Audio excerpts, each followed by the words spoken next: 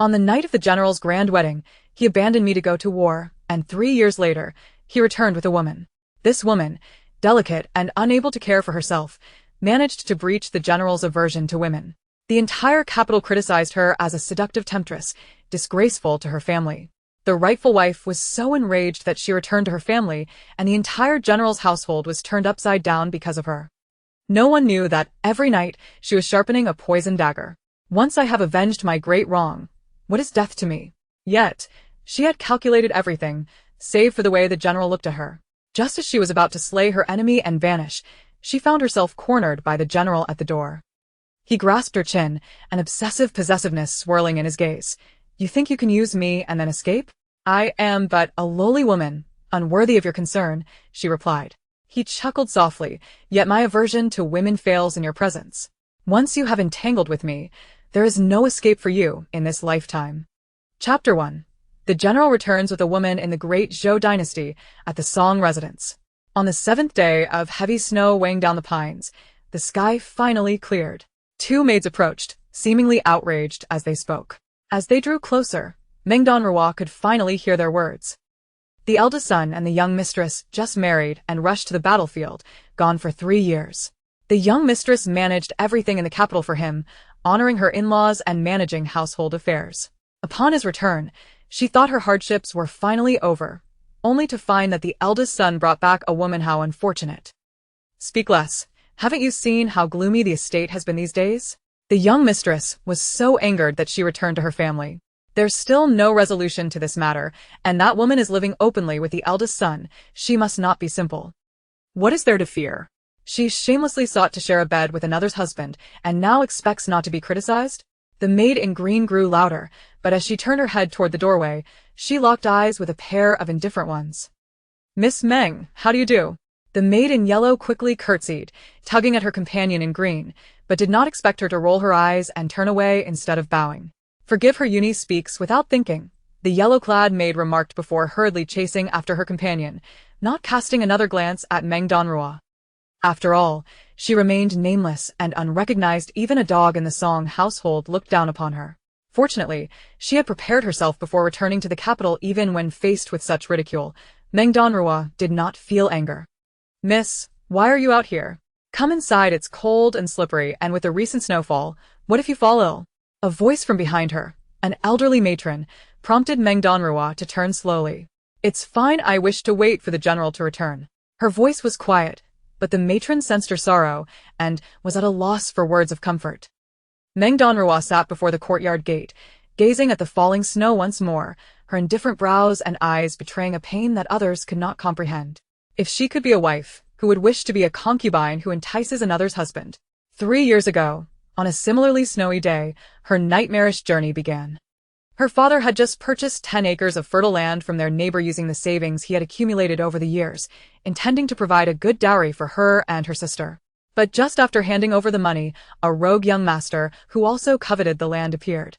Her father, wishing to avoid conflict, simply sought to recover his principal, but that brute demanded he catch winter fish from the icy lake as payment.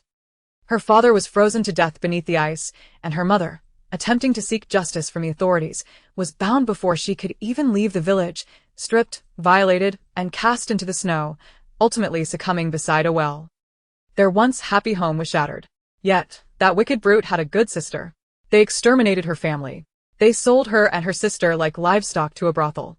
After a harrowing escape attempt, her sister lost her life shielding her, and she barely managed to flee. Her sister's anguished voice still echoed in Meng Danruo's ears, urging her, Sister, live on, avenge us. How absurd in this world. Where do the impoverished find hope? You are the shameless wretch who seduced my brother-in-law.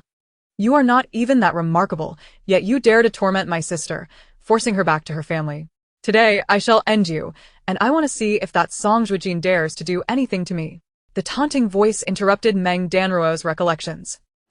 A large snowball struck her squarely in the face before she could react, and the cold snow seeped into her clothing, causing her to shiver.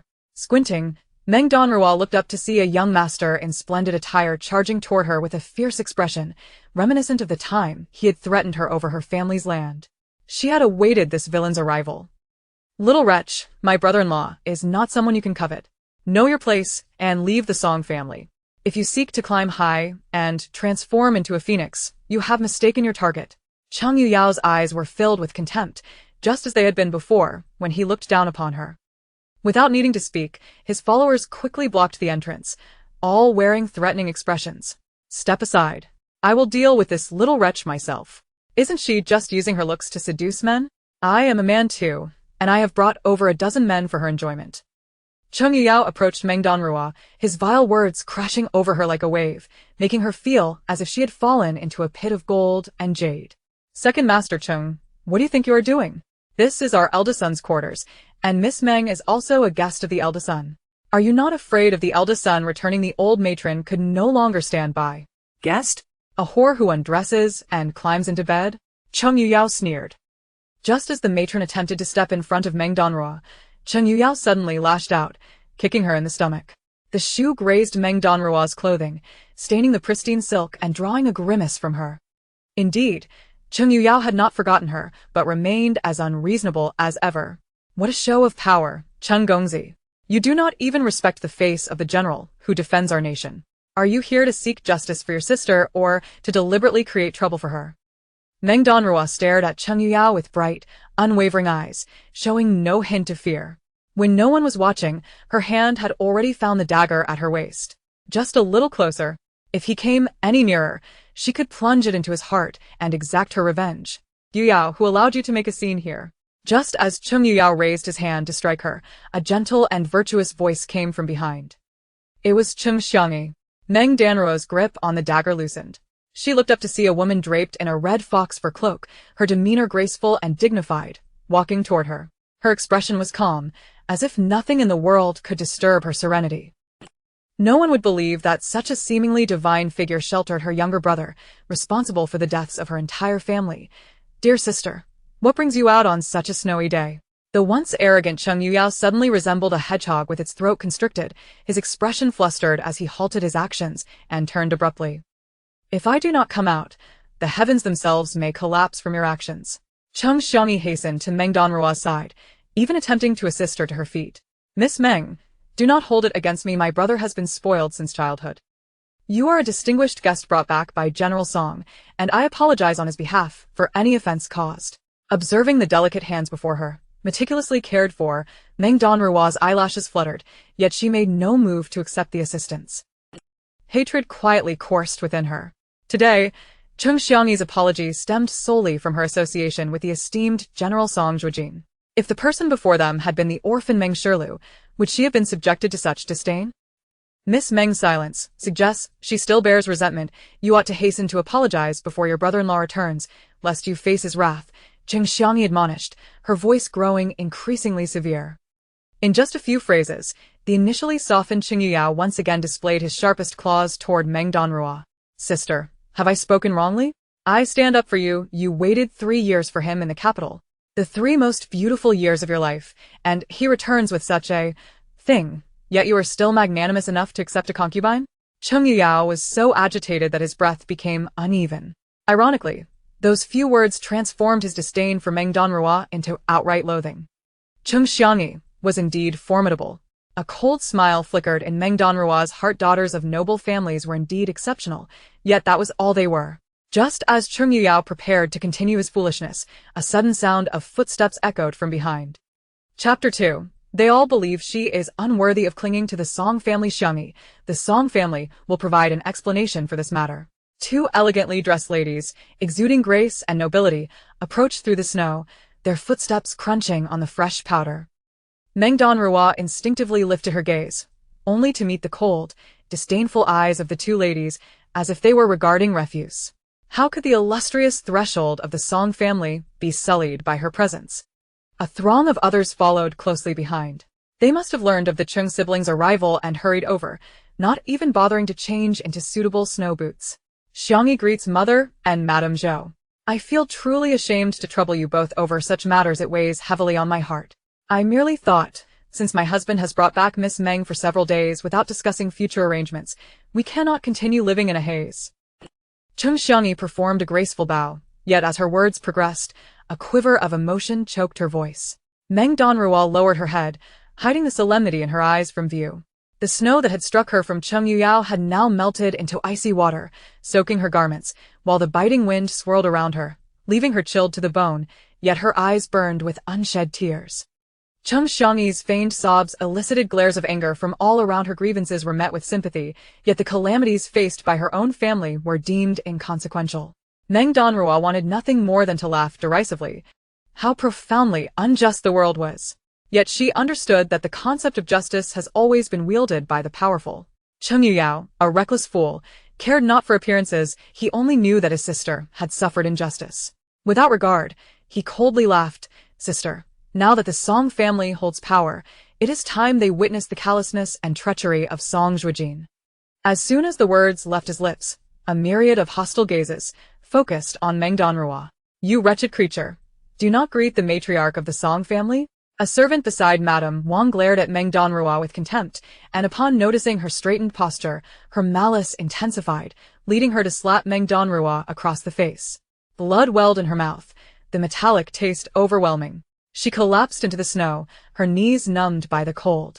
The crowd surged around her, each pair of eyes seemingly condemning her fate. Meng Danruo had long anticipated the myriad troubles she would face returning to the capital with Song Zhuojin. For the sake of avenging her parents and sister, what were these pains? She would endure any torment to exact her revenge on Cheng Yuyao. Miss Meng, may I inquire how you came to know my eldest son? Was it at the border or on the journey back to the capital? Your silence speaks volumes, yet you do not strike me as someone of lowly origin, but rather as a lady of respectable upbringing. Allow me to clarify this before the esteemed members of the Song family. Song Zhuojin is my family's eldest son, a figure of great promise amidst a lineage of civil servants, and as our only general, his future is boundless. He should not bear the stain of someone like you. Madame Wang, a lady of noble birth herself, articulated each word with poise, elevating the stature of the Song family while burying Meng Danruo in disdain, making it clear that she was unworthy to aspire to their ranks. To aspire to the Song family, she was deemed unworthy. Another woman rushed forward, appearing delicate yet remarkably agile, swiftly reaching Meng Danruo. Why bother with polite words, madam? In my opinion, a good beating would suffice. To seduce my son is a crime deserving of death. He has brought her back for 2 days and has yet to introduce her to us. Evidently, he views her as nothing more than a fleeting amusement. Killing her would be of no consequence. On the return journey to the capital, Song Zhuojin had introduced Meng Danruo to the 2 ladies of the Song family, one legitimate wife and one secondary wife. Madame Wang, dignified, was of the illustrious Wang family, while the fierce and formidable Madame Zhou was Song Zhuojin's biological mother, having married the left minister of the inspectorate as a secondary wife despite her orphan status, deserving of respect. All the necessary introductions had been made. All who needed to arrive had indeed come. Meng Danruo instinctively adjusted her position on the ground, tears streaming down her face like pearls slipping from a broken string. I am acutely aware of my humble status and unworthiness to be associated with the renowned general of the state. His valor and illustrious reputation should never be tarnished by someone of my ilk. However, I have known the general for over a year at the border, where he himself expressed that my feelings towards him differ from those of other women. He has laid his heart before me. I am not made of stone. How could I remain unmoved? Meng Danruo wept profusely, for who among us could not feign sorrow? After uttering these words, she subconsciously glanced toward Cheng Xiangyi, only to find a crack forming in her previously composed demeanor. Was she truly in pain merely because her husband had strayed? The true anguish lay yet ahead. As the general's own mother, Madame Zhou must surely be aware that he has suffered from a peculiar ailment since childhood. When ordinary women draw near, he develops rashes, and in severe cases, he risks fainting. Yet with me, he has shown no signs of distress. We have even shared intimate moments. Throughout our acquaintance, he has never mentioned a wife in the capital. Had I known he was already married, I would not have returned to the capital, merely to become a concubine. When it comes to her, it is already known that she has consummated her marriage with Song Zhuojin. All present stood in stunned silence. Initially, Song Zhuojin's union with Cheng Xiangyi had not received his consent, as he had reached an age where he harbored a distaste for women. Lady Zhou was genuinely concerned that her most promising son might not only fail to find a bride but could potentially become a reclusive figure. Without informing Song Zhuojin, she hastily arranged the engagement in private with Lady Wang and other elders of the Song family, even orchestrating the wedding under false pretenses, summoning Song Zhuojin back only to hastily conduct the ceremony afterward. This explains why Song Zhuojin reacted so vehemently upon discovering his marriage, disregarding Cheng Xiangyi's feelings, and fleeing to the frontier on their wedding night. Now, this woman claims to have consummated her marriage with Song Zhuojin. Upon hearing these words, the expressions of the crowd shifted dramatically, especially Cheng Xiangyi, who was acutely aware of her husband's peculiar aversion to women. Before his return, she had diligently prepared herself, hoping he would not despise her upon his return, yet now another woman had become his exception. A heart-wrenching pain surged through her, and her breath caught in her throat. Meng Danruo is also a woman of good family, cherished by her parents since childhood. Why must she endure such humiliation in your Song family? Since this place cannot accommodate one Meng Danruo, my heart has long belonged to the general, unwavering. It would be better to perish here, thus affirming my resolve. Meng Danruo's expression darkened, her face a mask of grief and indignation. After speaking, she cast a glance at the figure rushing toward her in the distance before throwing herself against the doorframe. Everyone assumed Meng Danruo was merely a shameless social climber, but none could have anticipated her fierce resolve to end her life. A nearby maid attempted to intervene, but was a moment too late. What is going on here? A voice, cold and distant, cut through the scene. It was Song Zhuojin returning, yet before anyone could react, a dull thud resonated as Meng Danruo collided with the doorframe. Blood stained half of her face, enhancing her already striking beauty with an alluring, albeit tragic, quality. Arrow. Chapter 3. This is merely the beginning. A panicked voice pierced the air, sending chills down one's spine. The esteemed general, who once faced thousands of foes with an unruffled demeanor, now found himself flustered. Had he truly fallen for this contemptible woman? Meng Danruo, bleeding profusely, could barely draw breath. She spat out a mouthful of blood, staining the snow around her crimson. With a trembling hand, she waved weakly in the direction of Song Zhuojin, her lips moving in a whisper. "General, is that you?" The pitiful sight of the two star-crossed lovers was striking, though it was the depths of winter. Everyone around them was drenched in sweat. How could he return at such a moment? Cheng Xiangyi's heart raced, suspended in her throat. After 3 years apart, her husband's first return was to unleash wrath on another woman. She ought to confront him with righteous indignation. Yet, with Meng Danruo crashing against the wall of reality, everything was in ruins. "Arua, wake up. Call for the physician." In the blink of an eye, Song Zhuojin was before Meng Danruo. He pushed past the crowd, his breath quickening at the sight of the blood. Who did this? His voice trembled with urgency as he traced the 5-fingered mark on her cheek. "General, do not blame Madame Cheng. It is all my fault. I was too preoccupied with thoughts of you, waiting at the door, and encountered young Master Cheng by chance. It is no wrongdoing for him to defend his sister. I should not have entertained feelings for you without knowing the truth. I should not have interfered in your marriage. All of this is my own doing, bringing you trouble." Meng Danruo's gaze began to fade, and she coughed up another mouthful of blood, splattering Song Zhuojin's white cloak. The young general, clad in armor, usually bore a face of indifference, but at this moment, his eyes glistened with unshed tears for the woman in his arms. "Darling, things are not as you think." The composed Lady Wang was visibly flustered. The one who struck was her personal maid, yet when Song Zhuojin's temper flared, he paid no heed to such matters. Years apart had intensified the aura of slaughter that surrounded him. He was now a force even his father could not contend with. "I will ask one last time. Who struck her?" Song Zhuojin held Meng Danruo tightly, his icy gaze sweeping over everyone present before finally landing on the arrogant face of Cheng Yuyao. In a swift motion, he kicked Cheng Yuyao to the ground. "Young Master Cheng, your arrogance is misplaced. This is not your Cheng family's domain." As he spoke, he cast a sidelong glance at Cheng Xiangyi. "Yaoer." Cheng Xiangyi gasped, rushing to aid her brother. The snow was thick and biting, but she disregarded everything, desperate to lift him up. "On the night of our wedding, I told you, the alliance between the Song and Cheng families is not mine to negotiate. Whoever proposed the match must bear the responsibility. I have never recognized it." Her exclamation drew Song Zhuojin's attention. Each word pierced the heart like a dagger. Having said that, he turned and departed with Meng Danruo in his arms. The diminutive figure nestled against him appeared even more fragile. As her dazed eyes fell upon Cheng Yuyao, now sprawled on the ground with 2 teeth missing, a sense of satisfaction washed over her. "Father, mother, sister, did you see this? This is merely the beginning. whether from the pain or something else. Tears brimmed in Meng Danruo's eyes until she caught sight of the pained expression on the man's face, at which point they spilled over. General, Arua is in such pain. Her voice, soft as a kitten's whimper, tugged at the heartstrings. No one dared to impede Song Zhuojin's advance at that moment. Before Qing Xiangyi, he had shown no restraint even towards Cheng Yuyao. It was not until his figure vanished from sight that Lady Zhou let out a wail, crying towards the already empty path. This is a calamity. A calamity. Lady Wang maintained her composure, casting a glance at Zhou's pitiful display before turning to Meng Danruo. Xiangyi, your husband was merely momentarily blinded by that woman. This matter, in my opinion, requires careful deliberation. He has always been obedient to his grandfather. Let us await your grandfather and Father South return from court. I assure you, we will provide a satisfactory resolution.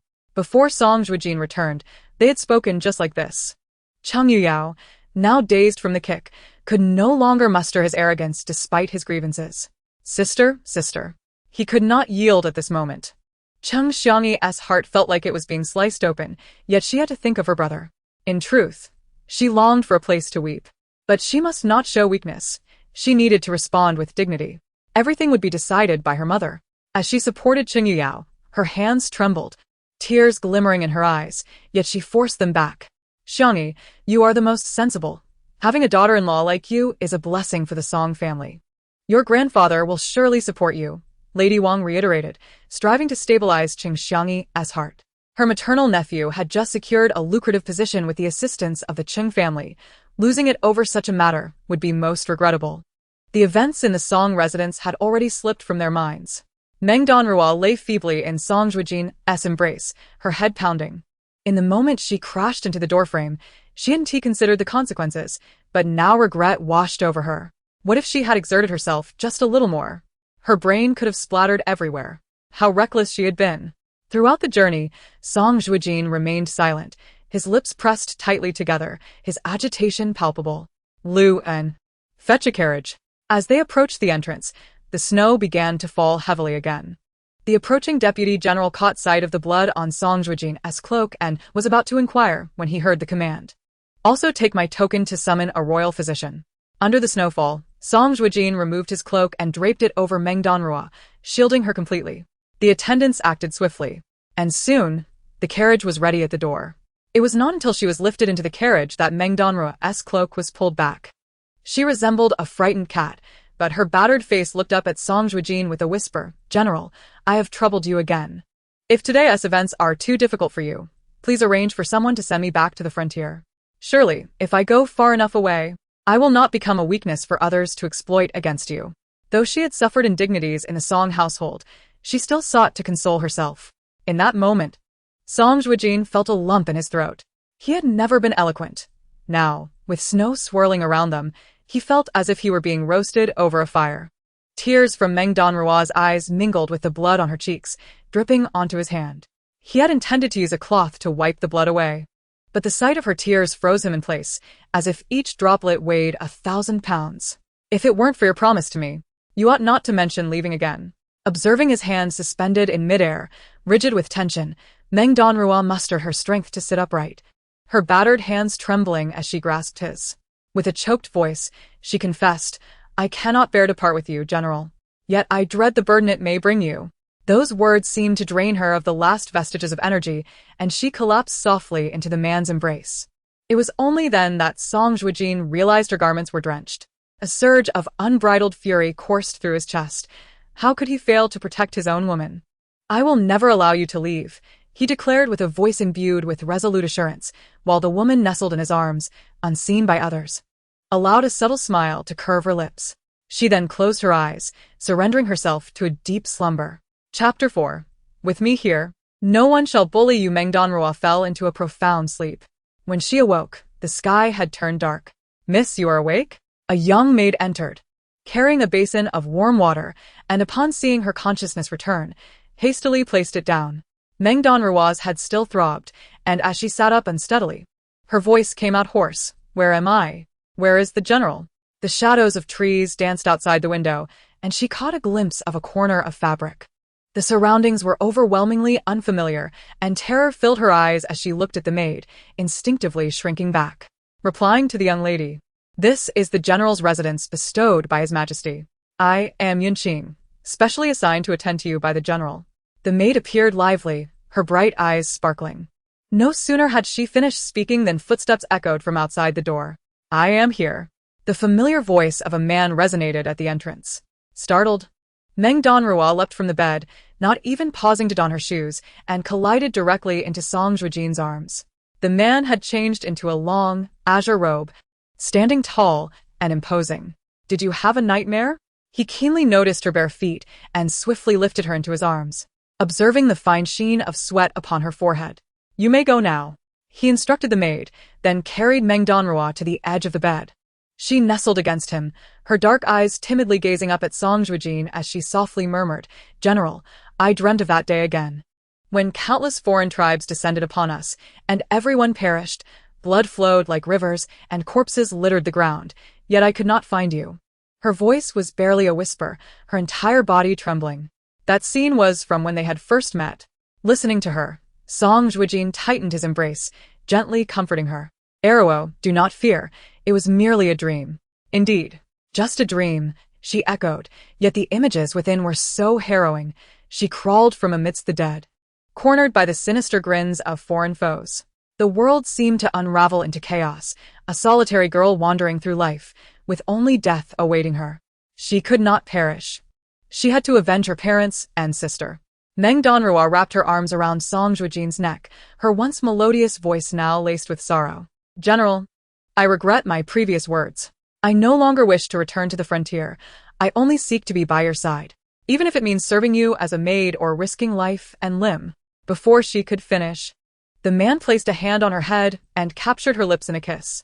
He was like a furnace, his fervent lips and tongue invading her space until her breath grew shallow, at which point he gradually released her. His gaze held an inscrutable depth as he stated, "Such words should not be uttered again. While I am here, no one shall make you a servant." Meng Danruo blinked, resting her face against his chest. Feeling the strength of his heartbeat, her heart finding solace in the knowledge that this man would not easily forsake her. "General, the matron by Lady Wang's side has come to summon you back to Song Manor, stating that the Grand Scholar and the Chief Minister have returned and are waiting for you." At that moment, the voice of the Vice Commander drifted in from outside. Upon hearing this, Meng Danruo instinctively tightened her grip on his garment, a look of stark fear crossing her face. The man gently patted her shoulder, offering a reassuring glance. And without any intention of stepping outside, he called through the door, "The hour is late. Inform them that I am weary from my journey. Any matters can be discussed tomorrow. I shall not see any visitors tonight." The Song family clearly held disdain for Meng Danruo. Should Song Zhuojin return so easily today, it would only diminish her standing further in their eyes. "With me here, no one shall bully you," he declared, narrowing his gaze as he set Meng Danruo back on the bed. She gradually released her grip on his sleeve, and once the door was firmly closed, her previously innocent expression morphed entirely. Dreams and nightmares were mere excuses. She had long ceased to entertain such frivolities. Traveling westward to the frontier, she had witnessed scenes far more brutal and savage. Her heart had long since become impervious. Cheng Xiangyi, Cheng Yuyao, the Cheng family. Meng Danruo clenched her fist beneath the covers. Outside, the man gazed at the star-speckled night sky, lost in thought for a few seconds, before retrieving a scroll of bright yellow imperial edict from a vermilion lacquered box in the study, boldly inscribed with a marriage decree. When the news returned to the Song family, Song Zhuojin's father, the Inspector Song, shattered an entire set of tea utensils, his countenance darkening with fury. Cheng Xiangyi, accompanied by Cheng Yuyao, sat nearby, listening to the matroness report. The pain she had previously managed to suppress erupted, tearing apart her rationality as she yearned to confront Song Zhuojin, demanding to know why he treated her thus. He had been absent for 3 years, and she had waited for him all that time. He returned without so much as an explanation, bringing another woman with him. What did he think of her face? No matter how much he despised her, he should not have belittled her so. Yet she could not confront him, nor voice her grievances. Had her brother not lashed out at Meng Danruo, she might have retained a shred of composure. But now, the woman who had stolen her husband and shattered her marriage had become the victim, rendering her own suffering voiceless. In that instant, she even found herself blaming Cheng Yuyao for his recklessness. Had the heavens turned upside down? In just 3 years, He had cast aside all sense of propriety and honor. A stray cat or dog picked up from the roadside seemed to merit his affection more than her. How dare he harm her in public? I shall see how he now parades his nobility, ignoring even the words of his own father and mother. If he will not see me, then I, as his father, shall go to him. The Inspector Song, a man of unyielding integrity, was unable to contain his anger upon hearing the revelations from the women of his household. Jenner must have been led astray by that wretched girl. He has never been close to women. How could he know the devious ways of such women outside? Madame Zhou wept, clinging to the arm of Inspector Song, which only served to heighten his agitation. Lady Wang remained silent, lost in thought as she gazed at the gloomy sky. The illustrious Song family had long been renowned for producing stalwart scholars who aided the emperor and spoke truth to power, with countless disciples beneath them. Yet, in the generation of Song Zhuojin, they had only produced a martial general. Watching the family's legacy of literary and martial excellence tarnished by such a debacle, one that could potentially jeopardize her only daughter's marriage, was unbearable. Enough. If you continue to wail, the entire city will know of our troubles. A commanding voice resonated from outside the door. It was Song Zhuojin's grandfather, Song Zhuofu, returning home. He cast a disdainful glance at the ruckus caused by Madame Zhou and Inspector Song, unable to suppress a sneer. Initially, the marriage was one that the eldest son was reluctant to accept, yet it was you who insisted upon it. I have but one decree to state. As long as I draw breath, the family shall not be divided. Whoever drives my son away shall be the one to invite him back. Chapter 5. A pair of utter fools. What does grandfather mean? Is he lamenting that this marriage should never have been arranged? Cheng Xiangyi's face turned pale as she gazed at the elderly man standing at the door, her heart throbbing uncontrollably, threatening to spill tears. Her grip around Cheng Yuyao's wrist tightened unconsciously, causing him pain and prompting an instinctive retort aimed at Song Zhuofu. Do you? But the moment the words slipped from his lips, the elder's hawk-like gaze bore into him. Cheng family boy, it would be wise for you not to act out in our Song family. What have you done to provoke this situation? Do not presume that others are unaware of the matters at hand. Song Zhuofu's expression was grim, yet he remained imposing. Cheng Yuyao found himself intimidated by a mere glance. He had not anticipated that his visit to the Song family would be to seek justice for his sister, only to discover that Song Zhuojin had indeed taken that despicable woman to heart and dared to strike him. Cheng Xiangyi's expression tightened further, from her grandfather's tone. Could it be that she would be cast aside, allowing that unsavory woman into the Song family? No, absolutely not.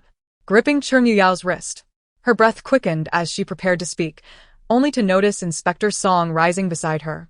Father, regardless of your bias towards that wretched child, the fault lies with our Song family. Since time immemorial, it has been said that marriages are arranged through intermediaries and dictated by parental authority. Why is it that this principle does not apply to Song Zhuojin? Rest assured, tonight I shall bring that wretch back. The Song family shall never be divided. We cannot afford to lose face. Inspector Song's face flushed red, clearly incensed. He made to leave, but Song Zhuofu raised his dragon-headed cane and struck Inspector Song's leg. Hiss. Inspector Song winced in pain, but did not dare retort. Foolish child, I have already stated that no outsiders are to be entertained tonight. What can you achieve by going out? Do you intend to storm into the general's residence, bestowed by His Majesty? Fools, one and all. This matter could have been resolved at minimal cost, nipping the problem in the bud within our household. Instead, you have escalated a minor conflict into a significant affair. Enough. Return to your quarters. Let those below keep their mouths shut. This matter must not leak outside. The Song family cannot afford to lose face. Tomorrow morning, I shall personally meet with Miss Meng to ascertain the truth of the matter. Merely taking a concubine, a matter that should not require my intervention as the stabilizing force of the Song family. Yet, due to the forced marriage to Cheng Xiangyi, Song Zhuojin, along with his parents and 3 elders, no longer holds any trust. It is no wonder that upon returning to the Song family, they failed to arrange a meeting with the elders, resulting in such a farce. Everything will be as you say, father, Inspector Song replied, enduring the pain in his leg. Once the elder had fully departed, he turned to the rolling Madame Zhou. Enough. Hurry and assist my father back. How can you act like this at your age? Madame Zhou scrambled to her feet, realizing that with the elder's involvement, the issue would surely be resolved. She feared the envious Lady Wang, who had borne 2 sons while she had only produced 1 disappointing child, worried that Lady Wang, the proverbial smiling tiger, might use this incident to harm her most promising eldest son, hence her earlier outburst. The two supported each other as they departed, leaving only Lady Wang and the Cheng siblings within the room. Lady Wang sighed deeply, her gaze weary as she turned to Cheng Xiangyi. Xiangyi, with your grandfather's intervention, I will ensure you receive a satisfactory resolution. However, the hour grows late. You should arrange for your brother's return home.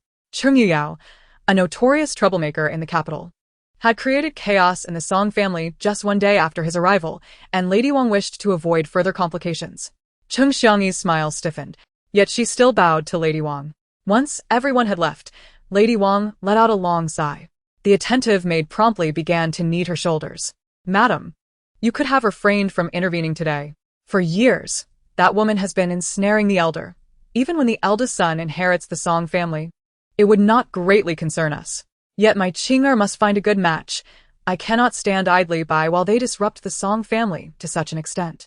We shall wait until tomorrow to see how this matter unfolds. Compared to Miss Meng entering the residence, finding a suitable match for Qing'er is of utmost importance. Fortunately, that child has been attending the girls' school lately. Had she been home, today's situation might have escalated even further.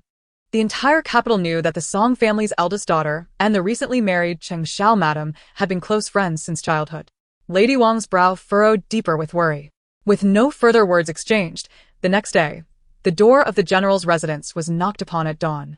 Meng Danruo had been awake since the early hours, waiting until now. Hearing the commotion outside, she could not help but inquire, what is happening out there?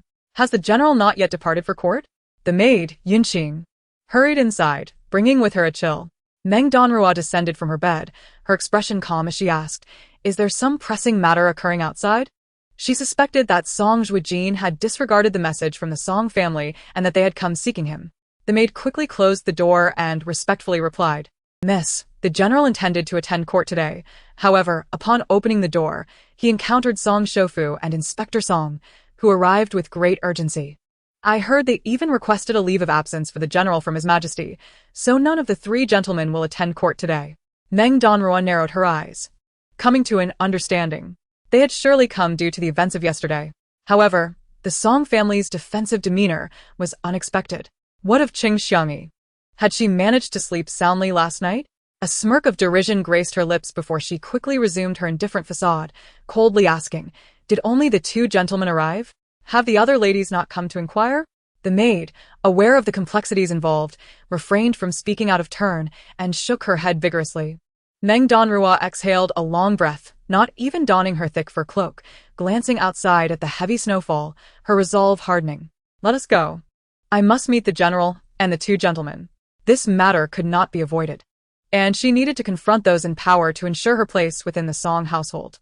Moreover, it was the Song residence, not the general's. Otherwise, how could she stir the winds of change to seek her revenge? Chapter 6. If she cannot be accepted, then let us separate. The clamor in the front courtyard had ceased. Inside the house, Minister Song was still fuming. Neither the Prime Minister nor Song Zhuojin paid much attention to him, allowing him to sulk in silence. Song Zhuojin had returned to the capital for 3 to 5 days, but he had been busy attending to the emperor, discussing matters regarding the frontier. The Prime Minister was equally occupied with state affairs, spending days in the cabinet and scarcely managing to return home. Thus, this was the first time in 3 years that the grandfather and grandson had met. Indeed, compared to 3 years prior, Song Zhuojin had matured into a figure resembling a renowned general. The Prime Minister stroked his white beard and praised, his eyes squinting with delight. The Song family had maintained a legacy of scholarly distinction for a century, with generations of civil officials. The Prime Minister had initially intended to groom his grandson as his successor, but unexpectedly, Song Zhuojin, despite his youth, had carved a path for himself as a national general. The path of pure scholarship was fraught with difficulties. He had long contemplated a shift in strategy.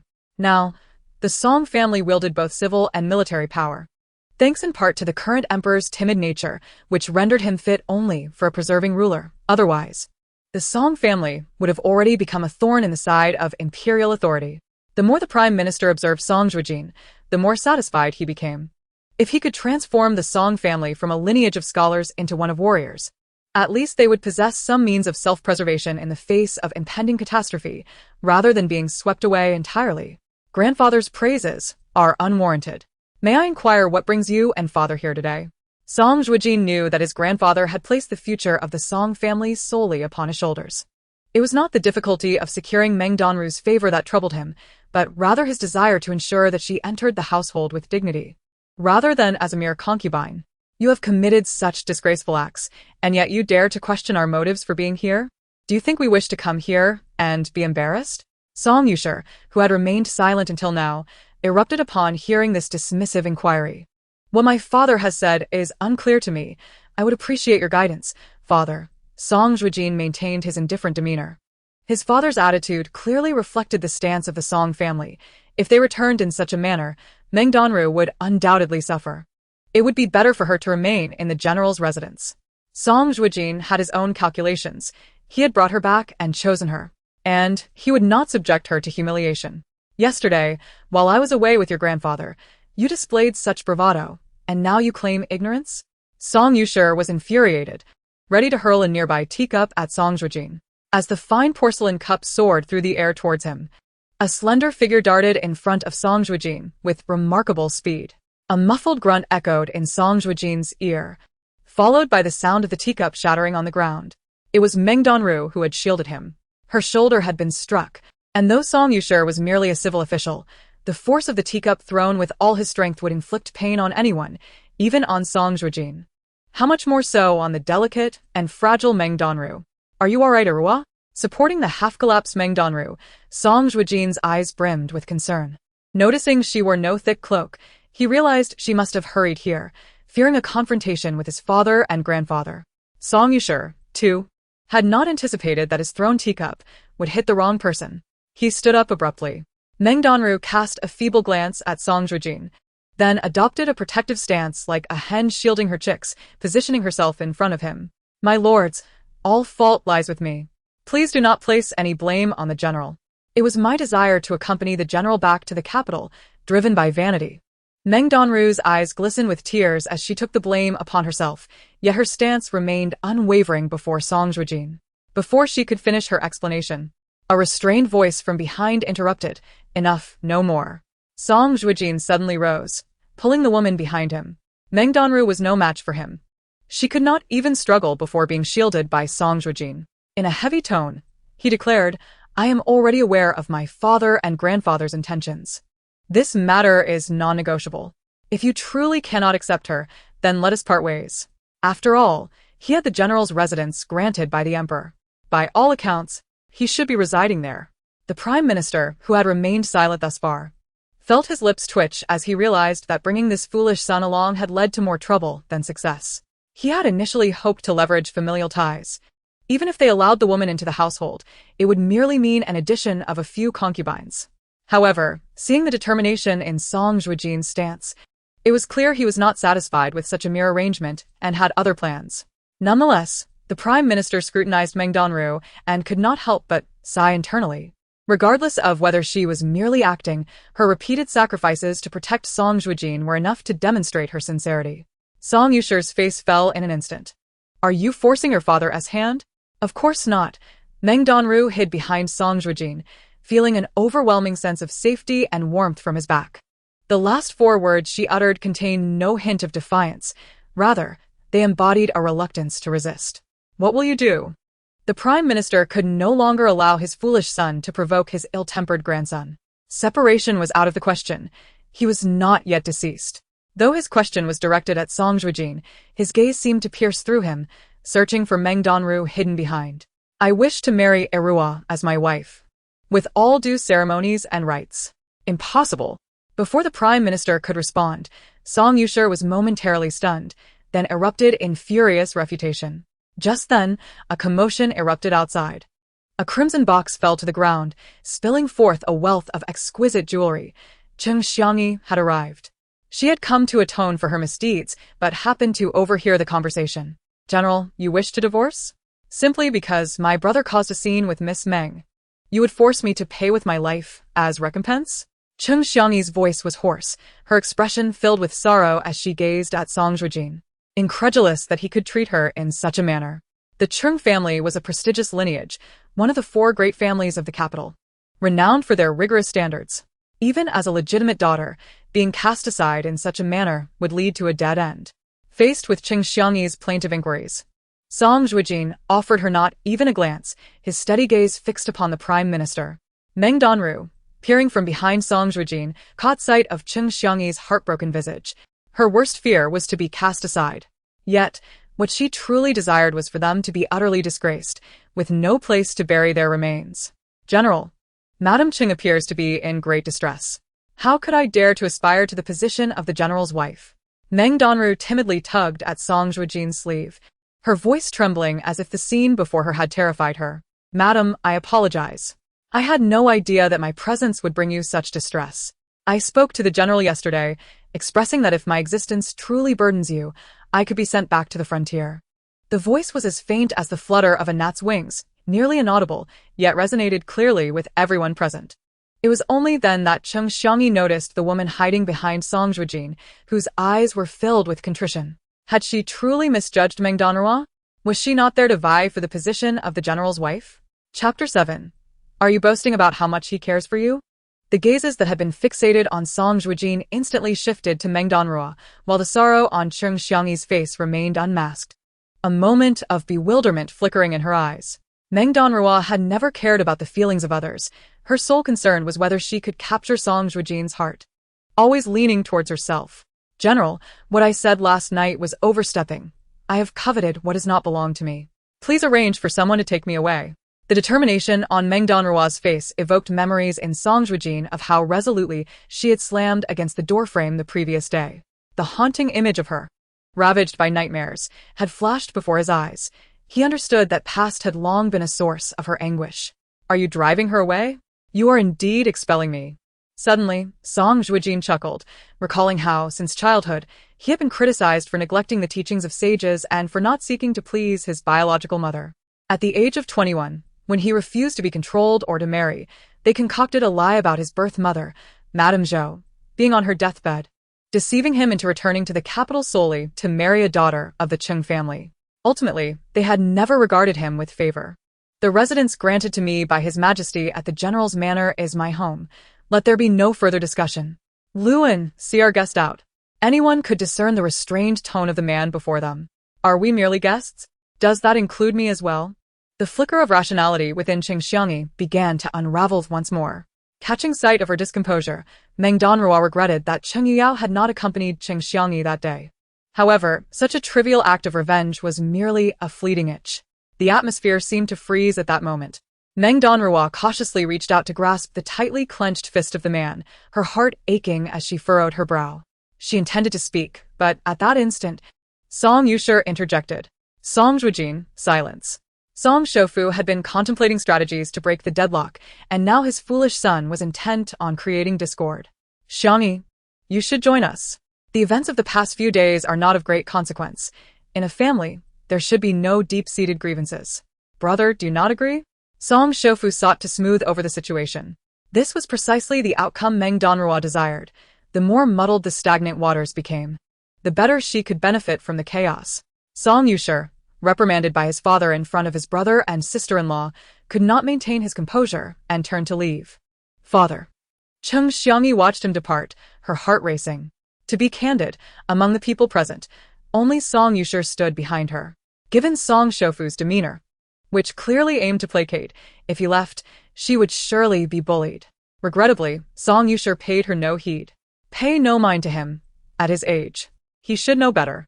Song Shofu scoffed and then took a seat. Qing Xiangyi felt as if her heart had been crushed into a pulp, tears stinging her eyes. How could the world perceive this as the most auspicious union? What does grandfather wish to convey? Song Zhuojin resumed his seat, his previously clenched hand now relaxed, firmly holding Meng Danruo's delicate wrist. Meng Danruo, seemingly inadvertently, brushed aside her wide sleeves, allowing Qing Xiangyi to discern how tenderly Song Zhuojin cherished her. Under the gaze of Qing Xiangyi's despondent eyes, Meng Danruo spoke softly, Madam Qing, please take a seat. Standing for too long is not advisable. I heard from second young master Qing that you have not been well. Do not tire yourself further. As she spoke, she furtively glanced at Qing Xiangyi, then delicately attempted to pry Song Zhuojin's hand from her wrist. General, you and Lord Song have important matters to discuss. I would not dare to linger. I believe there is a misunderstanding between Madame Chung and myself. Why not allow me to accompany her for a stroll outside? Did you not often say that small grievances should be resolved openly, that there should be no lingering animosity among family? Meng Danruo emphasized the term family with great weight. It was well known that Song Zhuojin had been adept at manipulating human emotions in his youth, assisting the emperor in countless political maneuvers. For him, this trivial matter was easily manageable. You should have worn a thicker cloak. Your health deserves more attention. With that, Song Zhuojin draped his own cloak over her shoulders. His silent, considerate gesture was the most potent poison for Cheng Xiangyi. She could not remain any longer. She yearned to leave. Yet, Song Zhuofin's hawk-like gaze kept her rooted in place. I understand. The youthful, innocent tone finally compelled Cheng Xiangyi to shut her eyes. It was not until the two women departed together that the once composed Song Zhuofin let out a long sigh. It seems you truly care for that girl. When had his grandson ever shown such tenderness towards another? Grandfather, I do not wish to see her wronged. Stepping outside, the snow-laden general's manner revealed a remarkable beauty. The plum blossoms in the courtyard were in full bloom, their fragrance intoxicating. Meng Danruo's fair visage, untouched by makeup, was even more radiant than the blossoms themselves, prompting Cheng Xiangyi to glance up at her. Miss Meng, did you call me out for a specific purpose? Cheng Xiangyi's eyes were filled with inquiry, as if she sought to peer beyond the surface of Meng Danruo's exterior and uncover the true heart within. In truth, I wished to speak with you yesterday, but regrettably, your brother's protective instincts left us with a poor first impression.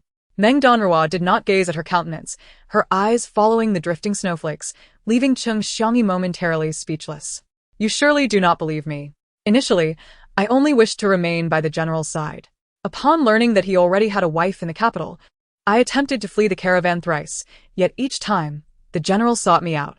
She intended to convey that she had never intended to jeopardize Cheng Xiangyi's position. Are you boasting about how much he cares for you? The woman's voice was chillingly indifferent, starkly contrasting her usual demeanor of calmness and restraint. Was this truly her perception? Meng Danruo's last remnants of guilt for having taken Cheng Xiangyi's husband faded entirely.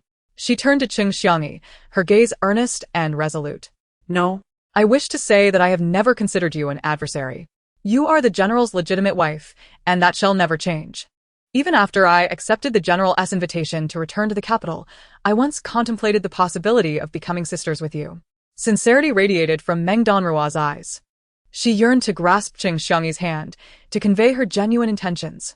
She had not yet managed to win over Cheng Xiangyi when she was abruptly cast aside by the person before her, who coldly remarked, "This lady does not indulge in the whim of casually recognizing a sister. Miss Meng, you would do better to employ such tactics on gentlemen." It was the anticipated response. My apologies, madam. It seems I have been overly fanciful, Meng Danruo said, her eyes filled with sorrow, tears cascading like pearls from a broken string. She spoke softly. A humble girl like me dares not aspire to sisterhood with the esteemed daughter of the Qing family. Please, do not take my earlier words to heart. She appeared so fragile, helpless, and pitiable, thus all the more deserving of the general's tenderness. A faint smile tugged at the corners of Meng Danruo's mouth as she lowered her head. Oh, is the Chung family status truly so unparalleled? The aged voice caused Cheng Xiangyi to shudder. Had her grandfather and Song Zhuojin quickly conspired a strategy? How much time had elapsed since then? Cheng Xiangyi's neck felt somewhat stiff. Turning her head, she found the old man's unsightly expression disturbingly close. Were they blaming her for failing to maintain the dignity expected of a legitimate wife? Danruo, come here. Song Zhuojin called out to Meng Danruo, who was still bowing before Cheng Xiangyi, and strode confidently toward them. Cheng Xiangyi instinctively cast her gaze to the ground. With such heavy snowfall, how could she have heard not a single sound? The ground was pristine, save for a fresh layer of snow that had just fallen. Was it merely coincidence that all circumstances seemed to conspire in favor of Meng Danruo? General. The girl's voice brimmed with the excitement of seeing her beloved. The man naturally reached out to caress her hair, indulging her affectionately with a murmured acknowledgement, oblivious to their surroundings. They certainly could not hear the crunch of snow underfoot, as she had earlier instructed her servants to clear the snow from the path before entering the main hall. Xiangyi, I had always thought you to be a docile and obedient child, destined to be the matron of the Song household. However, your behavior in recent days has indeed been unbecoming. The voice of the Prime Minister pierced Cheng Xiangyi's heart like a dagger. Had she truly behaved inappropriately? Meng Danruo looked at Qing Xiangyi, her mouth opening as if to defend herself, yet she found herself at a loss for words. My elder brother has informed me of the details regarding him and Miss Meng at the frontier. Indeed. It was Miss Meng who saved my brother and bravely reported the treachery that sought to harm our people, leading to our victory. The Song family values gratitude and reciprocity. Xiangyi, you must understand what your grandfather means. The old man's eyes were particularly piercing.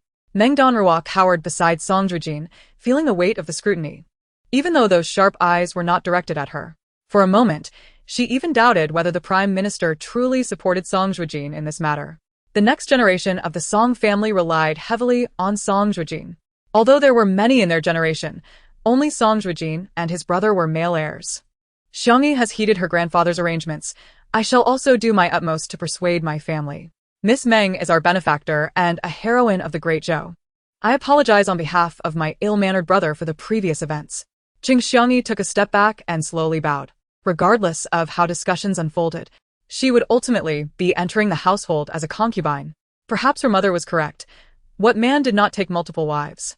Even her rigid father-in-law, Song Yushi, had once acted out of line, marrying his childhood sweetheart, Lady Zhou, as a primary wife, despite offending the Langyao Wang family. For now, she remained within a controllable sphere.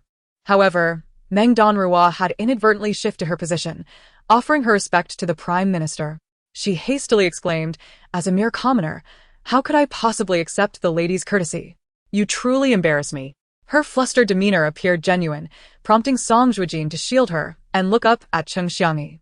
I have already discussed with my grandfather, and the wedding date for Eruo and me is set for the 8th day of the 12th month. You need not trouble yourself with the preparations. Rest assured. The man's words, though tender, struck Qing Xiangyi like a resounding slap. Trembling, she asked Song Zhuojin, how is this different from dismissing me? Are you discarding my dignity and that of the Song family? How could it be a primary wife? She believed that even if the illustrious Song Zhuojin were enamored with this lowly girl, she would only enter the household as a concubine. A primary wife. A primary wife. Should she merely be a concubine, any future issues could be easily dismissed, but a primary wife threatened her position. In an instant, Qing Xiangyi recalled Meng Danruo's prior assertion that she posed no threat to her. What then did this mean? Rage scorched her reason, and she fixed a piercing gaze on Meng Danruo, as if inquiring whether her earlier words were mere nonsense. General. Meng Danruo met her with a fleeting glance, trembling as she clutched the fabric of Song Zhuojin's garment. The Prime Minister remained silent. After all, upon witnessing the imperial decree of marriage, all matters before him became the concern of his grandson's domestic affairs. As a grandfather, he could not intervene. In my presence, you dare to threaten Eruo? He felt an overwhelming sense of gratitude for his steadfast determination to marry her. Had he truly entered the household as a concubine, would she then be at your mercy? So this was the extent of the Qing family's upbringing. The weight of his words was undeniable. His heart had already irrevocably tilted toward Meng Danruo, yet he remained oblivious, believing himself just. Meng Danruo, hidden in Song Zhuojin's embrace, gazed at Qing Xiangyi, who trembled with clenched fists before finally turning to leave. This incident brought Qing Xiangyi immense humiliation. How could she simply swallow her pride? The Song family could not advocate for her. As the sole legitimate daughter of the Qing family, she had countless means to seek justice. Oh, my brother. Why did you not present that imperial decree earlier? Xiangyi must have misunderstood. If this matter stirs up a storm in the city, how shall we resolve it? The Prime Minister's timely counsel was grave, yet his tone bore no hint of anxiety. Meng Danruo cast a deep glance at Song Zhuojin, who seemed to feel her gaze and quickly averted his eyes when he turned to look at her. It appeared that some sort of agreement had been reached between Song Zhuojin and Song Zhuojin. For someone like Song Zhuojin, who prioritized family interests above all else, the prospect of her marrying Song Zhuojin and making a greater spectacle of the situation was evidently beneficial to him, thus his subtle support for their union. However, it remained unclear what exactly he hoped to gain from it. Nevertheless, the status of a concubine was indeed more favorable than merely being a secondary wife. As she had initially imagined, let the Qing family create a stir, she was not afraid. Chapter 9. Never allow that woman to bear a son. Qing Xiangyi stumbled her way back to the Qing residence, her mind consumed by a singular thought. How dared Song Zhuojin humiliate her so? She was the eldest daughter of the Qing family. Did her dignity not matter? Madam, the eldest young lady has returned. As joyous cheers rang out within the house, Qing Xiangyi, soaked and pale, collapsed at the threshold. What has happened to you? A woman, adorned in splendid garments, emerged with her maidservants and immediately noticed Qing Xiangyi's distress. Mother, she finally called out, tears streaming down her face. She had returned alone, coerced by Lady Wang and Lady Zhou to offer an apology to Meng Danruo. Initially, she intended to bring a maid along, but the two had insisted that doing so would appear insincere, so she decided to go alone. Who could have foreseen the immense humiliation she would endure at the general's residence? Where are your personal maidservants? What of Granny Zhang and Granny Li? I arranged for them to accompany you to ensure you were well cared for. How could you return in such a state? Do those wretches still wish to keep their lives? Lady Qing exclaimed, supporting her daughter with both concern and anger. Madam, it seems our young lady has frostbite. We must quickly bring her inside to warm her up and summon the physician. We cannot allow her to suffer any lasting ailments, offered the housekeeper, who had watched Qing Xiangyi grow up and understood her mistress's frantic concern. Only then did Lady Qing react, hastily guiding her daughter indoors. After changing out of her wet clothes and wrapping herself in a warm quilt, holding a cozy hand warmer, Qing Xiangyi finally felt alive again amidst the frigid winter. Mother, she called once more, tears flowing freely, her chest heaving with emotion, as if a storm brewed within her soul. Tell me, what has transpired? I heard that when Song Zhuojin brought that woman back, your mother-in-law promised to advocate for me. Is it possible that Song Zhuojin is unwilling? When they sought to marry me, they extolled my virtues endlessly. Now, a man in his 20s, still unmarried, is not worthy of having a good woman by his side, yet he treats me so poorly? She lamented the fact that she, cherished and nurtured since childhood, had been raised in luxury, only to suffer indignity upon marrying into the Song family. Listening to her mother's inquiries, Qing Xiangyi could no longer contain herself, collapsing into her mother's embrace, stifling her sobs. After a long silence, she finally spoke in a hoarse voice. Song Zhuojin is a heartless and ungrateful man. Not only did he fail to deal with that woman, but he also wishes to elevate her to the status of a concubine for the sake of familial harmony. It would be far better to dismiss her outright. As she finished speaking, her eyes glimmered with resolve, and upon hearing the term concubine, Lady Qing erupted with fury. A concubine? What kind of nonsense is this? Now that Song Zhuojin has achieved success, he wishes to follow in his father's footsteps and take a concubine? The past missteps of the rigid Song Yushe, who had married a concubine shortly after his first marriage, had drawn widespread criticism. Although he had not made serious errors in his lifetime, this one incident had been enough to invite scorn from his political adversaries. Did Song Zhuojin intend to replicate such folly? Was this truly a tradition of the Song family? Mother, if he takes a concubine, it would be better to divorce me. How could I possibly retain any dignity in the capital? Qing Xiangyi lamented. Surely you have heard the rumors from yesterday, for that woman's sake. He dared strike my second brother in front of so many people for simply not giving her a favorable countenance. The more she spoke, the more bitter she felt. On her way home, she had contemplated many scenarios, all of which were unbearable. Her mother-in-law, Lady Wang, had endured countless humiliations over the years due to the existence of that concubine. How could she possibly live such a life? Miss, allow this old servant to speak candidly. The housekeeper, taken aback by the news Qing Xiangyi had brought, could not help but voice her thoughts. Concubines are rare in history, yet it seems the Song family desires two of them, given the current silence between mother and daughter regarding this matter. I must remind you that I heard yesterday that the woman shamelessly claimed to have shared intimate relations with the young master. Given his apparent affection for her, it is likely he will not grow weary of her anytime soon. The most pressing concern now is to ensure that woman does not bear a son. Her words struck a nerve. Qing Xiangyi dropped the hand warmer onto the bed, her eyes vacant and lifeless, as if all strength had abandoned her. Lady Cheng's countenance shifted to one of rage. The thought of her daughter being overshadowed by a woman of dubious origins ignited a fierce desire to confront the Song family and uncover the true nature of this seductress. Bear a son? What a foolish dream. Madam, there is indeed a precedent for this within the Song family, the housekeeper reminded, shrewdly analyzing the situation. It was Lady Zhou who bore Song Zhuojin, while Lady Wang, unfortunately, produced only a daughter. The current power dynamics favor Lady Wang due to her connections with the Langia Wang family, which prevents the Song family from taking reckless actions against them. While Lady Zhou stands alone. Look at our present circumstances. Are they not eerily similar?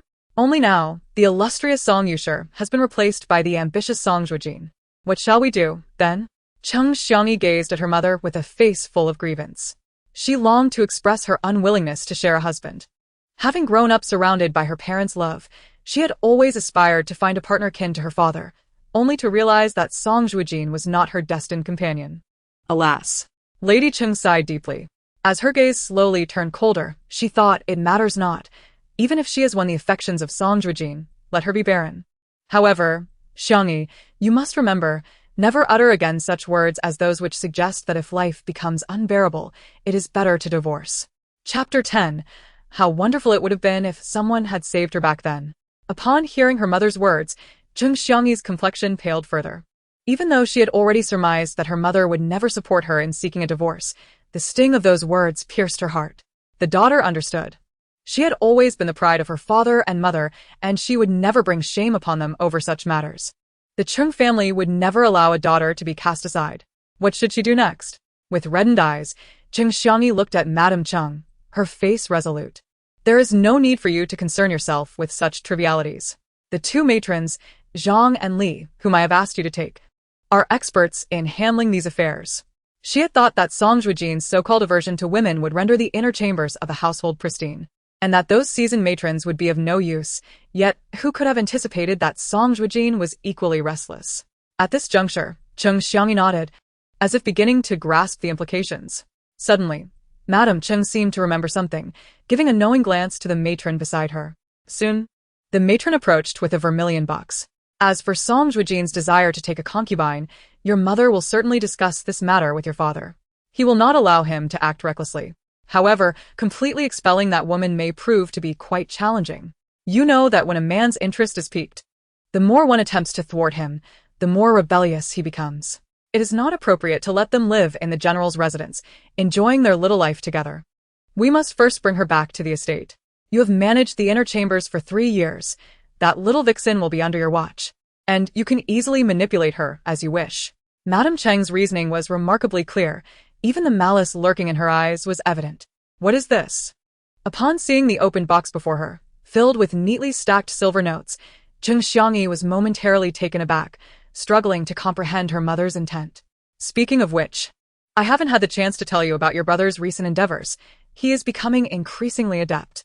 Those silver notes were all collected by him to honor me. With these achievements, who would dare call your brother a frivolous wastrel? Madame Cheng's eyes sparkled with pride as she spoke of this. The peasant tenants on the outskirts, who only know how to till the land, always lament their poverty when the rents are collected. Yet your brother has managed to retrieve them so efficiently. Facts speak louder than words. My son Yu Yao is truly remarkable. This year, due to his significant contributions, your father has generously rewarded him with 1/3 of the earnings. And that child, being dutiful, has brought me the majority. When that woman enters the estate, she will undoubtedly need to perform some charming deeds. Having some silver by your side will reassure your mother. Do not disdain the amount. If it proves insufficient, simply inform me. Madame Cheng pushed the box gently into Cheng Xiangyi's arms. Gazing at the neatly stacked bills, Cheng Xiangyi, who had previously stifled her tears, found them flowing anew. Mother, it is only you and my second brother who truly care for me. Let us set aside the matters of the Cheng family for now. After sending off Song Shofu from the general's residence, a sense of tranquility enveloped the atmosphere. However, news soon arrived that the emperor urgently summoned Song Zhuojin to the palace. As she watched the man ride away, Meng Danruo gathered her cloak around her. Yinqing, please fetch me some hot water for a bath. Standing at the entrance of the general's residence, Meng Danruo softly instructed her maidservant. Just as they were about to turn back, out of the corner of her eye, Meng Danruo caught sight of a frail beggar child, covered in snow, staggering and collapsing into the snowdrift. Quick, go see what is happening? Having endured the cold herself, she recognized that the child had likely succumbed to hypothermia after being exposed to the snow for too long. Guards stationed at the entrance, upon receiving Meng Danruo's command, rushed toward the direction she indicated. Miss, it's a child. He has already fainted from the cold, one of the guards reported loudly. Meng Danruo disregarded the heavy snowfall, striding purposefully toward the child. He must have fainted from the cold. Is there a doctor in the residence? Let us take this child inside and assess the situation. If we leave him here alone, he may perish from the cold within moments. At that moment, Meng Danruo remained remarkably composed. There is no doctor in the residence, but we have a steward who has studied medicine for a few days in the military. I will arrange for someone to fetch a doctor, another guard added. One of the guards had already scooped up the little beggar, but as he did so, he heard a strange rustling sound. Miss, look. The child's clothing is stuffed not with cotton, but with straw. No wonder he fainted here. It is a miracle he made it this far. Enough chatter. Let us proceed inside. A heaviness settled in Meng Danruo's heart as she noticed the two guards' troubled expressions. Unable to contain herself, she added, "Do not worry. If the general returns and reproaches you, place all the blame on me." Suddenly, she recalled her own plight 3 years prior, lying in the snow, her body frozen stiff, helplessly watching as her sister's corpse was dragged away, leaving a long crimson stain upon the pristine snow. She had been unconscious for an entire day and night, only awakening by sheer will to seek refuge in a dilapidated temple. At that time, she had wished for someone to come to her aid. How could fate be so cruel? While some thrived in opulence, others, merely striving to survive, became the despised refuse of the wealthy. The guard said nothing further, merely carrying the child back to the residence. Meng Danruo lingered at the entrance, her eyes reddening, as a thought struck her.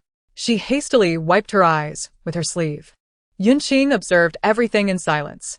She knew not what experiences Meng Danruo had endured, but witnessing her compassion for a beggar only solidified her disbelief in the rumors circulating outside. They claimed she was an unscrupulous schemer, yet she had never harmed or bullied anyone.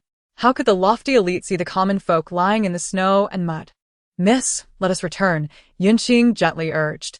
Meng Danruo nodded, her once cold hands now tightly clenched. No longer would she allow herself to experience such despair. She would rise higher and higher, never to relive the past. She was no longer the Meng Shirlu who had been sold to a brothel 3 years ago. She was now the beloved of the national general, poised to exact vengeance for her kin. As Meng Danruo stepped into the residence, the snow ceased to fall, and the gloomy sky, which had lingered for days, was pierced by a ray of sunlight. The sky cleared. Meng Danruo gazed at the myriad rays of light cascading down, a smile gracing her lips. Chapter 11. A child from the western suburbs. After the doctor departed, the little beggar was assisted by a servant in donning a thick cotton coat. The child's previously pallid complexion gradually regained its color, albeit she continued to mumble incoherently. "Miss, the child is covered in frostbite. Her hands are so damaged that not a single patch of healthy skin remains. It truly horrifies me," Yunqing reported softly to Meng Danruo. When the doctor had been present, he had assessed the child's bone age, determining that she was a 12-year-old girl, yet she appeared as frail as a kitten, even weaker than children of 7 or 8. Such is the life of a child from a poor family, particularly a girl. Meng Danruo, having been fortunate enough to be raised by parents who did not favor sons over daughters, had never encountered malice from her kin. However, she had witnessed firsthand the treatment that other girls of her age, living in the same village as her and her sister, received at home. "Wait, what is that?" Meng Danruo intended to turn away but quickly noticed a dried flower that had fallen from the pile of straw garments the little beggar had discarded. Yunqing, unaware of her thoughts, obediently picked it up and presented it to Meng Danruo. It was a thousand threads flower, a wildflower unique to the western suburbs. In such a vast city as the capital, it only thrived in the western outskirts. Attempts to transplant it to the eastern suburbs had proven futile. Assuming that Meng Danruo, being a young girl from the frontier, was unfamiliar with this wildflower, Yunqing quietly explained. Meng Danruo toyed with the dried bloom, her eyes narrowing momentarily. She was, of course, well acquainted with it. Her family had once resided in the western suburbs, where the hills were adorned with vibrant fields of thousand threads flowers that blossomed in autumn, a sight her sister adored as she crafted floral crowns for Meng Danruo. It was unexpected to encounter it under such circumstances, signifying that this little beggar hailed from the western suburbs. Meng Danruo spoke with conviction.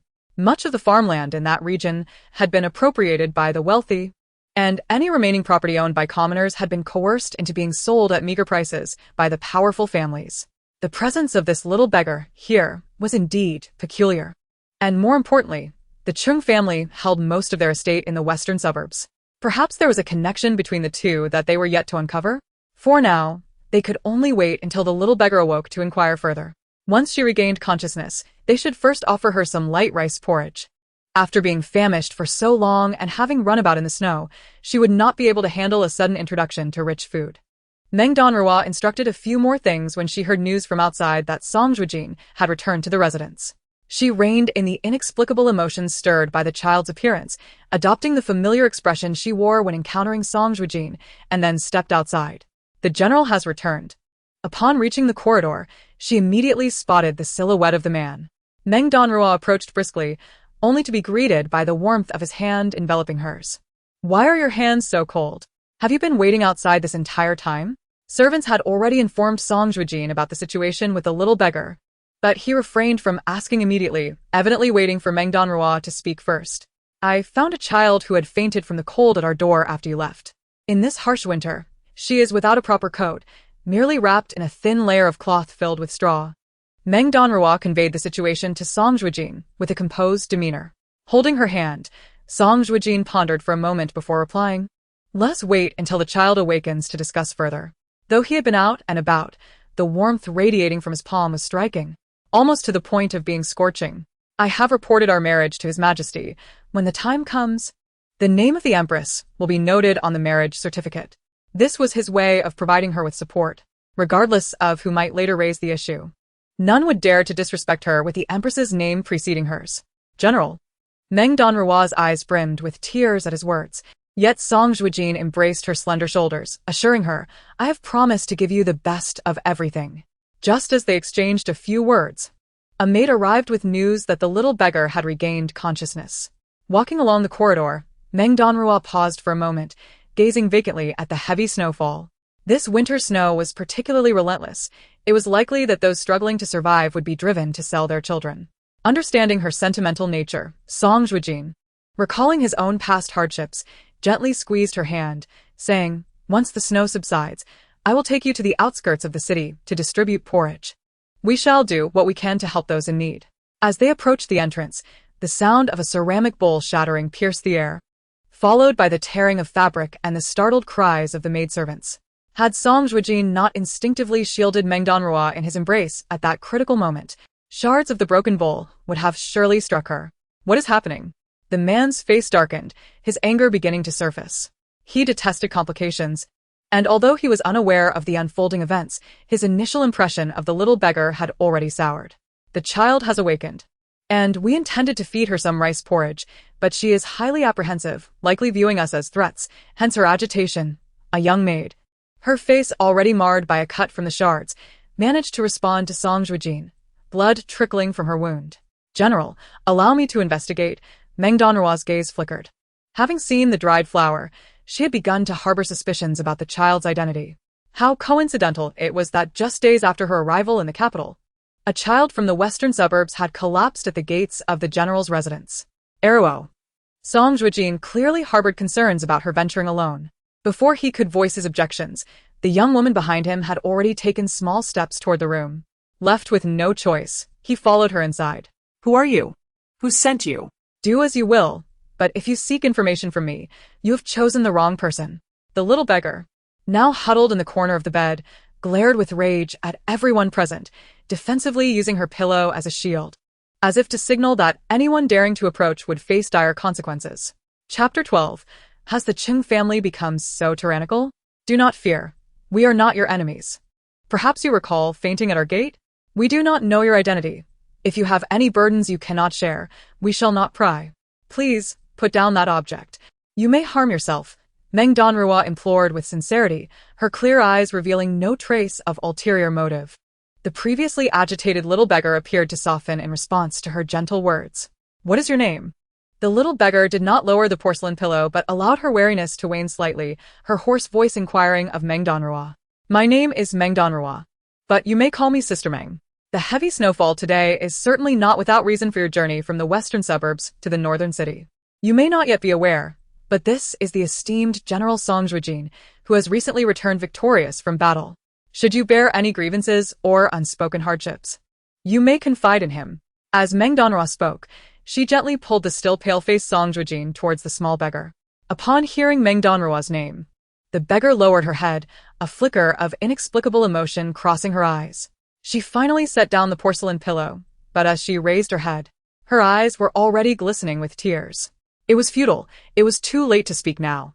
You privileged ones are all of a kind. Even if I had encountered you days ago, you would not have intervened in our struggles against the other powerful families, always protecting one another. Noticing her emotional collapse. Having let down her defenses, Song Zhuojin instructed the maid beside him to clean up the scattered porcelain shards. The man keenly sensed that there might be deeper grievances at play.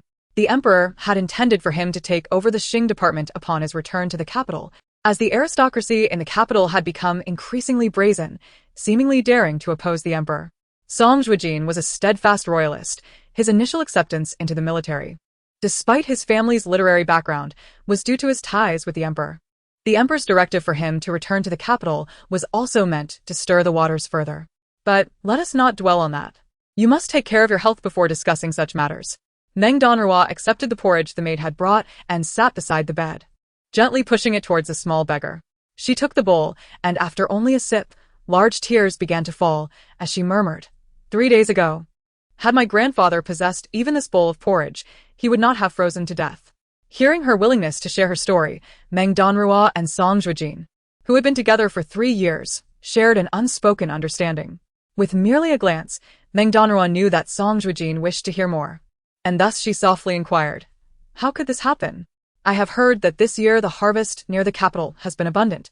Even with the heavy snow, there should be no deaths from freezing.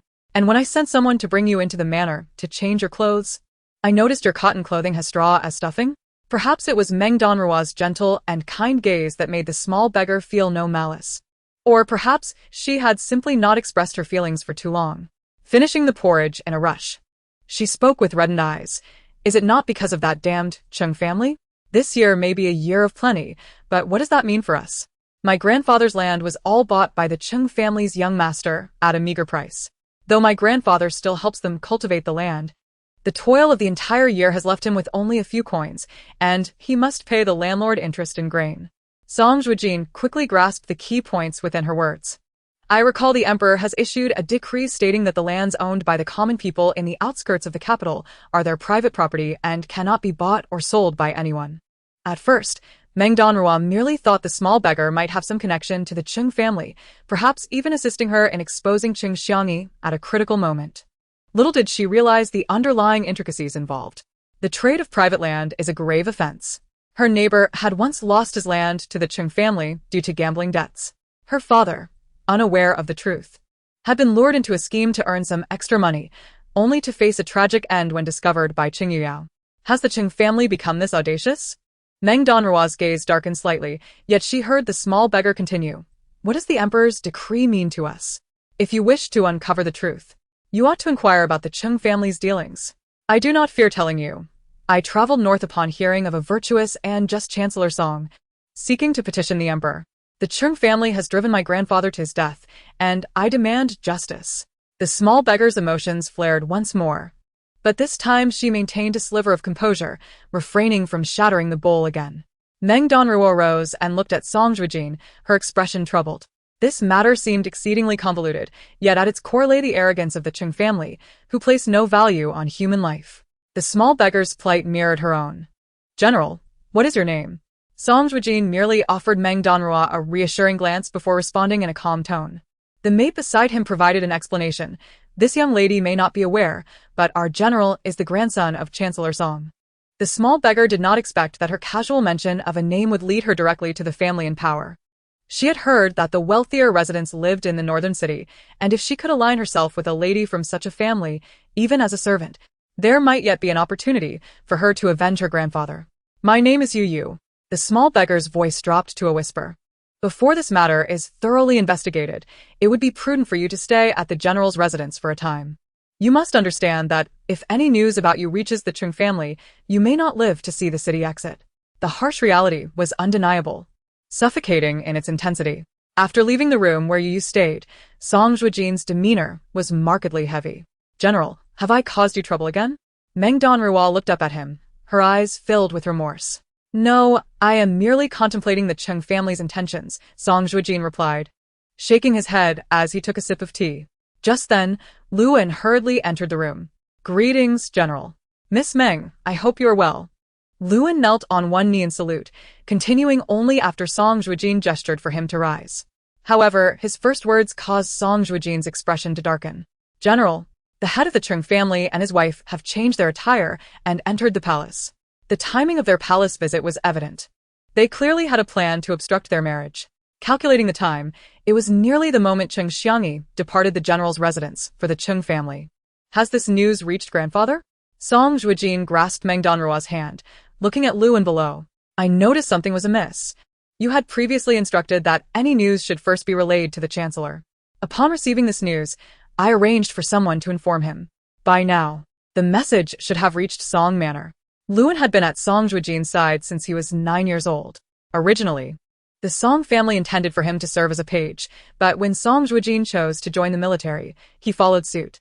No one could have predicted that the boy rescued from a heap of corpses by Chancellor Song would one day become a trusted deputy to the general, awarded the rank of 6th-grade cavalry officer. "General, the Chung family is formidable. Their entrance into the palace may not solely concern your marriage with Miss Meng." Luan was well aware of the emperor's summons for Song Zhuojin to return to the capital, recognizing that the aristocracy had grown too audacious.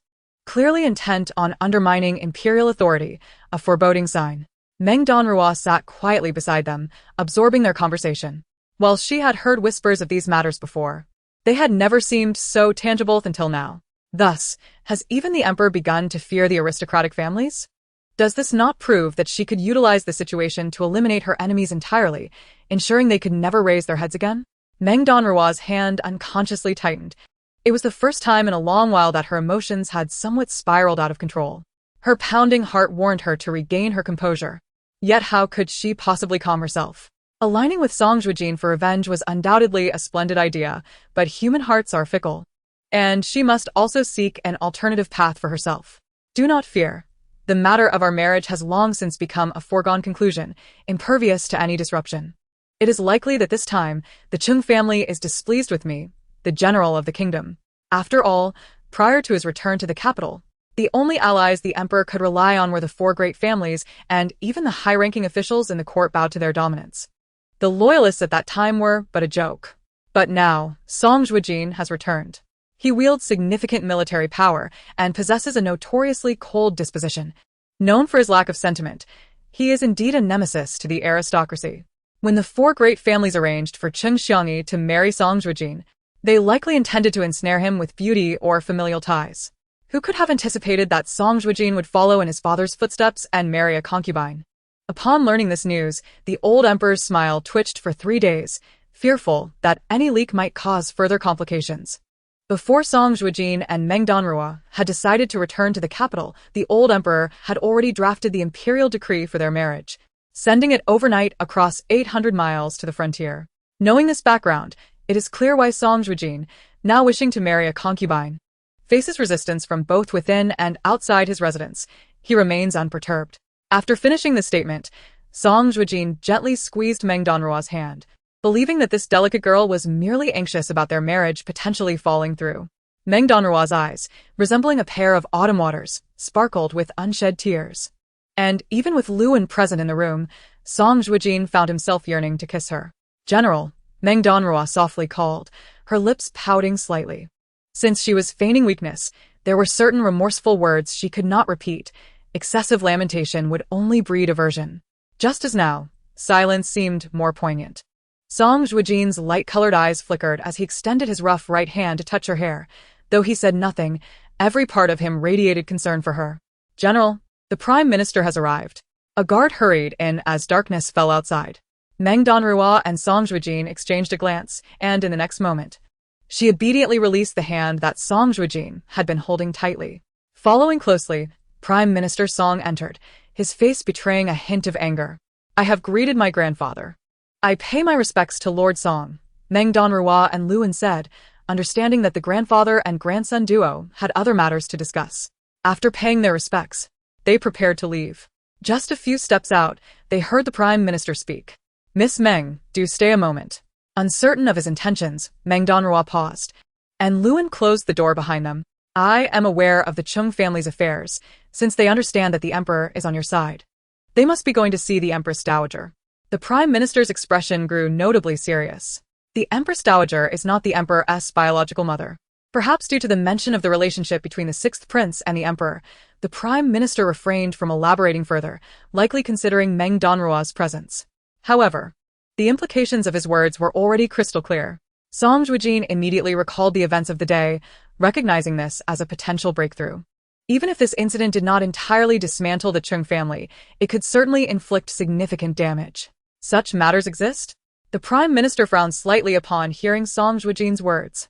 Since we possess such leverage, we certainly have the means to act. I trust my people have already intercepted that couple. Go and check, my dear. The prime minister showed no attempt to conceal his desire to speak privately with Meng Danruo, his approach lacking subtlety, prompting Song Zhuojin to instinctively wish to retort. What could be said that he had not already heard? Yet Meng Danruo sensed a different undertone, especially as their eyes met. In the depths of the elder's gaze, she perceived a flicker of admiration. General, you should attend to your important affairs. She understood that having only Song Zhuojin to support her within the Song family was insufficient. There would be times when he was not present. If she could secure the prime minister's allegiance, it would bolster her efforts to supplant Cheng Xiangyi. Song Zhuojin ultimately refrained from further comment, aware that Meng Danruo did not wish for them to genuinely sever ties with the family. He slowed his pace, glancing back several times. Watching the man's retreating figure, Meng Danruo remained momentarily dazed, only to hear the elder behind her let out a cold snort. I must admit, Miss Meng, you are indeed a woman of considerable skill. Even my grandson, who shuns the company of women, has taken such an interest in you that I, as his grandfather, feel a sense of vigilance. Miss Meng, you are truly remarkable. Chapter 14. The first to die of secrets are leaked. If the Prime Minister's life experiences were to be penned into an autobiography, it would undoubtedly be a tale fraught with tumult and intrigue. His presence alone instilled fear even among the most notorious young scions of the capital. Just as the Prime Minister believed he had successfully grasped Meng Danruo, this fledgling woman, he was taken aback when she maintained her composure and smiled softly at him, igniting his curiosity, which had originally been merely tentative. My lord, you jest. You understand the general better than anyone, being his grandfather. If my intentions towards the general were solely utilitarian and devoid of genuine feelings, do you think he would treat me as he does? Meng Danruo did not deny the Prime Minister's assertion. Instead, she earnestly gazed up at the elderly man with snow-white hair. Even though I have reiterated countless times that there is affection between me and the general, I believe only he in this entire city would trust my words. Yet here, in your presence, I wish to reaffirm this. My lord, if I were truly plotting against the general, it would merely be to seek his sincere heart. I accompanied the general at the frontier for 3 years, transitioning from a rescued orphan to one who reciprocates his affections. From the moment I learned of his esteemed status, I foresaw today you would never allow me to be his wife, and the 100-year legacy of the Song family would not permit someone like me to cross its threshold. Meng Danruo chuckled self-deprecatingly, her eyes reflecting deep sorrow. It is precisely because I am acutely aware of my status that I never harbored delusions. Yet the general treats me sincerely. A sincere heart, willing to overcome countless obstacles, even enduring humiliation to return to the capital with him. Frankly, Meng Danruo's words were profoundly persuasive. Even the seasoned prime minister, well-versed in the complexities of human nature, could not help but feel a pang of sympathy for her plight. Though it remained merely sympathy. Do you know why I agreed to let my son marry you as a concubine? Song, the prime minister, did not fixate on whether the feelings of the two women were genuine. Instead, he approached the matter from a different perspective. Meng Danruo, with her clear and penetrating eyes, gently shook her head. She had to admit that she felt the weight of pressure from the elder. However, the Song family was paramount. This was her final trial for entering the Song household, and she had to cherish it. Meng Danruo, you are a clever girl. Thus, the elder did not believe that she could not comprehend the state of the court. If she were truly just a woman in the inner chambers, consumed by jealousy, then surely the young master would not be so enamored with her. Hearing these words, Meng Danruo felt a discord. Raising her gaze to meet the faded eyes of the Prime Minister, Sir, I cannot agree with your statement. I have indeed gleaned some understanding of the current state from my years beside the general. However, I do not believe that the women in the inner chambers are content to remain there, vying for favor. If they wielded power, who would choose to be a mere pet for a man? You are indeed very astute. Meng Danruo found it perplexing that such a pedantic figure as the Inspector Song would have such an enlightened father and a non-conforming son. The elder did not seem angered by her seemingly audacious words. Instead, he clapped his hands and laughed heartily. It is of no consequence to tell you that the reason I agreed to your union is that the Song family, with its 3 sons, 2 literate officials, and 1 powerful general, is too conspicuous. Even if no one speaks out, they will soon become targets. Thus, we cannot appear too resplendent. We must have a vent to show that the Song family is not an unyielding fortress, and that Song Zhuojin is not an invincible hero, but rather has its vulnerabilities. Moreover, the Song family can do without me, but cannot do without Song Zhuojin. He threatens to divide the family, and I cannot take that lightly. The Prime Minister, with a knowing demeanor, disclosed what seemed to be a highly confidential matter to Meng Danruo. The young woman's expression morphed into one of shock, as if she had been startled. Aren't you afraid I will divulge this? The Prime Minister's gaze sharpened like an eagle's claw. Yet his voice was remarkably gentle. If you leak this, you will be the first to perish. In that moment, it felt as if a chill had run down her spine. By the time Meng Danruo regained her composure, the elder had already left, laughing maniacally. Her palms grew clammy with sweat as she muttered, "What a cunning old fox." Simultaneously, she realized that she had passed this trial set by the Prime Minister. However, regarding what he had previously mentioned, she only believed half of it. While the Song family could not afford to lose Song Zhuojin, the other words were merely for her to ponder, not to take to heart. The night grew deep, and Song Zhuojin had yet to return. After a day of excessive fatigue, Meng Danruo fell asleep fully clothed. In the latter part of the night, as the quilt had grown cold, she felt a warm body embrace her from behind and slowly lie down beside her. It was Song Zhuojin returning. Drowsily, Meng Danruo turned to wrap her arms around the man's arm, adjusting to a more comfortable position, burying her head against his chest. The man, whose complexion was initially unwell, found solace in her presence even as she remained half asleep, the corners of his lips curving into a slight smile. Bathed in moonlight, he gazed upon the serene visage of the girl, feeling an unprecedented tranquility in his heart, as if only by her side could he find solace. The eyes of those outside him were filled with either greed or desire, and sometimes Song Zhuojin pondered whether, in this vast world, only Meng Danruo would desire nothing from him. Yet, Meng Danruo did have her yearnings. She simply wished for sincere affection, but what is sincerity worth? The next morning, Meng Danruo was roused by the prick of a beard. As she opened her hazy eyes, she saw Song Zhuojin's south head leaning close. Her hand, inadvertently brushing against a certain area beneath the quilt, flushed her fair cheeks instantly. General Yu. Observing the girl's bashful demeanor, Song Zhuojin's face broke into a smile, his voice husky as he spoke. The matters from yesterday have been resolved. Will you not reward me? Meng Danruo, still groggy, was momentarily dazed. But in the next moment, the man pulled the quilt up, covering her head, drawing her back into the warm embrace of sleep. It was not until the sun rose high in the sky that Meng Danruo finally awoke. The room was devoid of the man's presence, and on a clothing rack, as tall as an adult woman, there hung a striking red wedding dress. Has the young lady awakened? Yunqing's voice seemed to clear the fog from Meng Danruo's mind. The general said this wedding dress was sent from the palace for you to try on once you wake. He has gone to prepare your dowry. Meng Danruo slowly sat up, gazing at the wedding dress embroidered with gold thread. The patterns danced with life, leaving her in awe. Indeed. Song Zhuojin had put great thought into this. She had heard that when Cheng Xiangyi married, it was a deception that led to her union with Song Zhuojin. And her wedding dress had been hastily made, surely lacking the delicacy of this one. She wondered if the reputedly unassuming and serene Madame Cheng would remain calm upon seeing this. Days passed swiftly, and Meng Danruo busied herself with wedding preparations at the general's residence. Under the encouragement of those with ulterior motives, news of the impending marriage spread rapidly throughout the capital. No one knew what exactly Song Zhuojin had said to the Cheng couple when he faced them alone, preventing them from proceeding to the palace to report to the Empress Dowager. Although this matter did not escalate publicly, it had already stirred up a maelstrom behind the scenes.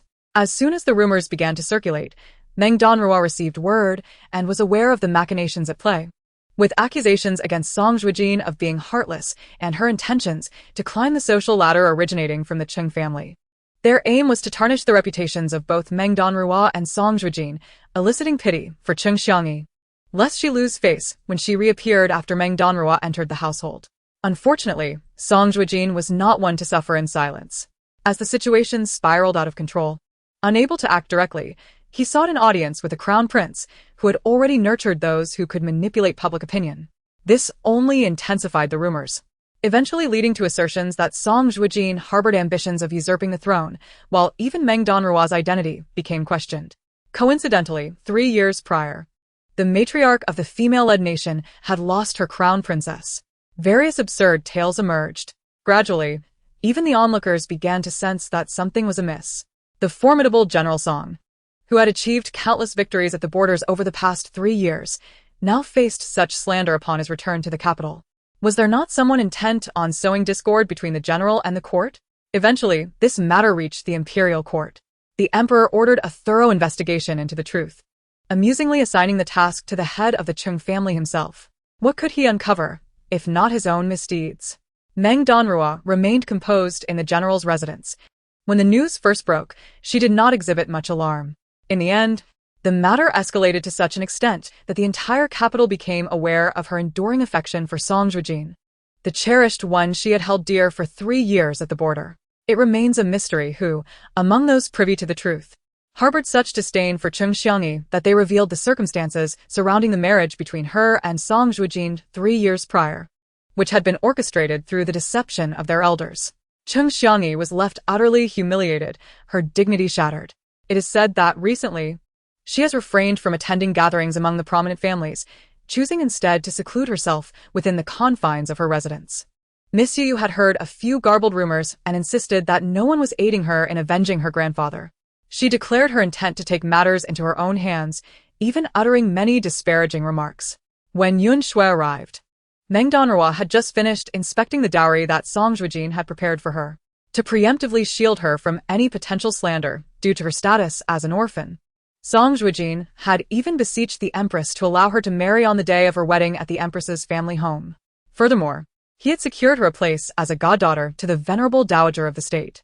These days have been remarkably smooth, almost to the point of indulgence. Yet, Meng Danruo never dared to forget the deep-seated resentment nestled within her heart. In truth, she had been contemplating how to relay this matter to Yu. Song Zhuojin's persuasion of the Chung couple surely involved some degree of coercion, but ultimately, it was Yu who was the true victim. Meng Danruo, possessing a similar experience, felt a profound sympathy for her and was loath to cause her any further pain. Setting aside her thoughts, she acknowledged that certain inevitable events must come to pass. I shall see to this. Let us first tidy up. As Meng Danruo made her way with Yun Qing toward the guest chamber, she spotted Yu, slender and clad once again in her tattered straw-stuffed garments, seething with fury as she intended to storm out. Yu, if you truly wish to leave, I shall not impede you. I understand your anger.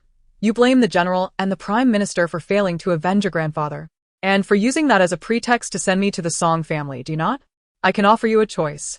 Even provide you with 1,000 taels of silver as seed money for your petition to the throne. However, Yu, do you truly believe that the life of your grandfather can sway those above to act against the formidable Qing family? Meng Danruo's voice grew somewhat hoarse. The girl, initially poised and ready to confront the world, had expected another lecture on patience and justice's inevitable arrival. Yet, upon hearing Meng Danruo's words, her previously upright posture crumbled. It was precisely because she recognized the harsh reality in Meng Danruo's statements that she felt an overwhelming sense of helplessness. But sister, is delayed justice still justice? If being a child means witnessing your loved ones suffer unjustly while remaining powerless, relying solely on the ephemeral notion of divine retribution, how absurd that is. Yu remained but a child, uninitiated in the ways of the world. She collapsed into Meng Danruo's embrace, weeping bitterly, releasing the pent-up emotions she had struggled to articulate over the past days. She understood that even if she exposed the truth, the Chung family, with their overwhelming power, would never be held accountable for their actions. They would likely find a scapegoat to bear the brunt of the consequences, allowing the matter to dissipate with ease. Sister Meng, do you think if I rushed to the Chung residence under cover of night, while those beasts are asleep, and set their house ablaze, I could bring them to ruin? Yu's teeth chattered in anger. Clearly, this thought had lingered in her mind for some time, with a burgeoning desire to act upon it. Meng Danruo chuckled gently, patting her shoulder. She too had once harbored such thoughts. As Yu's emotions gradually stabilized, she opened her mouth to speak, only to be interrupted by approaching footsteps from behind.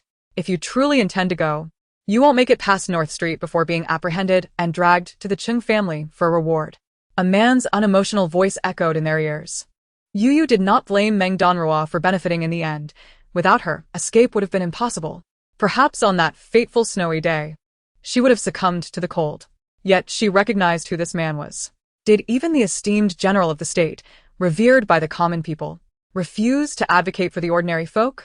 Yu did not know where she found the courage to confront him so boldly, questioning him amidst his fierce demeanor. She clung to Meng Danruo's waist, trembling with fear. The atmosphere grew heavy with silence. Just as Meng Danruo began to believe that Song Zhuojin would remain unresponsive to Yu's words, he slowly began to speak. I am willing to advocate for the people, but only if my death holds significance. Chapter 16. The Song family shall have their share of turmoil. Yu was momentarily taken aback. She comprehended his meaning. It was not that sacrificing for her grandfather was unworthy, but that Song Zhuojin could not perish here. I apologize, General Song. I should not have acted petulantly. Tears still lingered in the corners of her eyes. Her gaze reddened. Meng Danruo wiped away her tears and turned to Song Zhuojin, saying, General, Yu's words were spoken in haste. I do not hold her accountable. The current state of affairs is a result of those in power failing to govern appropriately, thereby subjecting the common folk to suffering. Having delivered this statement, Song Zhuojin turned to leave. As Yu had remarked earlier, in the face of the people's suffering, Song Zhuojin, too, was likely reproaching himself for not being able to advocate for the populace. This matter was far from over. In 3 days, I would be wed to Arua. If you wish, you may remain by her side for now, and when the time is right, depart at your discretion. He was not consulting Yu. It was a clear notification. Following closely behind him, Luan suddenly dropped the proclamation he had been holding, revealing a vividly illustrated wanted poster that fell before the crowd. The Chung family truly lacked shame. Yu's face flushed crimson with indignation, her teeth grinding together. The document twisted the truth, claiming her family had encroached upon Chung territory, refused to pay rent, and had stolen her grandfather's money for their own gain, portraying her as the one who had driven her grandfather to his demise, while the Chung family stood as the righteous party. General Song, thank you. I shall enter the estate with my sister. Now, entering the Song family was her only means of continuing to lie low in the capital. Otherwise, as Song Zhuojin had said, stepping outside would mean death. After leaving the guest chamber for the study, Luan, still following Song Zhuojin, could not help but voice his curiosity. General, that little beggar does not appear to possess any extraordinary qualities. Why do you insist on having her remain by the young lady's side and bringing her into the Song household? As Song Zhuojin attended to official matters, he glanced up at Luan and replied, she requires someone in whom she can place complete trust. The situation within the Song family was intricate. Had it not been for his grandfather's insistence, he would not have risked a confrontation with the 4 great families at this juncture. In truth, Song Zhuojin was reluctant to bring Meng Danruo back to the Song family to endure such hardships. What of the grand feasts? 8 bearers and the 3 letters of betrothal he had promised her would not be lacking in the slightest. Chung Xiangyi had returned to the Chung residence once more. After 3 years of marriage into the Song family, even though her parental home was just a stone's throw away, she could count on one hand the number of times she visited. Yet, due to the irrationalities that had recently unfolded, she found herself disregarding her dignity, repeatedly rushing back home, even with the inevitability of her husband marrying another woman the very next day. Chung Xiangyi still wanted to struggle against the tide at this pivotal moment. Mother, after he marries Meng Danruo tomorrow, he plans to settle her in the West Wind courtyard, where I once resided. It was the Song family that initially claimed he had a disdain for women, insisting that even after my marriage, I must live separately from him. I was to be allowed only gradual contact with him, waiting for the day when he might finally develop feelings for me before I could move back into his chambers. Yet, my patience has only led to another usurping my place. Chung Xiangyi had lost count of the tears she had shed lately. It felt as though her tears were running dry. Madame Chung found herself at a loss. Their previous indignation in confronting the Empress had backfired, revealing the Chung family's encroachment on the fertile lands of the people in the western suburbs, which had become a weapon for Song Zhuojin to wield against them. Dear Xiangyi, your mother knows of your suffering, she said, pulling Chung Xiangyi closer. Such matters cannot be rushed. You should simply wait until that little vixen enters the residence before we discuss other things. The complexities of the inner chambers are far beyond the understanding of a naive girl emerging from a rural background. In time, Song Zhuojin cannot be expected to guard her every day.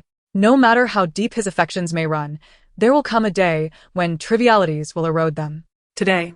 He may flaunt his power before you, but when he loses his footing, the fall will be quite severe.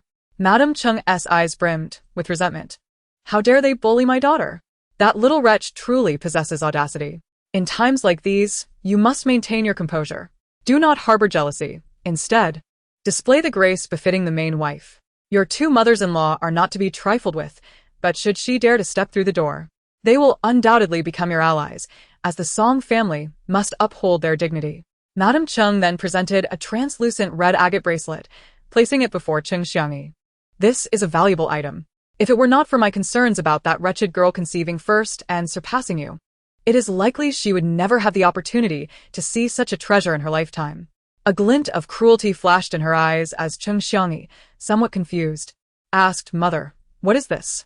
Even if you enter the residence as a concubine, on the second day after your marriage, you will be required to pay your respects before me. At that time, you can simply bestow this bracelet upon her, without needing to ask further. Madame Cheng's countenance radiated confidence.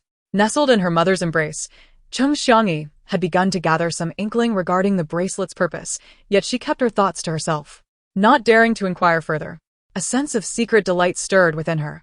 If Meng Danruo were to be frail, wearing such a bracelet, would it not be possible for her to wish her demise without any bloodshed? The 8th day of the 12th month was an auspicious occasion, with the entire capital adorned in festive decorations. The Zhao Guogong mansion, the maternal home of the empress, was particularly joyous. Dressed in a vibrant red wedding robe, adorned with golden threads that shimmered under the light, Meng Danruo emerged, her phoenix crown shimmering resplendently. Holding a fan to shield her face, she captivated all who laid eyes upon her. While many envied her fortune as a solitary girl winning the favor of a great general, they also anticipated the inevitable downfall of this gilded fade, knowing that even the most resplendent of impostors could not truly shine like a genuine jewel. Did you see that peasant girl just now? One onlooker chuckled, while another remarked, when the two Song lords sent the general to study. We should have realized he was destined for a path entirely different from his ancestors. Previously, there were concerns that the Song family's dual prowess might threaten the royal family. As the saying goes, to cultivate oneself, manage the family, govern the state, and maintain peace in the world. If he could not even manage his own home, how could he possibly harbor other ambitions? Rumor had it that all of Song Zhuojin's military accolades and rewards had been turned into Meng Danruo's dowry, proving the adage that a man's heart follows his wealth.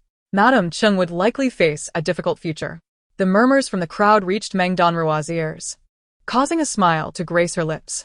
She was finally to enter the residence, and her aspirations extended far beyond merely causing discomfort to another. As the joyous voices of children welcoming the bride rang out along the street, Meng Danruo experienced a fleeting moment of nostalgia, recalling how, in her youth, she had once welcomed a bride alongside her sister. This was a unique custom of the dynasty. Such children were often referred to as zilai, symbolizing future blessings of many children. The family celebrating would scatter coins as a token of gratitude to the children until they reached the groom's doorstep. Yunqing, be sure to distribute more coins to the children later, Meng Danruo gently instructed the maid by the window. For these children, often from impoverished families, the few copper coins tossed would mean sustenance for their families for several days. Such a kind-hearted girl, Yunqing nodded softly in agreement. As the bridal sedan came to a halt amidst the cacophony, Meng Danruo distinctly heard the sound of coins clattering to the ground, eliciting joyous cheers from the children, which piqued the excitement of the already grand wedding. Let the groom kick the sedan door to ward off evil and ensure eternal marital bliss. The matchmaker's voice rose above the jubilant shouts. Despite having orchestrated every detail of this grand wedding, Meng Danruo felt her heart race with anticipation when she heard those words. Through the curtains of the sedan, she caught sight of the tall figure standing outside, the very man with whom she had shared countless nights over the past 3 years. Yet, as time passed, the groom still had not kicked open the sedan door, causing the surrounding cheers to dwindle. The crowd began to sense something amiss. The matchmaker, anxious to avoid missing the auspicious moment, quietly urged Song Zhuojin, General, please kick the sedan door quickly. Do not let this auspicious occasion slip away.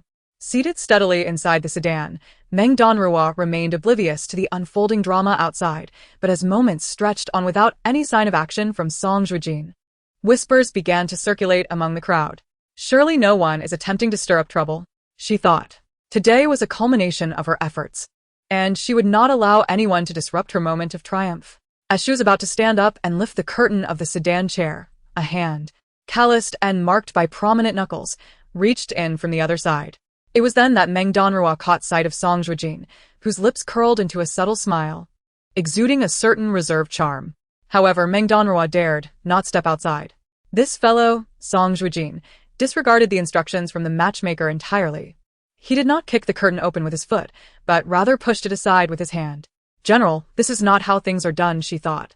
The tradition of kicking the curtain had long been established, as the matchmaker had initially explained, to uphold the dignity of marriage and to instill a sense of caution and decorum in the bride, warning her not to overstep her husband's authority. Yet, what was Song Zhuojin doing?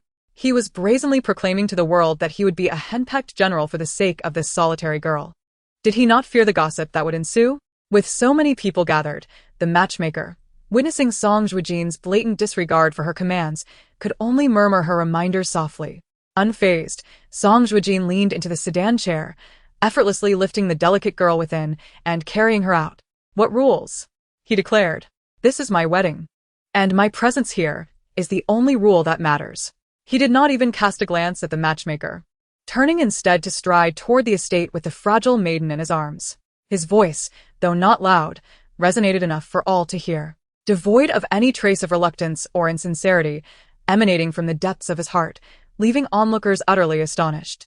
Those who had assumed that the valiant general had merely taken a fancy to a lonely girl, willing to defy his family for her sake out of mere whimsy, were left speechless. Crucially, among the spectators were members of the Song family. Could it be that the general was genuinely serious about this? Especially the guests arranged by Cheng Xiangyi, whose faces paled at the sight of the general's infatuation, wondering if their matriarch would truly be able to contend with the new Mrs. Song. Even Meng Danruo, nestled in Song Zhuojin's embrace, was taken aback by his blatant disregard for tradition. Feeling the steady thrum of his heartbeat, she had to admit that his feelings for her were profoundly overwhelming, nearly disorienting. Yet, a lingering ache in her heart reminded her of her parents and sister, who would never witness her in bridal attire, causing her to hesitate to indulge in these emotions. As the ceremony progressed, even the customary trials meant to test the bride were effortlessly bypassed by Song Zhuojin, who carried Meng Danruo through them all. A maidservant beside Lady Zhou could no longer contain herself. Was it possible that the eldest son of the family was willing to become subservient to a mere wife? He was the general of the state, after all. But before she could voice her thoughts, Song Zhuojin shot her a disdainful glance. He had remained silent, but the young Yuyun, who had been trailing closely behind like a decorative mascot, interjected. "Perhaps the matron is unaware that my sister is frail and has been unwell after a recent altercation with Lady Cheng, leading to her injury. Surely, we should be more understanding." The young girl, barely out of childhood, mirrored the general's expression of disdain, effectively silencing the maid. Meanwhile, news of Song Zhuojin's affection for his new wife spread like wildfire through the capital. It became common knowledge that she was his heart's desire, cherished more than his own life, and that she was a delicate flower, easily fatigued by a few steps. The Song family seemed somewhat desensitized to their eldest son's peculiar behavior, likely eager to complete the ceremony without further incident. Once the rites were performed and the couple was ushered into their chambers, Meng Danruo finally felt a sense of relief. She had anticipated some disruption orchestrated by Cheng Xiangyi. Yet the day passed without turmoil, proving the matriarch to be a shrewd adversary. Content with the day's tranquility, Meng Danruo preferred certainty over surprises, relishing the predictability of the events.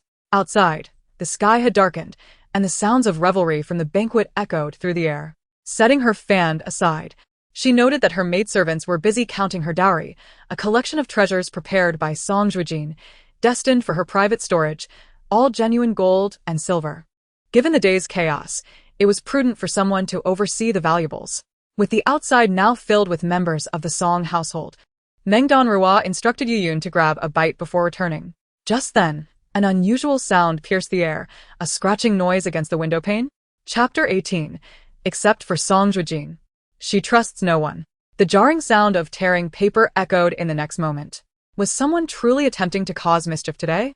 Meng Danruo, unfazed, grasped her fan once more, ready to raise her voice at the first sign of harm. Initially, Song Zhuojin had planned for guards to accompany them into the estate, fearing for her safety. However, the lethargic Song Yusher vehemently opposed this idea, even threatening that if Song Zhuojin dared to do so, he would take his own life at the palace gates on the day of Meng Danruo's arrival. Ultimately, Song Zhuojin could not defy his father. While he did not openly arrange for guards, he discreetly stationed 2 hidden sentinels nearby.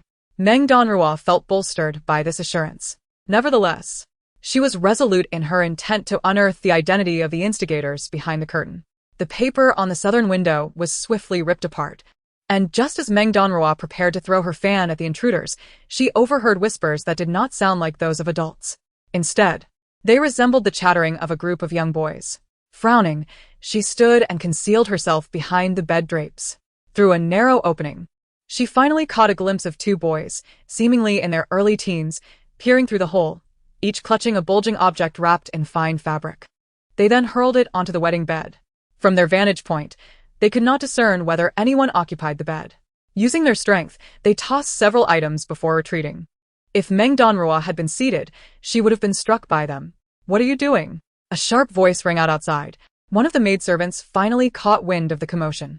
Run, Came a youthful shout, and the boys, laughing, scurried away from the window. Though they heard the maid's reprimand, they did not look back. Once the coast was clear, Meng Danruo emerged. The wedding offerings that had been so meticulously arranged were now strewn about chaotically, with various handkerchiefs scattered across the bed, revealing the contents they had tossed. Had she been a sheltered noblewoman, she might have failed to recognize what they were. But coming from humble origins, she immediately identified them as cocklebur. These were not rare. Being a medicinal herb, they could easily be purchased in bulk at any apothecary with a bit of coin. However, this object is indeed thorny. Once it pierces the skin or entangles in the hair, it becomes exceedingly difficult to extricate. Each sharp spike represents the meticulous scheming of those who orchestrated this affair. A cold smile tugged at the corners of Meng Danruo's lips, for she understood that matters would not unfold as smoothly as anticipated. With this thought in mind, she discreetly concealed one of the thorns within her sleeve as the door creaked open. Miss Meng, the leading matron, greeted upon entering. Noticing the striking beauty of Meng Danruo's face, now glistening with unshed tears, she immediately grew anxious. "I don't know whose child it was that mischievously sought to disrupt the bridal chamber. It was never intended to frighten you. It is merely a customary practice to summon good fortune during the wedding festivities. Have you been startled, my dear?" Though her eyes shimmered with moisture, no tears fell. Instead, after the matron finished speaking, Meng Danruo's gaze sharpened as she inquired, "Do you know what they shattered?" It was this old crone who had dispatched all her maidservants under the pretense of counting the dowry. Yet, there was no need for such a multitude to be assigned elsewhere. Relying on her status as a servant of Lady Wang, she sought to dominate Meng Danruo on her very first day in the household. Meng Danruo would not allow this old woman to linger and cause trouble. If there were to be someone of influence, it certainly could not be someone else's. In the Song family, aside from Song Zhuojin, she trusted no one. The matron, taken aback by the question, finally noticed the disarray on the new bed, where brown, unidentified fruits lay scattered, their sharp thorns glinting ominously. Initially, she thought it prudent to avoid confrontation, especially since upon entering, she had seen no apparent issues with the new mistress. Although she had heard that Meng Danruo's temperament was somewhat fierce, she was usually quite gentle when not provoked. Thus, she had hoped to gloss over the incident. However, the first words out of Meng Danruo's mouth were laden with accusation. Just as the matron was about to respond, Song Zhuojin returned. His heavy footsteps halted at the threshold, and before the matron could comprehend how Meng Danruo had flung herself into his arms, she was already weeping uncontrollably. "General, Erua," she sobbed. Song Zhuojin was taken aback by the turmoil that had unfolded in such a brief interval. As he reached out to help her up, he inadvertently brushed against the sharp thorn and recoiled sharply. The sudden pain caused his expression to darken, dispelling the remnants of the wine's inebriation. Meng Danruo instinctively withdrew her hand, but he grasped her wrist firmly, revealing a bloodied thorn in his grasp, while her wrist bore the marks of injury. What transpired? His commanding presence suffocated the air, causing the old matron to kneel in submission. Before she could offer a feeble defense, Meng Danruo softly explained. The matron claimed this was a long-standing custom in the capital, that the children came to bring blessings and disrupt the bridal chamber. I thought it trivial, unaware it would harm the general. Meng Danruo could barely maintain her balance, collapsing into Song Zhuojin's embrace. He then caught sight of the chaos on the bed, his expression turning cold as he directed his gaze at the matron. Custom? When I was last engaged to the Chung family, there was no such custom. If this is indeed a blessing, then I shall have the matron personally collect each thorn. At her age, she should gather blessings for her descendants before it is too late. With a commanding tone, he ordered that the matron be brought to the bed, where the thorns lay glinting ominously, as if the most malevolent of instruments were beckoning punishment. The matron, her legs trembling, collapsed to the floor. General, this is unacceptable. How many thorns do you think there are? If you collect them one by one, will you not ruin your hands? Did you not say they were blessings? The sinister tone of the man echoed through the room. The other maidservants and matrons, who had been lingering at the door hoping to intercede, fell silent in fear. General, we have identified the rascals who caused this disturbance. They include the fourth young master of the Yun family, the second young master of the Feng family, and several from the Zhang and Li families, all advised by the second young master Cheng Yue. Lu An's voice rang from outside, causing Song Zhuojin to inhale sharply, his gaze icy as it fell upon the matron. General, let this matter rest. There has been a misunderstanding between the second young master Cheng and myself. Today is our joyous occasion. Should this incident escalate, it would reflect poorly on the second young madam. Erua is aware of her humble status. It is only natural that others look down upon her.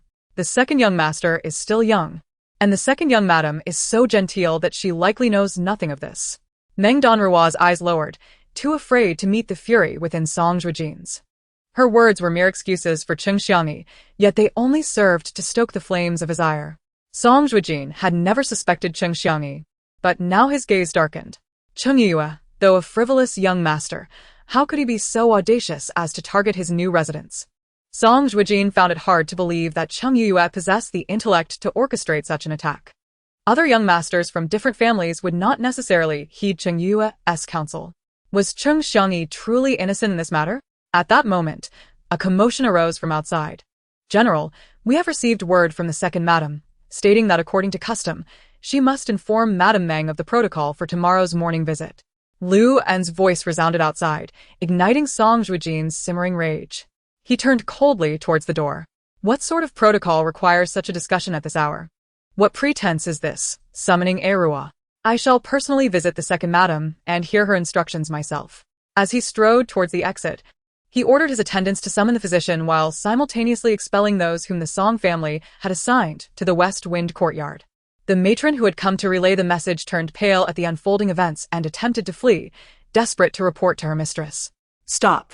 Lu An blocked her path. Did you not just say that you could not return to the second madam without seeing the new mistress? Now that the general has decided to visit her personally, what does your departure signify? Do not cause trouble for the general.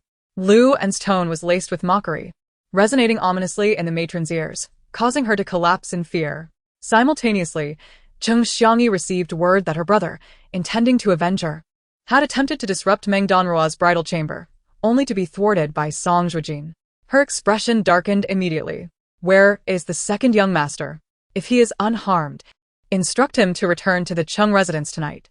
He is forbidden from approaching the Song family for the time being. Cheng Xiangyi commanded sharply to the matron at her side. Cheng Yuyao, observing that he was not a member of the Song family, believed that even if trouble arose now, as long as it did not occur within the estate, Song Zhuojin would be unable to exact vengeance for Meng Danruo. The second young master had already departed, leaving behind a mysterious package for the servant, claiming he had already avenged her in a small way. Since she had been attending to the two ladies during their meal, the servant had refrained from disturbing her. Li Mama presented an item wrapped in plain white cloth before Cheng Xiangyi. Cheng Xiangyi, already overwhelmed by the situation, carelessly uncovered the cloth. Inside lay a handful of tightly bound cocklebur, appearing before her like a resounding slap, causing her head to spin and her vision to darken. How dare such filth be brought before the young mistress? Li Mama, at your age, you are becoming increasingly indiscreet. Quickly dispose of this away from her sight. The speaker was Cheng Xiangyi's personal maid, who had been by her side and was well aware of the turmoil brewing at the Shifeng courtyard. Should the eldest young master truly harbor suspicions about the young mistress and come to search the courtyard without regard, these items would serve as incriminating evidence. Cheng Xiangyi, rubbing her temples in frustration, noticed that Li Mama was about to defend her inept brother. Knowing full well that she would claim he meant no harm and merely sought to avenge her, presenting these items to curry favor.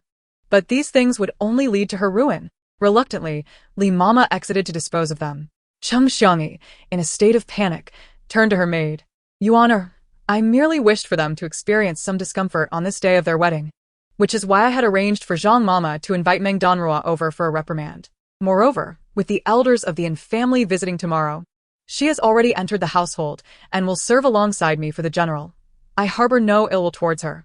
She wanted to express that she merely hoped to offer some guidance to Meng Danruo based on her 3 years of experience, but how had things turned out like this?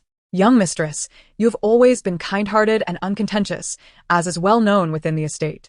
The eldest young master's misunderstandings about you stem from his lack of awareness of your character. As he interacts with you more, he shall surely recognize your virtues. Even if those from the other side whisper ill of you in his ear, the eldest young master is a discerning individual, capable of distinguishing right from wrong. Today's incident is merely trivial, and given the joyous occasion of the wedding, any ensuing chaos will ultimately reflect poorly only on the new bride. Rest assured, there shall be no issue." Yuana appeared to be even more rational than her mistress.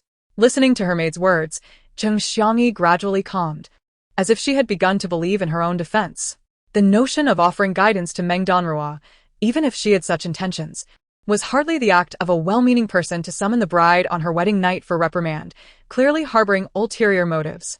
Meng Danruo, of course, had considered all of this.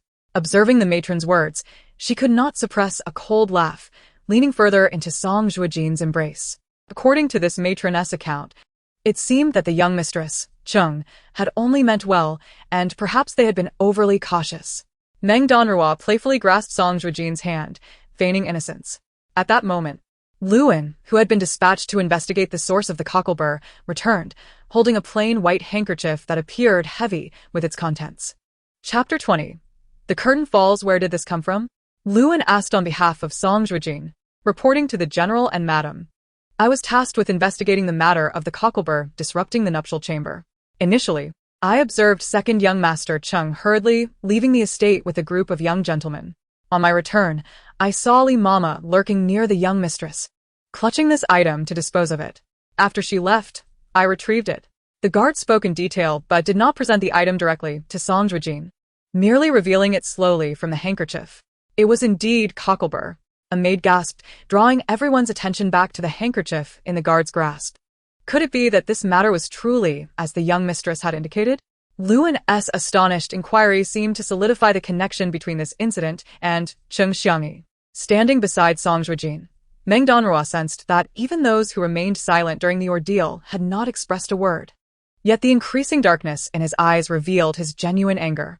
On the way back to the capital, she had thought that Cheng Xiangyi, being a noble lady from a prestigious family, might be amenable to a respectful coexistence should things turn unpleasant in the future, as Song Zhuojin had previously mentioned. He had offered the possibility of maintaining a courteous distance, providing her a place within the Song family. Yet now, that seemingly gentle and gracious Cheng Xiangyi revealed a heart filled with malice. Previously, she had indulged her brother's reckless behavior in the Shifeng courtyard, causing Meng Danruo humiliation, forcing her to prove her innocence by grasping a pillar. And now, on her wedding night, it was a desperate ploy. Song Zhuojin's fury surged, igniting a fire within him that burned deep, yet he stifled his rage, concerned about frightening the woman beside him. "General, there may be a misunderstanding in this matter." Meng Danruo tugged at Song Zhuojin's sleeve, her face a mask of anxiety, her body trembling as her gaze fell upon the handful of cockleburr in the guard's hand. "Fear not, I shall ensure you receive justice." Song Zhuojin instinctively believed that Meng Danruo was merely attempting to prevent him from clashing with the Song family at this moment, putting on a brave front. General, what has happened? "Sister, why is your wrist bandaged?" "I was gone but a moment. Yu returned just in time, holding an array of pastries." She had been worried that with the last of her close companions departing from Meng Danruo's side, the servants of the Song family might bully her, thus hastening her return. Little did she expect to walk into such a tense scene. "What have you all been doing?" Song Zhuojin glared at Yu, his tone menacing. "Did I not instruct you all to remain beside her today, waiting until I returned before discussing anything else? Where have you been?" The intensity of his inquiry engulfed Yu with an overwhelming aura, making her wish to sink into the ground. Sister said she was hungry, so I went to find her something to eat. However, being new here, I lost my way and thus took some time to return. Yu quickly explained her situation. Indeed, before I left, Yunqing and several others were with sister. How is it that everyone has vanished now? No sooner had she spoken than the matron, who had previously proclaimed that the cocklebur was a blessing for the bride, turned pale. It was she who had bullied and coerced them all away. She had initially thought that this night would serve to establish rules for Meng Danruo, showing her who truly held dominion in the Song family. Even if she entered the household as a concubine, she should at least recognize her place and understand that the Song family's hospitality was not to be taken lightly. They calculated the time. Under normal circumstances, as the groom, the eldest son would be inundated with drinks until the late hours of the night, making it impossible for him to return to the bridal chamber. Who could have anticipated that Song Zhuojin would defy convention? He pretended to sip a couple of drinks before hastily returning to the bridal chamber, inadvertently colliding with the events orchestrated by the women. Was this scheme truly the idea of your master behind the scenes, or were you merely bribed by someone? Song Zhuojin finally recalled that this old woman had been forcefully placed in his courtyard by Madame Wang. Previously, he had refrained from allowing women in his quarters, so only servants and guards were present. Madame Wang must have thought that since Meng Danruo had entered the mansion, albeit in an irregular manner, some female attendants were necessary to tend to matters in the courtyard, which is why she arranged for these people to serve in the West Wind courtyard. Spare me, young master. I was momentarily blinded by greed. Madame Wang sent me to serve the new mistress, and I thought, as she is merely an orphan, she does not deserve such treatment. Upon overhearing the intentions of second young master Chung and his companions to mock her, I intentionally sent away the new mistress's maid. All the blame lies with me. I beg for your mercy, young master. The old woman's cries were piercing. But Luan had already arranged for her mouth to be silenced, waiting only for Song Zhuojin to unleash his wrath. My husband, today is our auspicious day. Let us not allow such matters to spoil our mood. Everything inside has already been tidied up, and we have yet to partake in the nuptial wine. Meng Danruo, having achieved her objective, felt a sense of security in her control over the West Wind courtyard. She did not wish for her wedding night to truly descend into chaos. On one hand, she needed to establish her footing in the Song family. Knowing that Song Zhuojin was aware of this incident would suffice, as there would be ample opportunities for retribution in the future. However, if it escalated into a public affair, it would reflect poorly on her. Song Zhuojin sighed, embracing her and examining her wrist closely, ensuring that no blood seeped through before signaling Luan, indicating that he would not pursue the matter further tonight. However, he would not let any evidence slip away. There would be time in the future to settle these scores. As the moon hung high in the sky, the night finally settled. The commotion in the West Wind courtyard had certainly reached the other courtyards of the mansion, yet Madame Wang, not being the biological mother, found it difficult to manage Song Zhuojin's affairs, while Madame Zhou was too indifferent to care, relishing the chaos. Everyone had anticipated further disturbances, especially with the potential confrontation between Cheng Xiangyi and Meng Danruo tonight. However, what unfolded was merely thunderous noise with little rain. This newlywed Meng indeed possessed some cunning. Madame Wang pressed her forehead, her expression inscrutable. That old woman had clearly been bribed by that vile person. She had calculated well, intending to undermine me while providing the newcomer with a chance to gamble. Unfortunately, her scheme had fallen flat today. As the moonlight waned, the once bright lights of the Song residence dimmed considerably. Meng Danruo leaned against Song Zhuojin, her face flushed. The earlier unpleasantness seemed to fade from memory, and Song Zhuojin cradled her face, speaking earnestly and stubbornly. Arua, will you help me? Chapter 21. All blame lies with the general for his mischief. Help? How? Upon hearing his words, Meng Danruo felt a surge of confusion. By the time she awoke, it was already the following morning. The distinct ache in her waist prompted a sense of languor, and as she turned, she found the man watching her with a bemused smile. As she uttered "General," Meng Danruo quickly noticed something was amiss with her voice. Fragmented memories from the previous night flooded back, causing her to blush deeply. And she buried her head into the quilt. Although they had previously shared intimate moments, Song Zhuojin had always been respectful, stopping immediately if she expressed discomfort.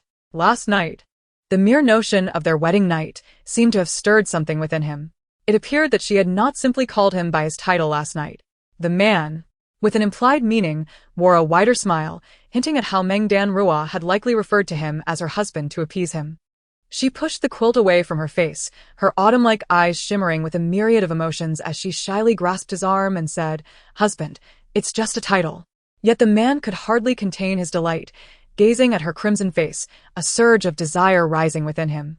Noticing his reaction, Meng Danruo innocently pulled him closer. "But you were exhausted last night. You mustn't tire yourself like that again." The gentle touch of her arm only intensified his struggle for restraint. "Young master, it is time for the morning greetings." At that moment, an unwelcome voice interrupted. The once fervent excitement within Song Zhuojin instantly cooled, and he cast an irritated glance at the closed door, resolving to give Liu an extra round of training tomorrow. Song Zhuojin's patience remained strong. He rose, donned the garments prepared by the servants, and approached the screen. Meng Danruo, leaning awkwardly by the bedside, watched as he dressed in a pristine undergarment that revealed his bronze-hued chest. The memory of him holding her waist with one hand while teasing her with the other suddenly flooded her mind, causing her previously unfeeling legs to feel weak. "Arua, why is your face so red? Did I truly go too far last night? I promise not to trouble you again. If you wish, we can postpone the morning greetings until later. They have yet to rise at this hour." Song Zhuojin spoke, convinced he was being considerate. Meng Danruo, observing the neatly dressed man, felt a wave of concern wash over her. She realized that he truly lacked emotional intelligence. His words were rather foolish. While he showered her with affection, he also attracted trouble. If she failed to attend the morning greetings today, she would lose her standing in the Song household entirely. Wrapping herself in the quilt, she sat up and smiled slightly. "General, your words are rather silly. If I do not attend the morning greetings today, the entire capital shall know I am without decorum." Song Zhuojin had indeed spoken without thought, but upon hearing Meng Danruo's gentle voice, he recognized that those were merely impulsive remarks. Arua needed to establish herself within the Song family and in the capital, ensuring that no one would dare bully her in the future. After preparing herself, Meng Danruo glanced outside at the sky, still feeling a bit drowsy. Yet she forced herself to stand. Today, both she and Song Zhuojin wore matching sky-blue garments, with the embroidered patterns perfectly symmetrical, showcasing their closeness. As they ventured forth, inundated with compliments and congratulations, they made their way from the West Wind courtyard to the Haoyue courtyard, where they would pay their respects to Madame Wang. Upon entering the Haoyue courtyard, the joyous atmosphere abruptly halted, as if their arrival had disrupted the lively celebration. After a prolonged moment, a servant hurried to deliver the news. "Fear not, I am here." As if sensing Meng Danruo's tension, Song Zhuojin, who had been holding her fingers, gently caressed them twice. In the bitter cold of winter, even though the snow had ceased, the chill remained piercing, with a frigid wind slicing across one's face like sharp blades of ice, causing great discomfort. Yet, the warmth of the man's palm felt akin to that of a hearth. "Meng Mei, you arrived quite early. Why are you standing out here in such cold weather? I heard your constitution is rather delicate. Why haven't you gone inside?" A familiar voice reached her ears. It was Cheng Xiangyi. Only she would utter Meng Mei as if it were a means of humiliation, speaking words of concern that, upon falling on the ears, felt anything but comforting. As Meng Danruo turned to pay her respects, she suddenly heard Cheng Xiangyi's voice feigning surprise, laced with a hint of delight. "Husband, you are here as well?" In the next moment, Cheng Xiangyi had approached them. Today, she was unaccompanied, perhaps fearing that the presence of Li Mama and Zhang Mama might remind Song Zhuojin of last night's events, thus sparing herself any embarrassment in front of the gathered elders. It was evident that she had not rested well the previous night. The dark circles under her eyes, despite being concealed with makeup, were still apparent. Upon seeing the unmasked surprise in Song Zhuojin's gaze, she timidly glanced at Meng Danruo before retreating. Meng Danruo could hardly believe that she had only just noticed Song Zhuojin. How could Cheng Xiangyi, standing there, not see him? Clearly, this young lady had finally come to terms with her feelings, attempting to elicit sympathy from Song Zhuojin by mimicking Meng Danruo's previous display of vulnerability. "Young master, both young ladies, please come inside," came the voice of the servant who had just returned from delivering a message. She appeared taken aback to find Cheng Xiangyi unexpectedly encountering Song Zhuojin, her expression turning somewhat peculiar. They had all heard of the commotion in the West Wind courtyard last night. Although it had ultimately been quelled by the new young mistress, it was clear that she was not to be trifled with. "Sister, please go ahead. Meng Danruo stepped back, allowing Cheng Xiangyi to pass. Her demeanor was exceedingly humble, leaving Cheng Xiangyi momentarily flustered. With that retreat, the space beside Song Zhuojin was now occupied by Cheng Xiangyi. What did this mean for Meng Danruo? Still trying to comprehend the situation, Cheng Xiangyi's gaze fell upon their attire, which, traditionally, for a new bride on her second day of marriage, should have been red. In a bid to showcase her own discomfort from the previous night, she had deliberately donned plain garments to pay her respects, creating a stark contrast. Yet now, it was evident that Meng Danruo and Song Zhuojin were dressed in matching attire, and even though Cheng Xiangyi stood beside him, anyone with eyes could sense the oddity of the situation, as if she were an unwelcome intruder. At that moment, Song Zhuojin also took a step back, leaving Cheng Xiangyi awkwardly positioned between them. Is this girl out of her mind? She thought, feeling like a clown, as Song Zhuojin's silent demeanor was enough to render her uncomfortable. On their wedding night, he had remained silent and had left for the border for 3 years without a word. Had he ever considered how she would navigate the greetings on the following day? The harsh words of her mother-in-law, Madame Zhou, echoed in her mind, berating her for being a useless wife who could not even win her husband's affection, suggesting it would have been better to marry a wooden block. Now he was being considerate to another. A bitter pang struck her heart, leaving her in torment as she swallowed her humiliation. Sister, you look unwell. Did you not rest well last night? Meng Danruo's seemingly innocent inquiry felt like a dagger to Cheng Xiangyi's heart, especially when she caught sight of the faint red marks on Meng Danruo's neck. Though Cheng Xiangyi was inexperienced, she had learned about serving a husband and understood the implications, causing her heart to ache even more, making it difficult to stand. General, did I say something wrong? Seeing Cheng Xiangyi leave without uttering a word, Meng Danruo's mood brightened as she turned to Song Zhuojin, her expression innocent and naive. It has nothing to do with Eruo, he replied, pressing his lips together, his thoughts a mystery, yet he tightened his grip on Meng Danruo's hand. Upon entering the room, silence enveloped them. Please, new young mistress, offer tea. With the matron's voice ringing out, someone brought forth steaming tea, finally allowing Song Zhuojin to release Meng Danruo's hand. Observing the reluctant look on the man's face, Madame Zhou, seated below Lady Wang, silently cursed the seductive woman. Cheng Xiangyi sat in a daze, her eyes filled with resentment. Kneeling on the soft mat, Meng Danruo presented a cup of tea to the imperial censor. Daughter-in-law offers tea to her father-in-law. Though the rigid imperial censor wished to challenge the woman who had become his daughter-in-law, he reflected on how the entire situation had stemmed from his own son's misdeeds and thus swallowed his indignation, taking a sip of the tea. Since you are now in the household, adhere to the rules and do not engage in any behavior that would bring disgrace to our family, he stated, maintaining a semblance of dignity. Understood, father-in-law. Meng Danruo nodded vacantly, then took a black sachet from beside the imperial censor, containing a gift. Daughter-in-law offers tea to her mother-in-law. She turned and knelt again, presenting another cup of tea to Lady Wang, who sat there with a benevolent expression, reminiscent of the deity her mother had taken her and her sister to worship in their youth. Yet, Meng Danruo knew that this woman was far from compassionate. After all, it was she who had sent the matron to intimidate her in the West Wind courtyard.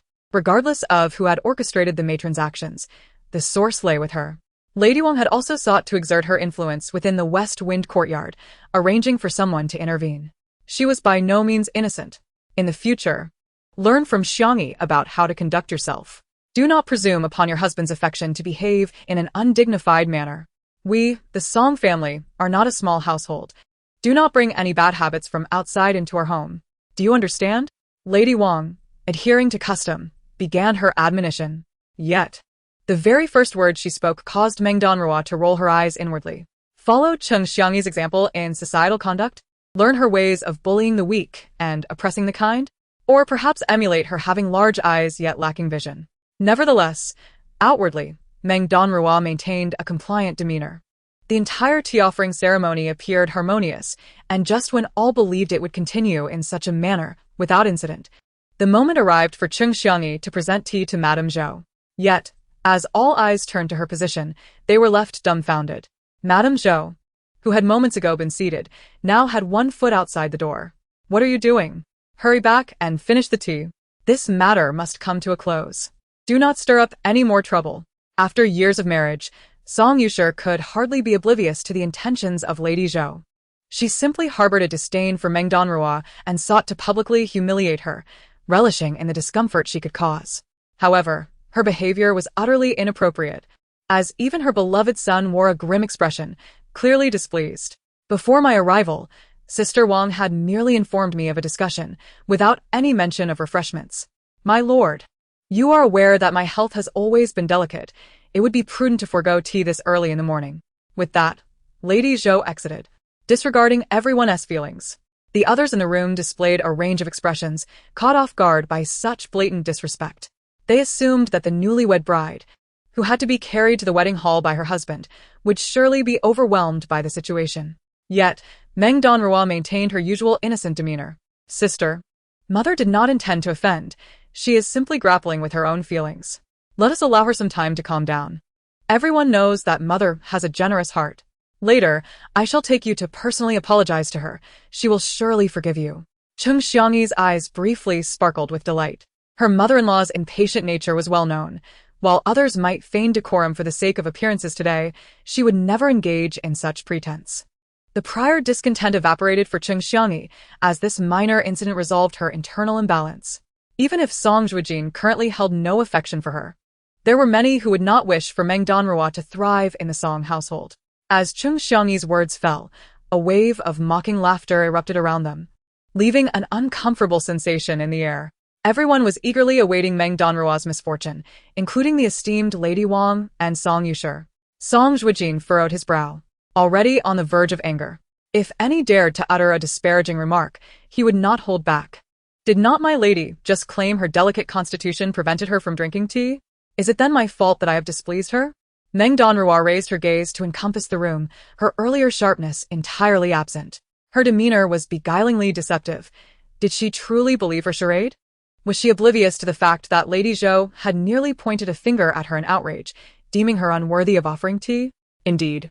My mother's delicate health is unrelated to Aruo, Song Zhuojin interjected, decisively quelling any further gossip. Before anyone could react, he coldly added, since mother does not wish to drink tea, let it be known that the tea provisions from Qilin Courtyard shall no longer be sent, to spare her any discomfort. What say you, mother? Chapter 23. General, how could Aruo be so malicious? What else could Lady Wang say? Her expression momentarily stiffened, but she quickly regained her composure. Your words are born of anger, my son. We cannot deny your mother her tea entirely. Perhaps she merely has pressing matters to attend to. Otherwise, it would be advisable for you to take your bride to her courtyard for a visit. Your mother, as you know, has a sharp tongue but a tender heart. As Xiangyi has mentioned, she is merely troubled by her own emotions. In that instant, silence enveloped the room. Even Song Yushe, Song Zhuojin's biological father, refrained from speaking. Lady Wang, observing the unwavering gaze of Song Zhuojin, steeled herself to speak. Though she managed the household, her authority was limited to appearances. The realities of each courtyard were known only to their inhabitants. Lady Wang felt an overwhelming sense of frustration, unable to voice her thoughts. After her remarks, the others began to chime in, their words measured and logical. Cheng Xiangyi, seated among them, felt her smile fade almost instantly. She found it incomprehensible that Song Zhuojin could favor that woman so greatly as to oppose everyone else. Meng Danruo understood that this was not the moment to provoke enmity. She stood silently beside Song Zhuojin, watching as others futilely defended Lady Zhou. The hypocrisy on display was utterly ludicrous. So this was the true nature of life within a grand household. Concealed from the eyes of others, Meng Danruo smirked mockingly, her hand gripping Song Zhuojin's sleeve. What obstacle? Am I not marrying in accordance with the family's wishes? 3 years prior, Song Zhuojin's expression remained inscrutable, but as he began to speak, everyone present understood his intent. 3 years ago, they had schemed to bring him home solely to secure a marriage. Now, having returned with a wife and receiving the emperor's blessing, their love was evident. How could this possibly be a source of conflict for them? My lord, she is still your elder. However, such sentiments should not be voiced in public. Cheng Xiangyi, whose face had paled, abruptly rose from her seat, her eyes reflecting a complex plea. Lady Zhou's disrespect was clear. Yet after her defense, it seemed as though Meng Danruo and she were the ones lacking in respect. Moreover, as Meng's sister had only just entered the household, it would be unwise for rumors of discord with her elders to circulate so soon.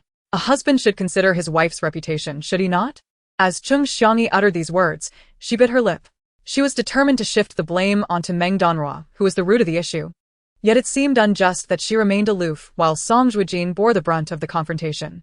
Cheng Xiangyi acknowledged that jealousy was consuming her last vestige of reason, and the humiliation she faced was seared into her memory. Meng Danruo, hidden behind Song Zhuojin, cast a glance at Cheng Xiangyi, who feigned concern for her, then retreated further. "My lord, perhaps it would be best to let this go. Cheng Xiaoforan is correct. We must not allow my presence to damage the bond between you and Lady Zhou." Her eyes glistened with unshed tears, appearing as though she took every word to heart. Recalling the bewilderment she had felt upon hearing Cheng Xiangyi's earlier accusations, Song Zhuojin felt a tightness in his chest. The grand residence was indeed a crucible for the human spirit. He had thought that bringing her to the capital would spare her from hardship, believing it to be an act of kindness, yet the consequences were a storm he had wrought himself. In that moment, all eyes turned to Song Zhuojin, including the silent girl who clutched his sleeve, her expression pitiable, casting him as the villain. Song Zhuojin closed his eyes and instructed the attendant beside him. "Proceed with the formalities. Do not delay any further." With his command, the previously halted arrangements resumed with renewed order. Meng Danruo observed the expressions of those present, noting that except for Song Yushe, who likely refrained from speaking due to prior admonitions from Song Shofu, the others wore particularly expressive faces. The Song family was on the verge of a power shift, a thought that echoed in the minds of many, yet no one dared voice it aloud. Song Zhuojin had become a formidable general, wielding significant influence, and had earned the emperor's favor. He was no longer the same as his predecessors. After encountering several uncles, aunts, and cousins, the ceremonial tea offering was finally coming to a close. The last recipient of the tea was Cheng Xiangyi, who had just been publicly slighted. Her demeanor was slightly more composed than during the previous encounters, and when Meng Danruo glanced her way, a hint of a suspicious smile emerged on her face. Although both the legitimate wife and the concubine were considered wives, Meng Danruo still had to pay her respects to Cheng Xiangyi, the mistress of the household. As the maid brought over the tea, Meng Danruo was reluctant to offer her greetings to this executioner. The moment the teacup landed in her hands, she caught a glimpse of Cheng Xiangyi's determined smile, as if silently asserting, "No matter your status as a concubine, I remain the legitimate wife, and you must kneel and pay your respects upon seeing me." With a smirk on her lips, Meng Danruo was about to bow to Cheng Xiangyi when bang! The teacup, which she held delicately, suddenly slipped from her grasp and fell to the ground. The hot tea splashed onto Cheng Xiangyi's skirt, but thankfully, the thick winter fabric spared her from severe burns. "Young madam," Yuer, who was following Cheng Xiangyi, gasped in shock. Just as she was about to reprimand Meng Danruo, she noticed that Meng Danruo had fallen to the ground, having feigned a trip. "Young madam, why did you stick your foot out to trip me?" No one could quite discern what had transpired in that fleeting moment, as the two figures seemed to overlap. Song Zhuojin rushed to check on Meng Danruo, shattering Cheng Xiangyi's usual calm demeanor. "Nonsense. I did not touch you.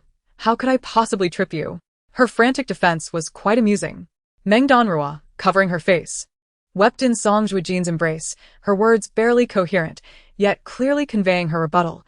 "If it weren't for Madam tripping me, how could I have fallen? Do you think I would intentionally douse you in tea in front of so many people?"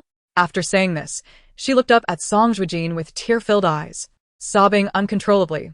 "General, how could Erua be so malicious?" This minor tea ceremony had already sparked too much controversy. Song Zhuojin concluded that the Song family was intentionally making things difficult for Meng Danruo. "Husband, please let me explain." Cheng Xiangyi, eager to impress in front of Song Zhuojin, aimed to secure their union swiftly to produce the Song family's heir. Yet Meng Danruo was proving to be far too troublesome. "There is nothing to explain. Since you refuse to accept her respect, let this matter rest. She is typically a prudent and honest person. If you do not provoke us, we shall not seek you out." What was this? A declaration of severance. Song Zhuojin lifted Meng Danruo in his arms, leaving those cold words behind as he departed without regard for anyone else. Nestled in Song Zhuojin's embrace, Meng Danruo glanced back at Cheng Xiangyi, who had slumped back into her chair, her eyes glinting with malice. Of course, she had deliberately tripped herself. Chapter 24. The eccentric youth. The events of the morning tea ceremony swiftly became known throughout the household. The sentiments of the eldest son, Song Zhuojin, were suddenly common knowledge. Despite the awareness that the other masters in the household were not fond of the new wife, the servants dared not act against Meng Danruo at this moment. With the prime minister occupied with cabinet affairs and not at home, Meng Danruo and her husband had no reason to pay their respects. Upon returning to the Shifeng courtyard, Song Zhuojin was urgently called away due to military matters. Meng Danruo sat beneath the eaves, admiring the blooming plum blossoms in the courtyard, her spirits lifted. At this moment, Yunqing presented her with the dowry list for her review. Madam, in addition to these items, there are also land deeds and shop contracts in another box. The general specifically instructed that these be given to you today, fearing you would conjure excuses to decline if presented before your marriage. He believed this method would ensure that everything was safely entrusted to you. Yunqing was a maid sent from the general's residence, courtesy of the empress, who had wisely managed the household, knowing that it could not consist solely of men. Otherwise, when Song Zhuojin brought Meng Danruo back to the general's residence, there would not have been a single person to attend to her. Meng Danruo casually perused the list, her heart racing upon seeing the staggering sums of money. She blinked in disbelief. They said that military generals were the wealthiest, but she had previously thought this to be an exaggeration, having witnessed the opulence of wealthy officials. It seemed that poverty had merely limited her imagination. Moreover, every single coin's origin was thoughtfully annotated, detailing the military achievements for which Song Zhuojin had been rewarded by the emperor. This was no mere dowry list. It was an explicit record of Song Zhuojin's accomplishments. Opening another box revealed it filled to the brim with land deeds, causing Meng Danruo's fingers to tremble. The general was essentially bestowing their entire fortune upon her. After becoming acquainted with the elders of the Song family, Yu returned just in time to overhear the conversation between Yunqing and Meng Danruo. She gazed at the items before her, unable to suppress her astonishment. How can all of this belong to me? If word gets out, someone might become restless and seek to cause trouble.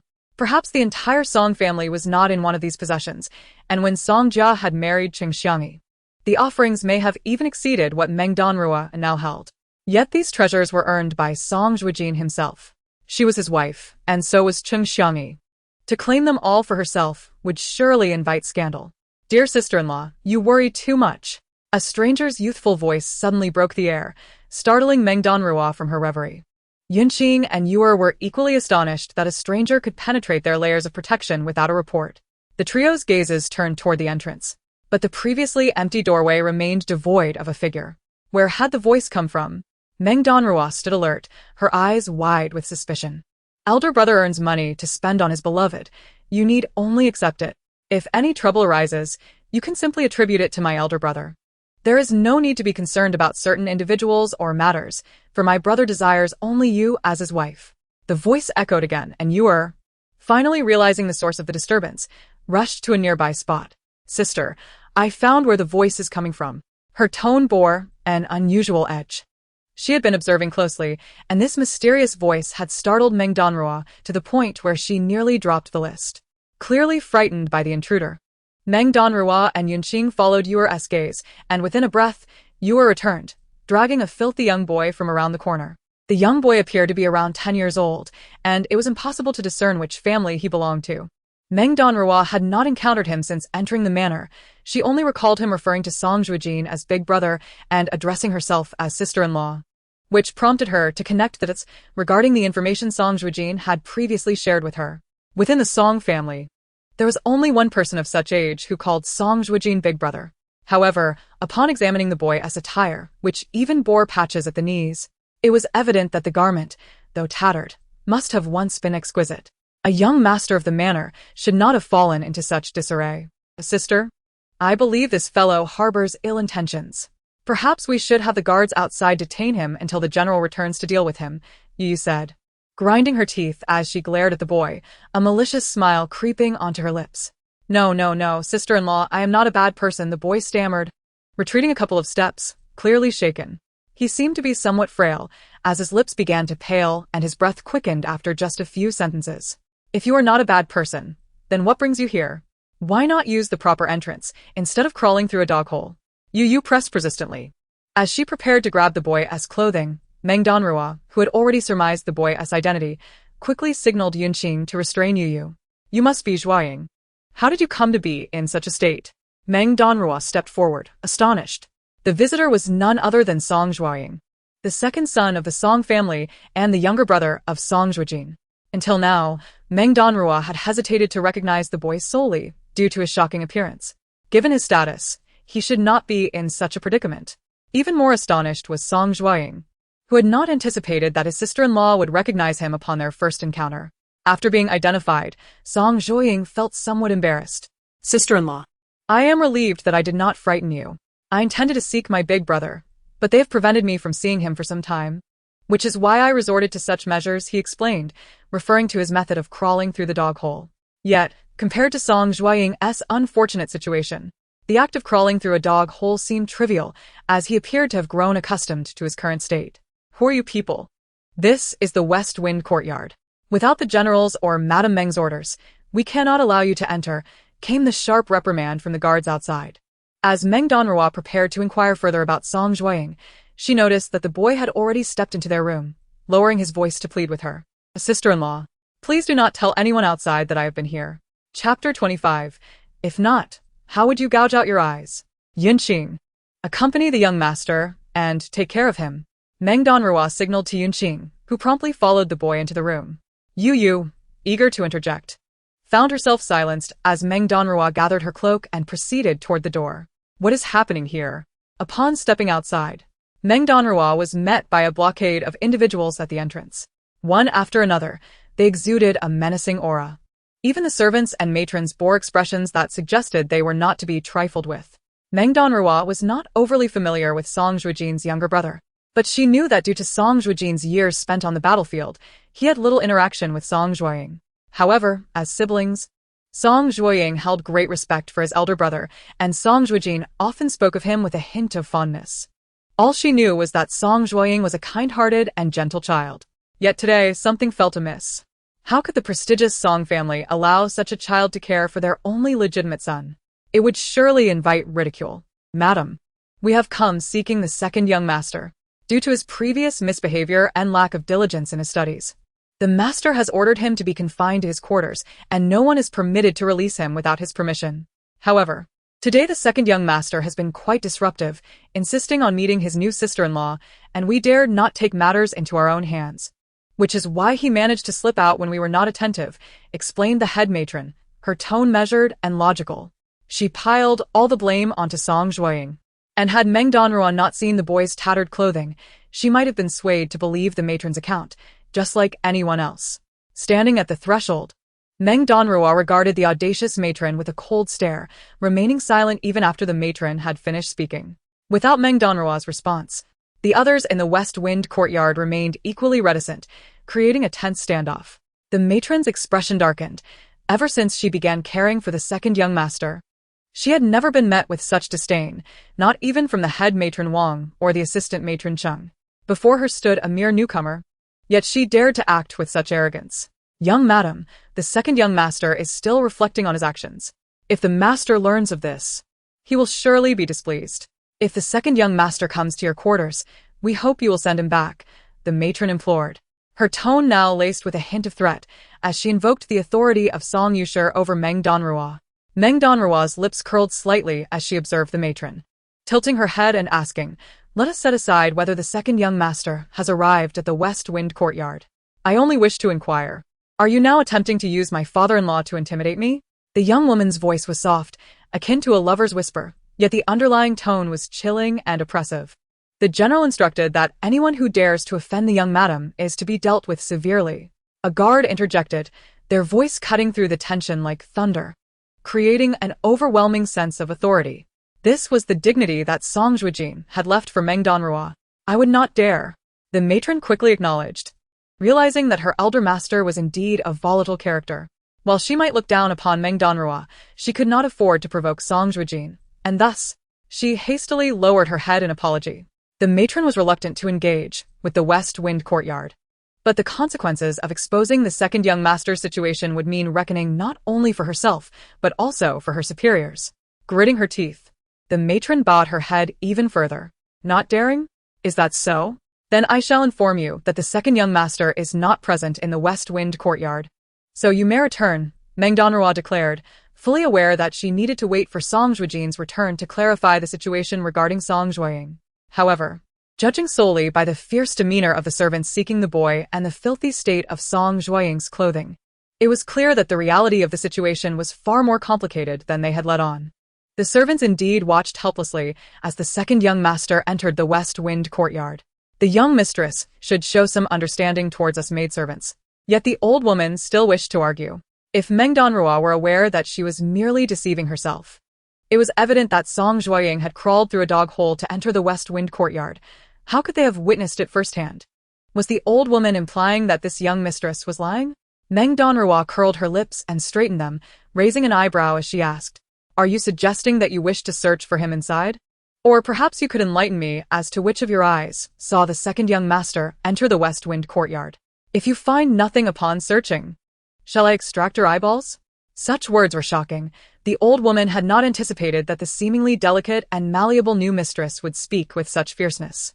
Suddenly, she recalled the rumors from a few days prior, suggesting that the two ladies had grown so vehement in their efforts to drive her away from the eldest young master's side that she had threatened to die before everyone. Could such a person truly be offended? "Sister, Zhao Mama is merely acting out of concern for the second young master. Why must you be so confrontational?" Just as the old woman contemplated whether to retreat and revisit the matter with Lady Cheng for further deliberation, a familiar voice suddenly reached her ears. The young mistress had also arrived. Was it due to the news of the second young master's escape? Meng Danruo lifted her gaze towards Cheng Xiangyi, who approached gracefully in bright attire, wearing a slight smile that seemed to declare to the world her egregious actions. She smiled at Cheng Xiangyi and inquired earnestly, "Oh, according to your esteemed opinion, should I await at the entrance to welcome this old woman as she searches for the whereabouts of the second young master in the west wind courtyard with my husband?" The weight of the phrase "my husband" fell heavily from her lips. She was deliberately flaunting it before Cheng Xiangyi, asserting that regardless of who entered first or who was chosen by the Song family, she was the one residing with her husband now. And he belonged to her. What could Cheng Xiangyi do about it? Such words were infuriating. Cheng Xiangyi's expression cracked momentarily, clearly vexed by Meng Danruo's remarks. Observing this woman, who usually occupied the moral high ground to point fingers at others, rendered speechless, Meng Danruo snorted coldly and continued, "There is indeed another question I ought to consult you about, sister. The second young master, after all, is the brother of the general and a master of the residence. Does this imply that he is a criminal? Their ostentatious search seems less about fearing the old master's knowledge and more about fearing that the entire world remains oblivious." Chapter 26.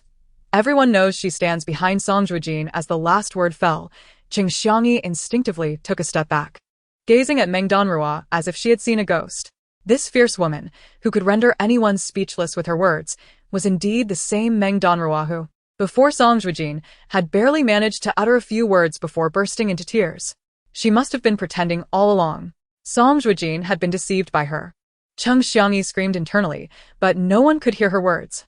Her insides clamored to expose Cheng Xiangyi's hypocrisy. Yet she understood that the already bewitched Song Zhuojin would never heed her words. Sister's silence must indicate her agreement with my earlier point, does it not? Talma. I must ask you, do you also believe that the second young master is merely a criminal whom you can search at will? Zhao Mama looked at the woman whose lips moved, and she felt an urge to tear apart that flower-like face. With such a heavy accusation, her once loyal servant had transformed into a shameless villain. Zhao Mama truly wished to cease the commotion, even if the second young master had entered the west wind courtyard. The rumors that damaged his reputation had already taken root in people's minds. Even his own parents no longer believed he was a good child. It would be difficult for him to redeem himself. However, just as she contemplated retreating, she caught sight of Cheng Xiangyi standing nearby. Remembering the glance the young mistress had cast her way, Zhao Mama thought of her son, daughter-in-law, and little grandson, all of whom were working at Cheng Xiangyi's estate. She could never disclose that past incident. Least of all could she associate it with the Cheng family. Young Mistress Meng, you must not utter such heartless words. I have served the second young master for many years, managing his affairs inside and out. I dare not seek credit, but now that the young mistress has entered the household, you cannot dismiss my efforts so easily. I feel wronged. Zhao Mama protested, her voice rising. What are you shouting for? Are you trying to frighten my sister? Is it worth the trouble? You stepped in front of Meng Danruo. This old hag dared to glare at the young mistress. She glared back. Zhao Mama, I have never denied your contributions. I merely question whether your current approach to handling matters is appropriate. I am genuinely curious. Who gave you the audacity to demand a person from my West Wind courtyard? Meng Danruo, fearing that you might suffer at the hands of these cunning old hags, pulled the girl behind her. Young mistress, you must arbitrate this matter. The intensity of Zhao Mama's gaze seemed capable of piercing through one's soul, yet she dared not continue the quarrel with Meng Danruo. While Meng Danruo might not cause much of a stir in the Song family, every word she spoke, even without intent, conveyed to all present that she stood behind Song Zhuojin, and they could not afford to offend her. Zhao Mama truly found herself at a loss. Mama. You truly are something. Meng's sister has not spoken ill of you. You are indeed the ones who have cared for the second young master, given his current state. Your contributions cannot be overlooked. Sin's sister states that there is no trace of the second young master here, should you not hasten to search elsewhere? If he has run off due to mischief, and is alone without anyone by his side, what if something untoward happens? When the old master and old mistress lay blame, none of you will escape. Cheng Xiangyi realized that Zhao Mama was of no use. She could not afford to let Meng Danruo expose her secrets. This woman was far too perceptive. She had to find a way to dismiss her. Zhao Mama, having received her master's signal, turned to leave. Meng Danruo, who had overheard their entire exchange, flashed a subtle smile. Was such a crude insinuation truly the extent of Lady Cheng's capabilities? Wait. Yu called out to Zhao Mama and her entourage. Do you have anything else to say? Zhao Mama wore a pained expression. They appeared as if it was Meng Danruo and Yu who were oppressing the innocent. Is the West Wind courtyard a place where you can come and go as you please? Do you think this is a marketplace? It was undeniable that Yu, this little girl, had a hint of the highborn arrogance typical of oppressive servants. Young mistress, must I kneel and beg you at my age for you to allow us to leave? Nonsense. As soon as the words left the woman's lips, Yu had already taken a few steps forward, raising her hand to deliver 2 sharp slaps. Despite her petite frame, the force behind her strikes was formidable. The woman's face quickly swelled, blood seeping from the corner of her mouth. Zhao Pozi left dejectedly, and soon enough, this incident would be known throughout the estate. Yu's actions were entirely instigated by Meng Danruo. If this matter were not handled with swift and decisive measures, in a few days, should something else go missing or someone vanish, would it not invite anyone to trample over her dignity? Even if Song Zhuojin stood here now, Meng Danruo would act similarly. For the art of managing affairs had been imparted to her by Song Zhuojin over the past 3 years. Sister, there is no need to be upset over such trivial matters. I came today, without knowledge of the circumstances, only to hear your distressing words, leading me to form a hasty judgment. What I said earlier to our mother was not meant as a reproach but rather concern for your well-being. You are newly entered into this household, and I fear your prominence may lead to your detriment. At that moment, she wished to extend her apologies to her sister. Cheng Xiangyi seemed to momentarily forget her previous displeasure. After Zhao Pozi and her entourage departed, she quickly walked a few steps to the entrance of the West Wind courtyard, her face alight with a smile. This sudden transformation was indeed comical. Meng Danruo observed her hypocritical grin and returned it with an even more insincere smile. Sister has been in the household longer than I and has considered many matters more thoroughly. I have never misinterpreted your good intentions. Henceforth, please refrain from speaking of apologies. The 2 sisters stood together, hand in hand, exuding an air of warmth that would lead any outsider to believe they were the closest of siblings. However, despite Meng Danruo's apparent indifference, she showed no inclination to invite Cheng Xiangyi inside to sit, even as the biting cold wind swept around them. Cheng Xiangyi, feeling the chill stinging her face, was reluctant to continue this dance of words, and thus addressed her maid. Hurry and bring the gift I prepared for my sister. Chapter 27. The Bond of Sisterhood, a Gift? Meng Danruo narrowed her eyes subtly, then adopted an expression of feigned enthusiasm as she turned to Cheng Xiangyi. It has been quite some time since my return to the capital. I ought to have visited you with gifts sooner. Alas, plans often falter against the tides of change, leading to many misunderstandings between us. As our mother wisely stated, we must support one another in the future to better care for our husband. With a smile extended towards her, Meng Danruo refrained from dismissing the pleasantries, for she was adept at such social niceties, provided that the other party granted her the respect she deserved. Indeed, sister speaks wisely, Cheng Xiangyi remarked, her expression momentarily faltering at the implication of Meng Danruo's words. The meaning behind her assertion that plans never unfold as intended was clear to all present. Cheng Xiangyi felt a wave of irritation swell within her. Had she not been concerned about jeopardizing their relationship, she would never have come here to face mockery, offering her warmth to someone who had made her suffer. Madam Meng, please observe.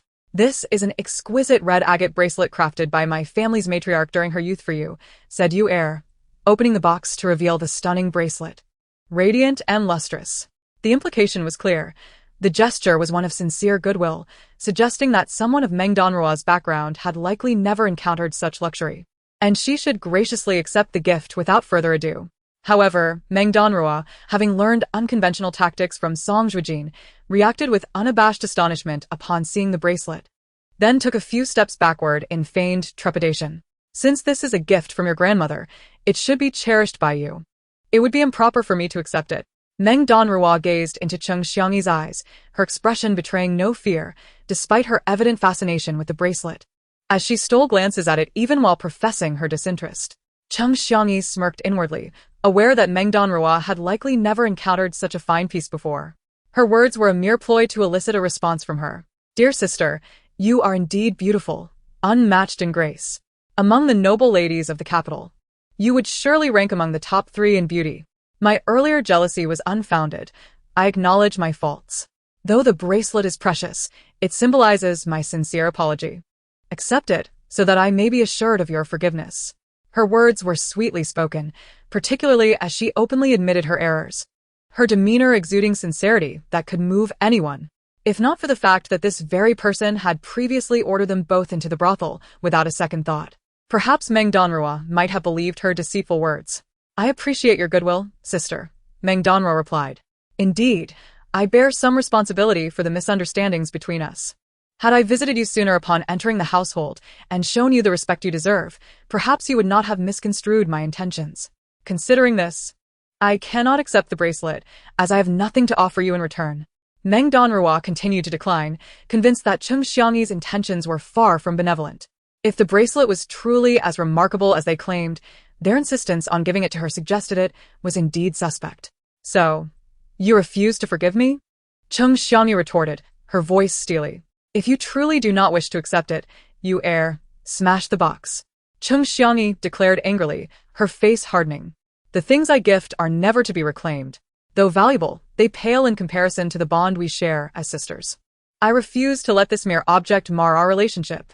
At her command, Yu Er wasted no time, reaching for the bracelet to shatter it upon the floor. Wait. Meng Danruo exclaimed, I will accept it. Sister, why must you tarnish such a fine gift? As you rightly said, this is merely an object, far less significant than the bond we share. Meng Danruo quickly grasped Yu Er's hand, closing the brocade box once more and handing it to Yu. Sister is willing to keep it. Let me help you wear it. Cheng Xiangyi watched as Yu accepted the bracelet, a flicker of cold light flashing in her eyes. Though her expression remained composed as she covertly observed Yu, she was utterly anxious, recalling the words her mother had once shared with her. This bracelet had been steeped in the most potent musk for 7 days. For a woman to wear it for an extended period could complicate matters, making even the most natural processes difficult. It was precisely this urgency that made her demeanor all too revealing. As Meng Danruo's puzzled gaze fell upon her, Cheng Xiangyi realized she had misspoken and hastily added, I merely noticed that your hands appear quite delicate. Given the recent events, rumors have been circulating about discord between us sisters, suggesting that peace in the Song household is fleeting. Some remarks are rather distasteful, and I shall refrain from relaying them to you.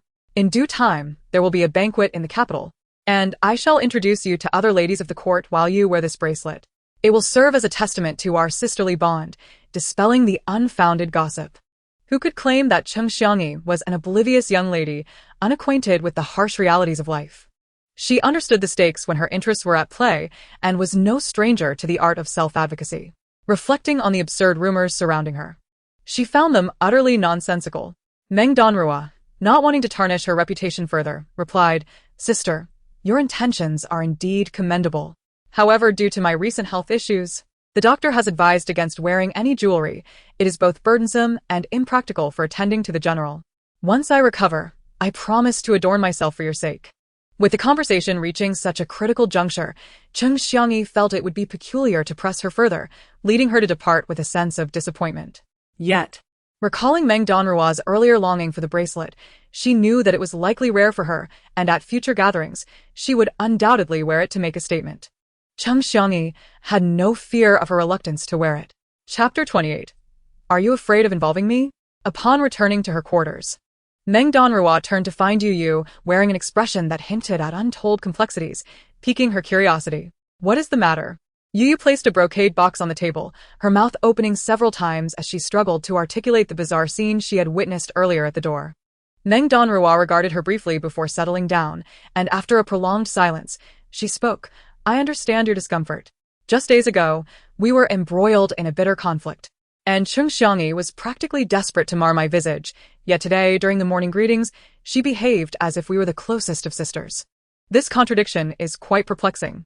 Yu Yu's previously stiff expression softened as she sipped the now cold tea, a beverage that offered little solace to a girl of her tender years, who remained blissfully unaware of adult duplicity. Sister, seeing you both like that sent chills down my spine. Must one become such a person upon growing up?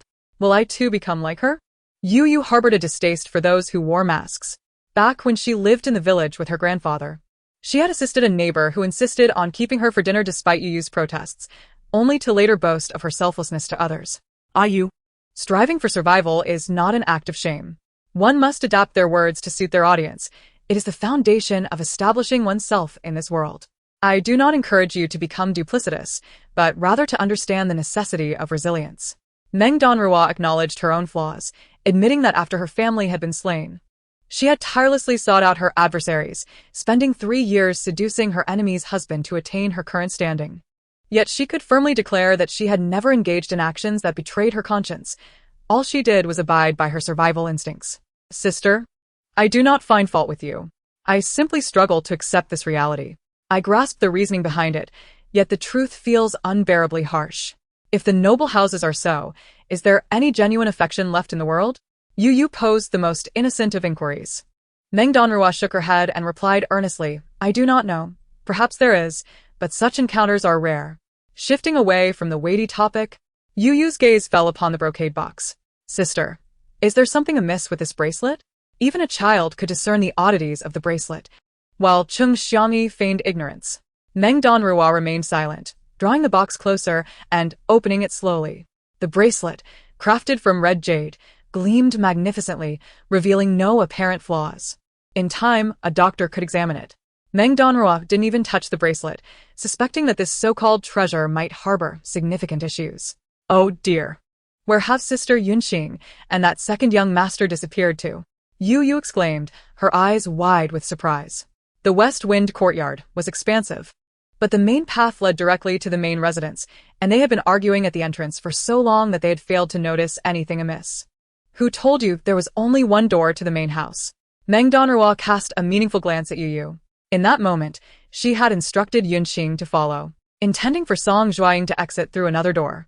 Should Song Zhuojin's reputation fail to deter the intruders and they stubbornly sought to search the premises, it would be advantageous for her to maintain the high ground until Song Zhuojin returned to resolve matters. However, if they discovered Song Zhuojin in a state of disarray, no amount of justification would save them from the repercussions. Sister-in-law, have those people departed? Just as she mentioned them, they appeared. What was merely a cabinet had transformed into a door before her eyes, unveiling a long passage. Yu Yu's mouth fell agape, as if she could swallow an egg whole. But aren't secret chambers supposed to be significant and meticulously guarded? Will it not cause trouble if you expose it so? That is not a secret chamber. Merely an underground passage. Exiting through this door leads directly to the adjacent room, Meng Danruo replied, exasperated as she explained to Yu Yu. Such constructions become familiar with experience. Many affluent families build them for safety. Now, let's go. We should leave. Meng Danruo beckoned to the Peking Song Zhuojin, who still wore his tattered, dirty clothes. Yet, his small face was now clean, and unlike the stern demeanor of Song Zhuojin, he appeared as a delicate, charming child. Just by looking at his face, Meng Danruo believed the previous descriptions of Song Zhuojin's refined nature. Now, can we discuss what truly transpired? Meng Danruo inquired gently. Once vibrant and spirited, Song Zhuojin's demeanor wilted upon hearing the question posed by her sister-in-law. Sister-in-law, this matter is exceedingly troublesome. Had they not kept me confined, preventing me from seeing my brother, I would not have resorted to such desperate measures as crawling through a dog hole into the west wind courtyard. Anxiously, she tugged at the frayed sleeves of her garment, the golden threads unraveling significantly. Upon closer inspection, it became evident that the sleeves had been reduced to mere stubs. This attire was certainly ill-fitting for someone of her age, as it appeared more suitable for a girl 2 or 3 years younger. If you are reluctant to discuss this matter, could you at least enlighten me as to why your clothing is so ill-fitted? In the biting cold of winter, Song Zhuojin exposed half of her wrist, revealing the telltale bruises upon her fingers that spoke of frostbite. The illustrious Song family, known for their century-long prominence, boasted a grandfather who was the current prime minister, a father who served as an outspoken censor, and a brother who commanded substantial military power. Yet, here she stood, lacking even a proper garment, her hands frozen, suggestive of inhumane treatment. She hastily concealed her hands behind her back. Sister-in-law, I. A deep blush spread across Song Zhuojin's face, her throat constricted with unspoken words, leaving her at a loss for what to say. Are you afraid of implicating me? Meng Danruo's gaze was resolute, her voice remarkably clear. From the moment they first met, she had emphasized the presence of Song Zhuojin. Even someone as slow to comprehend as Meng Danruo recognized that only Song Zhuojin could be of assistance to her, while no one else could. Upon hearing her words, Song Zhuojin's heart raced, and she lifted her gaze in surprise at the sensitivity of her new sister-in-law. Eldest son, return to the estate, a voice suddenly interrupted the moment. How fortuitous. He had returned just as she had thought of him. Chapter 29. No one would believe the second son's words. Meng Danruo rose obediently to greet the approaching figure, a man clad in simple robes, striding toward them. His expression was devoid of emotion, but as his gaze fell upon the woman at the door, the long-frozen demeanor melted away like snow, replaced by a hint of a smile. I hear that the people in the second son's courtyard have been causing a ruckus here lately. Those beneath me have grown increasingly unruly. The so-called strict rules have become nothing more than the ramblings of a fool. A sardonic smile graced Song Zhuojin's lips.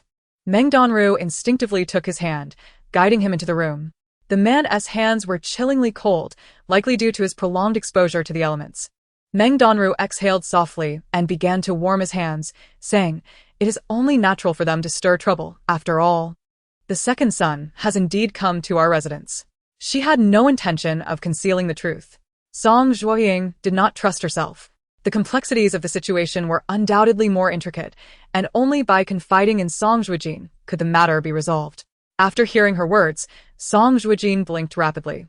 Soon, the previously silent room was filled with the sound of hushed whispers. Eldest brother, this situation indeed arose because of me. Song Zhuojin stood a short distance away, her head bowed, too timid to meet Song Zhuojin's gaze. Remembering her current disheveled appearance, in stark contrast to the well-mannered child her brother had always described, she felt a wave of emotion wash over her. She longed to weep. Ultimately, she realized the fault lay with her for attending the banquet concerning Cheng Yuyao, which led to her becoming the scapegoat, ensnared in a predicament from which she could not escape. How did you come to this state? The moment Song Zhuojin laid eyes on Song Zhuojin, his brows furrowed in discontent. His younger brother's attire was scarcely better than that of a beggar, and if memory served him right, the tattered clothing had been made for Song Zhuojin's 9th birthday. An uncomfortable silence enveloped the room. Meng Danruo grasped Song Zhuojin's hand, leading him further inside, while instructing Lu En and Yu Yu, who had been following, to close the door behind them. She glanced at Song Zhuojin and softly said, "I shall take my leave, allowing you 2 brothers to discuss your matters. Should you require our assistance, simply call for us." It was evident that Song Zhuojin wished to keep this affair private, having remained silent even when questioned earlier. Thus, lingering in the room felt rather inappropriate. "No, Erua. You must stay." Just as she prepared to step outside, the man beside her unexpectedly grasped her hand, his gaze earnest as he addressed Song Zhuojin. "There is nothing that should be concealed from your sister-in-law. Even I, at times, seek her counsel." His words were clearly intended to bolster Meng Danruo's standing while simultaneously conveying to Song Zhuojin the significance of Meng Danruo in his life. "The second brother evidently has pressing matters to discuss with you. If my presence here is inconvenient, I shall take my leave. There is no need to trouble him on my account." Meng Danruo was reluctant to let her presence interfere with the bond between the brothers. It was clear that Song Zhuojin relied heavily on her elder brother, and her status as a sister-in-law, albeit unofficial, could add pressure to the situation. Song Zhuojin tightened his grip on Meng Danruo's hand, a subtle gesture that hinted at a struggle akin to that between a 10-year-old and an adult. Sensing this, Meng Danruo cast a helpless glance at Song Zhuojin. You have aided him, so you ought to remain to hear what is amiss. You need not involve yourself in the matter. Song Zhuojin's implication was unmistakable. He linked Meng Danruo's earlier confrontation with the servants to Song Zhuojin's plight. It is often said that while the king of hell may be lenient, the little ghosts are relentless. One could never know whether those offended servants might one day create obstacles for them. Even a trivial matter could spiral into irreparable trouble. Sister-in-law, please stay. This matter is somewhat related to you as well. I refrained from mentioning it earlier out of concern for my brother's absence, as I was unaware of your character and feared you might cast me out to those servants. At the mention of those servants, Song Zhuojin stiffened momentarily, offering Meng Danruo an apologetic smile before turning to Song Zhuojin, her expression one of deeper grievance. She understood that regardless of how Qing Xiangyi behaved in the future, Meng Danruo was the wife chosen by her brother, and she did not wish to foster any ill will between herself and this new sister-in-law. As the door to the West Wind courtyard closed, sealing away its secrets, the door to the Elan courtyard was flung open with force. Qing Xiangyi entered with a disheveled gait, her gaze landing on the kneeling Zhao Mama, igniting her fury. You old crone! Have you lived so long only to be a fool? Even if the second young master truly entered the West Wind courtyard, would you dare to cause trouble there? The words Qing Xiangyi could not bring herself to utter were now voiced by Yuana, the little maid who, despite her small stature, exhibited fierce aggression as she delivered a swift kick to Zhao Mama's chest, sending the kneeling woman sprawling. Her agility suggested that she had some prior training in martial arts. Calm down, young mistress, please calm down. Madame Zhao dared not confront Qing Xiangyi directly. The lives of her son and his family were still in the hands of others. Her precious grandson, a child for whom her family had yearned for years, was a thought too dreadful to entertain. Her failure in handling matters could lead to the demise of her entire family. At that moment, Madame Zhao felt as if she were living a fate worse than death. Young mistress, I too am concerned that if this matter reaches the eldest young master's ears, it could adversely affect you and the second young master. My intentions are purely benevolent. Who would have expected that Meng Danruo, the new mistress of the house who entered in such an ungraceful manner, would not humble herself, but instead wield the authority of the eldest young master to intimidate those around her? Silence. I have made it abundantly clear that this matter should remain forever sealed within your heart and never spoken of again. The incident at the academy was instigated by the second young master. Henceforth, even if the heavens themselves inquire, this affair shall have no bearing on the Qing family. My second brother merely followed my father's orders to deliver a batch of Xian paper to the academy. There was nothing more to it. Do you understand, Madame Zhao? The implications of this situation weighed heavily on Qing Xiangyi, and she regarded Madame Zhao with the seriousness of a vengeful spirit emerging from the depths of despair, her eyes glinting with a predatory glare. It seemed that should Madame Zhao dare utter even a single word of dissent, she would not hesitate to exact severe retribution. Indeed, young mistress, what I just uttered was mere folly. The second young master simply delivered a batch of Xian paper to the academy. Nothing untoward occurred. Our second young master has become quite adept at spinning tales, deceiving not only the instructors at the academy, but even our own esteemed lord and elder. No one would believe his words. Chapter 30. He is the scapegoat. Upon hearing Madame Zhao's words, Qing Xiangyi's initially fearful countenance finally softened somewhat. Madame Zhao, you have long been a part of the Song family. When I specifically assigned you to care for the second young master, it was with the hope that you would look after him well. I have eyes to see the other matters, and I shall not forget your contributions. I recall your grandson is about to commence his studies at a private academy. When the time comes, I shall personally speak to my family about it, and ensure he is enrolled in our Qing family's private school. The strategy of giving a slap and then a sweet date was a favored tactic of Qing Xiangyi. Although the Qing family's small academy was not as renowned as the larger institutions, every student therein was a member of the Qing family, and some gifted children were groomed for special attention from an early age. Should the children of the servants have the opportunity to become esteemed students of the family, it could elevate their status and lead them to a life of ordinary citizenship, far removed from servitude. After absorbing Qing Xiangyi's words, Madame Zhao's heart raced, and she adjusted her kneeling posture to bow deeply before Qing Xiangyi, striking her head against the ground until it was bruised. I thank you in advance, young mistress. This transaction was one from which she would undoubtedly profit. Even if it cost her life, having reached her age, if her family's child were to achieve such fortune, she would have no regrets when she descended to the afterlife. The moment Madame Zhao exited Elan Courtyard, despite the air still being chillingly cold and the sun obscured by thick clouds, the oppressive atmosphere slowly dissipated, leaving her with a sense of having truly come back to life. In Shifeng Courtyard, silence reigned. Song Zhuojin held Meng Danruo's hand as they sat together, while Song Zhuojin sat below them, exhaling a heavy sigh before addressing his brother with a mixture of tears and laughter. I imagine you are quite puzzled as to why I did not make an appearance at your wedding. The family informed you that I was busy at the academy and could not take leave, correct? Little do you know, I was expelled from the academy 2 months ago when you first sent word home. Mentioning this, Song Zhuojin's face filled with sorrowful indignation. Song Zhuojin was taken aback. Having assumed the situation could not be so dire, it was merely family matters. If their mother had spoken ill of him, or if she had done something harmful to the second young master, he would have resolved it himself. Their mother's disdain for the lengthy gestation of their younger brother was something Song Zhuojin had long since grown accustomed to. Compared to the health of her 2 sons, she seemed far more preoccupied with the intrigues surrounding their father's household. She resented her inability to sweet-talk their father into happiness, unlike her half-sister Wang, who was so charming. She also loathed the pregnancy marks that marred her belly even before her brother was born, and it had taken considerable effort to fade most of them, leaving behind many scars. Yet Song Zhuojin never fathomed that the situation had escalated to such an extent that he had been expelled. Surely, there must have been a valid reason for such a punishment. It was inconceivable that he could be dismissed without cause. What could have warranted such a severe consequence? He wondered aloud, echoing Meng Danruo's own confusion. Even those sentenced to death were often granted a chance for appeal. After all, Song Zhuojin was a child of the Song family, and with their lineage of officials, how could the Bailu Academy, no matter how prestigious, dare to offend them?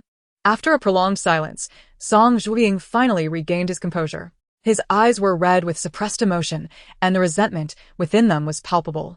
It was clear to anyone with discernment that he had endured a significant injustice. Someone reported that I was engaging in lewd activities at the academy. I do not know who it was, but a girl disguised as a boy was caught in the dormitory trying to learn alongside the male students. When she awoke, she threatened to take her own life, and the matter escalated until it was revealed that she was a maidservant to the princess. Due to her favored status, she had secured a position at Bailu Academy. Only the headmaster's wife was aware of her true identity, and she seldom frequented the academy, never disrupting the teachings. Yet, on that fateful day, I was studying in the adjacent dormitory, preparing for the upcoming provincial examinations, and for reasons unknown, I fell asleep. Upon waking, I found the girl lying naked beside me, her body covered in bruises. She attempted to harm herself against the wall, and it was then that the headmaster's wife arrived. Though Song Zhuojin did not elaborate further, Meng Danruo and Song Zhuojin could surmise the details of the incident. Song Zhuojin had become the scapegoat, caught in a compromising situation with no chance to defend himself. Though only 10 years old, the boy was not naive. He realized the gravity of the situation. The academy had to protect the princess's reputation, as it was strictly prohibited for girls to masquerade as boys within its walls. This was far from an honorable affair. And to quell the princess's fury, the Song family had no choice but to swallow their pride and accept the blame. Moreover, given his father's rigid disposition, Song Zhuojin suspected that once this matter came to light, their father, the Inspector Song, would likely be among the most vociferous in calling for Song Zhuojin's expulsion. What has become of that girl now? Song Zhuojin exhaled heavily, the absurdity of the situation weighing on him. His brother was merely 10. Such events seemed utterly ludicrous. Yet the reality was undeniable. After all, it was the girl who had truly suffered, and they had no means to defend themselves. She has returned to the palace with the princess, Song Zhuojin replied, his lips curling in disdain as tears finally fell from his eyes. Worn clothing and leftover scraps, these were indeed the commands of his own father, the Inspector Song. He lamented, calling himself a scoundrel, for having lived comfortably for too long. If he had no desire to behave like a decent human being, perhaps he might as well remain a beggar within the confines of his own home. When questioned why he preferred to remain at home rather than being cast out, the answer lay in his father's pride. It was precisely due to this command that the servants, who had previously neglected him, now carried themselves with such arrogance. Meng Danruo, merely listening, felt overwhelmed. Not because the situation was particularly troublesome, but because the method seemed inexplicably familiar. As she pondered this, another question arose in her mind. Her second brother had mentioned a princess, yet she was unsure which princess he referred to. If this matter were to clear her brother's name, it would necessitate an audience with the princess. With a sigh and a slight frown, she continued to contemplate. Chapter 31. The subservience to the young lady unbeknownst to her. Although the royal family of this generation boasted many princesses, only one could compel the Song family to retreat and disregard propriety to send a palace maid into the academy. The current empress is the successor to His Majesty, while that princess is the eldest child of the emperor, conferred the title of Grand Princess Roman. The entire affair would only be suppressed when it involved Grand Princess Roman, allowing the Song family to endure this silent grievance.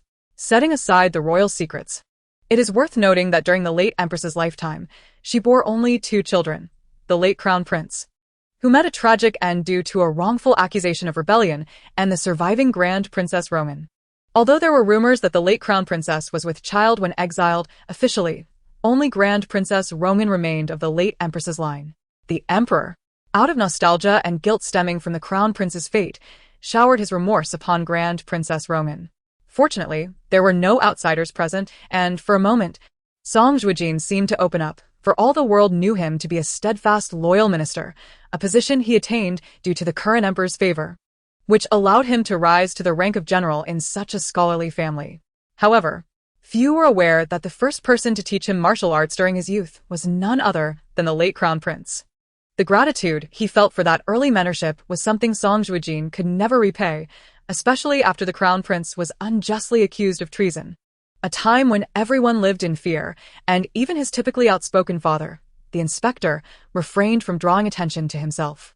Back then, Song Zhuojin was merely a young child, unable to aid the late crown prince, and like everyone else, he endeavored to navigate matters related to Grand Princess Roman with caution. Meng Danruo found herself momentarily silent. Her memories of the diligent and upright late crown prince were vivid. During his regency, the people yearned for a wise ruler, and the reforms he enacted were beneficial to both the populace and the state. Alas, he perished. Had he lived, he would undoubtedly have been a benevolent sovereign. Some things, even in the absence of outsiders, remained unspoken.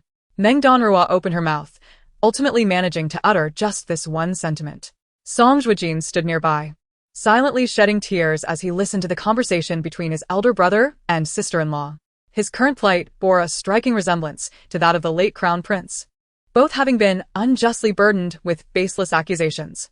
While he sympathized with the late crown prince, he felt a deeper sorrow for himself. Brother, am I destined to bear the brunt of this situation? It was precisely because this matter involved the grand princess that Song Zhuojin had to swallow his grievances. His tears rendered his face a mess, and his elongated phoenix eyes were red and swollen. In the absence of his brother, he had been bullied by servants, scolded by his father, and neglected by his mother. He hadn't even dared to cry.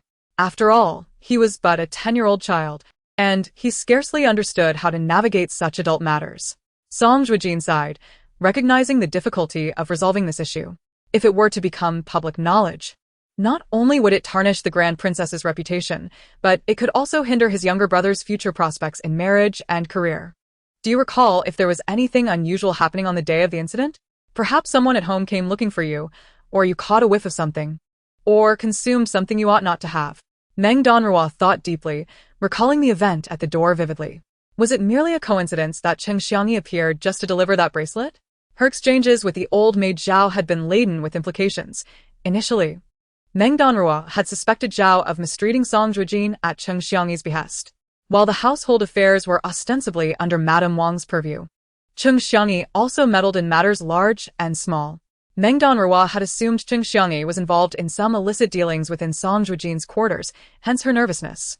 Now, reflecting on those prior events, she began to suspect that the matter concerning the academy might harbor deeper complexities. It was not that she was deliberately casting suspicion on Cheng Xiangyi and her brother, but rather that despite their illustrious lineage, their actions were decidedly questionable. Anything unusual? Song Zhuojin, who had been crying inconsolably, suddenly halted his tears upon hearing Meng Danruo's words. He strained to recall the events of that day, and after a moment, Song Zhuojin spoke. Relate everything that transpired that day in detail, and if you truly cannot remember, write it down. Memory can be flawed. And Song Zhuojin had resolved to send his subordinates to investigate the events of that day at the academy. Although Song Zhuojin was prone to tears, he was also an obedient child. Despite his tears flowing freely, upon receiving Song Zhuojin's words, he dutifully moved to the desk to recount the occurrences of that day. Meng Danruo seemed to have something on her mind. In the inner chamber, only the two of them remained. Song Zhuojin toyed with Meng Danruo's fingers, glancing up at her.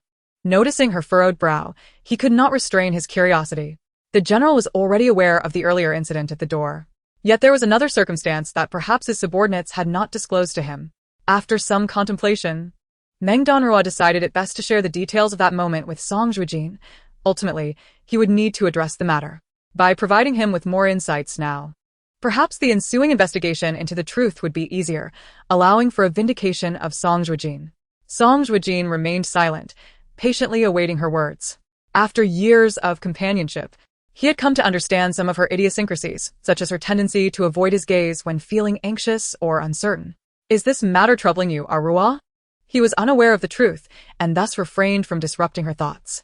After a lengthy pause, Meng Danruo finally sighed and began. Arua can only express a feeling, uncertain of its authenticity, perhaps colored by my biases against Qing Xiaofuran due to our strained relationship. She then raised her eyes to meet Song Zhuojin's gaze directly, when Zhao Mama and I were in confrontation. It was precisely when the young lady arrived to present me with a gift. And it seemed that Zhao Mama's words were always in alignment with the young lady's intentions. Chapter 32. Zhao Mama's master is not you. Meng Danruo's words trailed off to a near inaudible whisper. As soon as she finished speaking, a delicate flush crept onto her cheeks. General, perhaps I have misinterpreted the situation. The two locked eyes, and Song Zhuojin, who had been gently holding Meng Danruo's fingers, suddenly tightened his grip slightly. If the general doubts my words, he may investigate Zhao Mama. Although the inspector stated that my younger brother was not provided with proper clothing or nourishment, her audacity in intruding upon the West Wind courtyard reveals her questionable character as a servant. Meng Danruo met Song Zhuojin's gaze, this time unwavering, her eyes clear and earnest, devoid of any selfish motives. Arua, are you feeling a pang of jealousy? The atmosphere grew tense for a moment, and just as Meng Danruo began to wonder if her overt hostility towards Cheng Xiangyi was too obvious, the man before her finally spoke. His expression was filled with mockery, as if he had pondered for a long time before deciphering why Meng Danruo appeared unusually peculiar today. However, if Arua was willing to feel jealous for him, did it not signify that she was reluctant to share herself with others, that in her heart, he was indeed special, a unique possession? A gust of wind seemed to sweep through Song Zhuojin's heart, stirring up ripples of emotion within him. His eyes blinked with evident anticipation. Often, he felt an elusive distance from the woman before him, as though she might vanish at any moment. It was a peculiar sensation. He knew all too well the depth of her feelings for him, for she steadfastly stood by his side, even when faced with the most unreasonable challenges from his family. Now, was Arua feeling jealousy for him? A surge of joy filled Song Zhuojin's heart, yet due to his usual demeanor, he refrained from expressing this delight. Meng Danruo assumed the man had truly discovered something. After all this time spent together, they had grown quite intimate, yet compared to the affection shared by genuinely loving individuals, their bond was marred by her hidden intentions, truths that Meng Danruo would never disclose to Song Zhuojin. The general has indeed discovered it. Yes, I am a normal woman. How could I ever wish to share my husband with another? When I first met the general, he had no other women by his side, leading me to mistakenly believe he had no wife. Little did I know. Meng Danruo pouted, ultimately conceding her feelings. Yet, before she could finish her thought, the man before her suddenly pulled her into his embrace. The abrupt sensation of weightlessness made Meng Danruo gasp, color flooding her face. General, she shot a playful glare at Song Zhuojin. Young master is still next door. Are you not afraid of setting a poor example for the child? Did Song Zhuojin fear such a thing? He had always been one to fear neither heaven nor earth. Nonetheless, what Arua mentioned held significance. Zhao Mama had not been the one to raise his younger brother since childhood, but was transferred to his brother's courtyard later. That period was when their mother discovered that the previous caretaker was not only tyrannical, but also frequently sold the younger brother's belongings. However, he had been away from home for several years and was unaware of Zhao Mama's true nature. Song Zhuojin pondered for a moment and summoned Luan. Find a trustworthy individual to investigate the background of those in my younger brother's courtyard and arrange for a few people to look into what transpired at the White Deer Academy regarding my brother. Additionally, specifically check if anyone from the Chung family visited during the time my brother was expelled from the academy. Luan was accustomed to obeying orders, and despite his internal doubts about the matters at hand, he complied and left.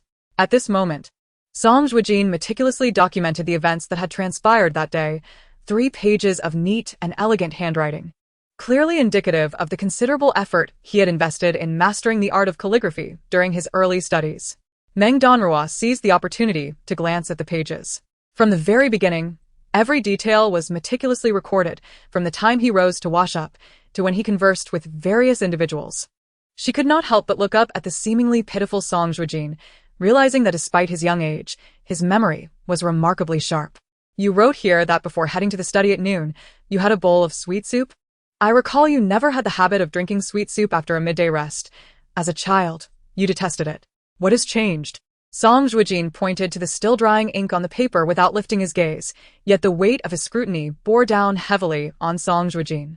Song Zhuojin had ceased crying, but his eyes remained red. He spoke in a subdued tone. I once refused to drink it, but after a few instances where mother attempted to prepare soup for father, fearing it might be unpalatable, she forced it upon me, insisting that the maid by her side ensure I drank it. Over time, I grew accustomed to it. Now, in Song Zhuojin's view, following the events at the academy, these matters seemed trivial. However, when this revelation reached the ears of Song Zhuojin and Meng Danruo, both frowned in unison. The notion that a mother would feed her son her culinary failures out of concern for her husband struck them as peculiar. Meng Danruo instinctively felt discomfort upon hearing such matters, yet she recognized that, as the daughter-in-law who had joined the family later, she possessed no right to voice her opinions. Was that sweet soup sent to you by Zhao Mama? Was it delivered specifically, or was it prepared in the academy's small kitchen? Song Zhuojin continued to peruse the pages until he chanced upon Zhao Mama's name. Recalling Meng Danruo's earlier words, his expression darkened. Had they not recently dismissed a few tyrannical servants from his brother's side? Was Zhao Mama also not of good character? There is a family estate at the foot of the White Deer Academy, and since household servants are prohibited from accompanying students, only a scholar's attendant is allowed. Mother, concerned for my well-being at the academy, arranged for Zhao Mama and her companions to stay at the foot of the mountain. If memory serves me correctly, Zhao Mama delivered the sweet soup a quarter of an hour later than usual. Although the time spent playing was brief, my study schedule was strictly organized. Normally, after my nap, Xiao Wuzi would place my meal by my bedside, but that day, I had already begun my wash when the sweet soup arrived. Even at such a tender age, Song Zhuojin discerned the anomalies. Could it be that Zhao Mama is plotting against me? However, prior to this, I had no knowledge that the attendant was a girl. She was not even permitted entry to the academy. How could she have orchestrated such a scheme? Song Zhuojin's face turned pale, his pupils constricting. Certain truths were difficult for Song Zhuojin to articulate, and as he witnessed Meng Danruo's incredulous expression, she spoke softly. Zhao Mama is, of course, unaware of the attendant's identity, just as second young master is oblivious to the fact that Zhao Mama's master is not you at all. Chapter 33. Is the general unfit at such a young age? This revelation struck like a thunderbolt on a clear day. Zhao Mama has a second master? Song Zhuojin, in shock, momentarily forgot his tears, his eyes wide with astonishment as he gazed at Meng Danruo.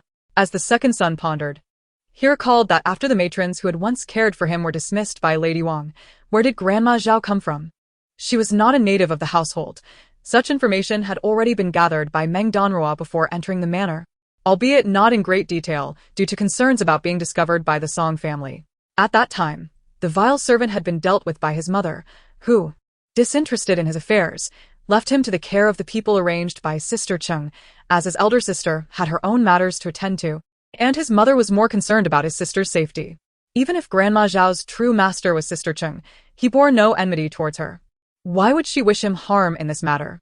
If his predicament were to tarnish the reputation of the Song family, it would undoubtedly affect her own child in the future. Did she not fear that someone would direct their ire towards Meng Danruo out of fear of offending the Song family? Song Zhuojin felt a sudden surge of weakness.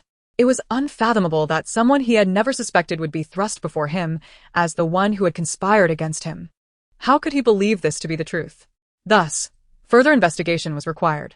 Firmly, Song Zhuojin decided not to involve Meng Danruo any further in this affair, which concerned the princess and the Chung family. He feared that even if the issue were resolved, some would still cast their hatred upon Meng Danruo for fear of offending the Song family. Meng Danruo, being a mere woman, was delicate. He worried about her being buffeted by the winter winds or sunburned in the summer. He realized that only he could safeguard his beloved. This was the most profound realization he had upon returning to the capital. From whence you came, you shall return, and I shall arrange for 2 hidden guards to protect you until the matter is investigated thoroughly. But remember, you are forever the second son of the Song family. When necessary, wield the authority of your status. I refuse to believe they would dare lay a finger on you. After all, he, Song Zhuojin, had returned. Even if the household servants had previously disregarded his status, they would not dare to overstep now, given his presence. Song Zhuojin departed in silence, still clad in garments assigned by the Inspector Song himself, and barred from leaving through the main entrance, a measure taken for Meng Danruo's protection. He resolved not to let anyone outside realize that Meng Danruo was entangled in this affair. As night fell, Meng Danruo accompanied Song Zhuojin for dinner. It was only when she was about to sleep that she recalled his earlier remark about her connection to this matter. However, the extraordinary nature of the incident had caused her to forget to inquire how it pertained to her. The man who had held her slender waist now displayed a crack in his typically composed demeanor upon hearing her question, which only piqued Meng Danruo's curiosity further. If her husband found it inconvenient to speak, so be it. She had always expertly employed the strategy of feigned indifference towards Song Zhuojin, suppressing her desire to uncover the truth while opting to relinquish her inquiry when he hesitated to respond. Seeing the beauty before him in a state of despondency stirred compassion within Song Zhuojin. The princess has taken a particular liking to me, he confessed, a rare and complex expression crossing his face. Princess Rongan, having lost her husband at a young age, had gained notoriety for her indulgences within the palace. Yet Song Zhuojin's striking appearance had captivated her since she first beheld him in the training grounds, her affections lingering even after his reluctant marriage to Qing Xiangyi 3 years prior. Meng Danruo would inevitably encounter the princess at various gatherings, making Song Zhuojin's concern entirely justified. After listening to Song Zhuojin's hesitant disclosure, Meng Danruo's expression turned increasingly peculiar. She playfully pinched his cheek, marveling at the firmness and elasticity of his skin, and teased, "Your beauty surpasses that of ordinary women. It is no wonder the princess remains infatuated." The words only intensified the jealousy in Song Zhuojin's heart. Seizing her hand, he drew closer, resting his forehead against hers before capturing her lips with his own. As the kiss ended, Meng Danruo found herself breathless and weak, her legs devoid of strength. Just as she thought he would not relent, the man who had held her suddenly stood.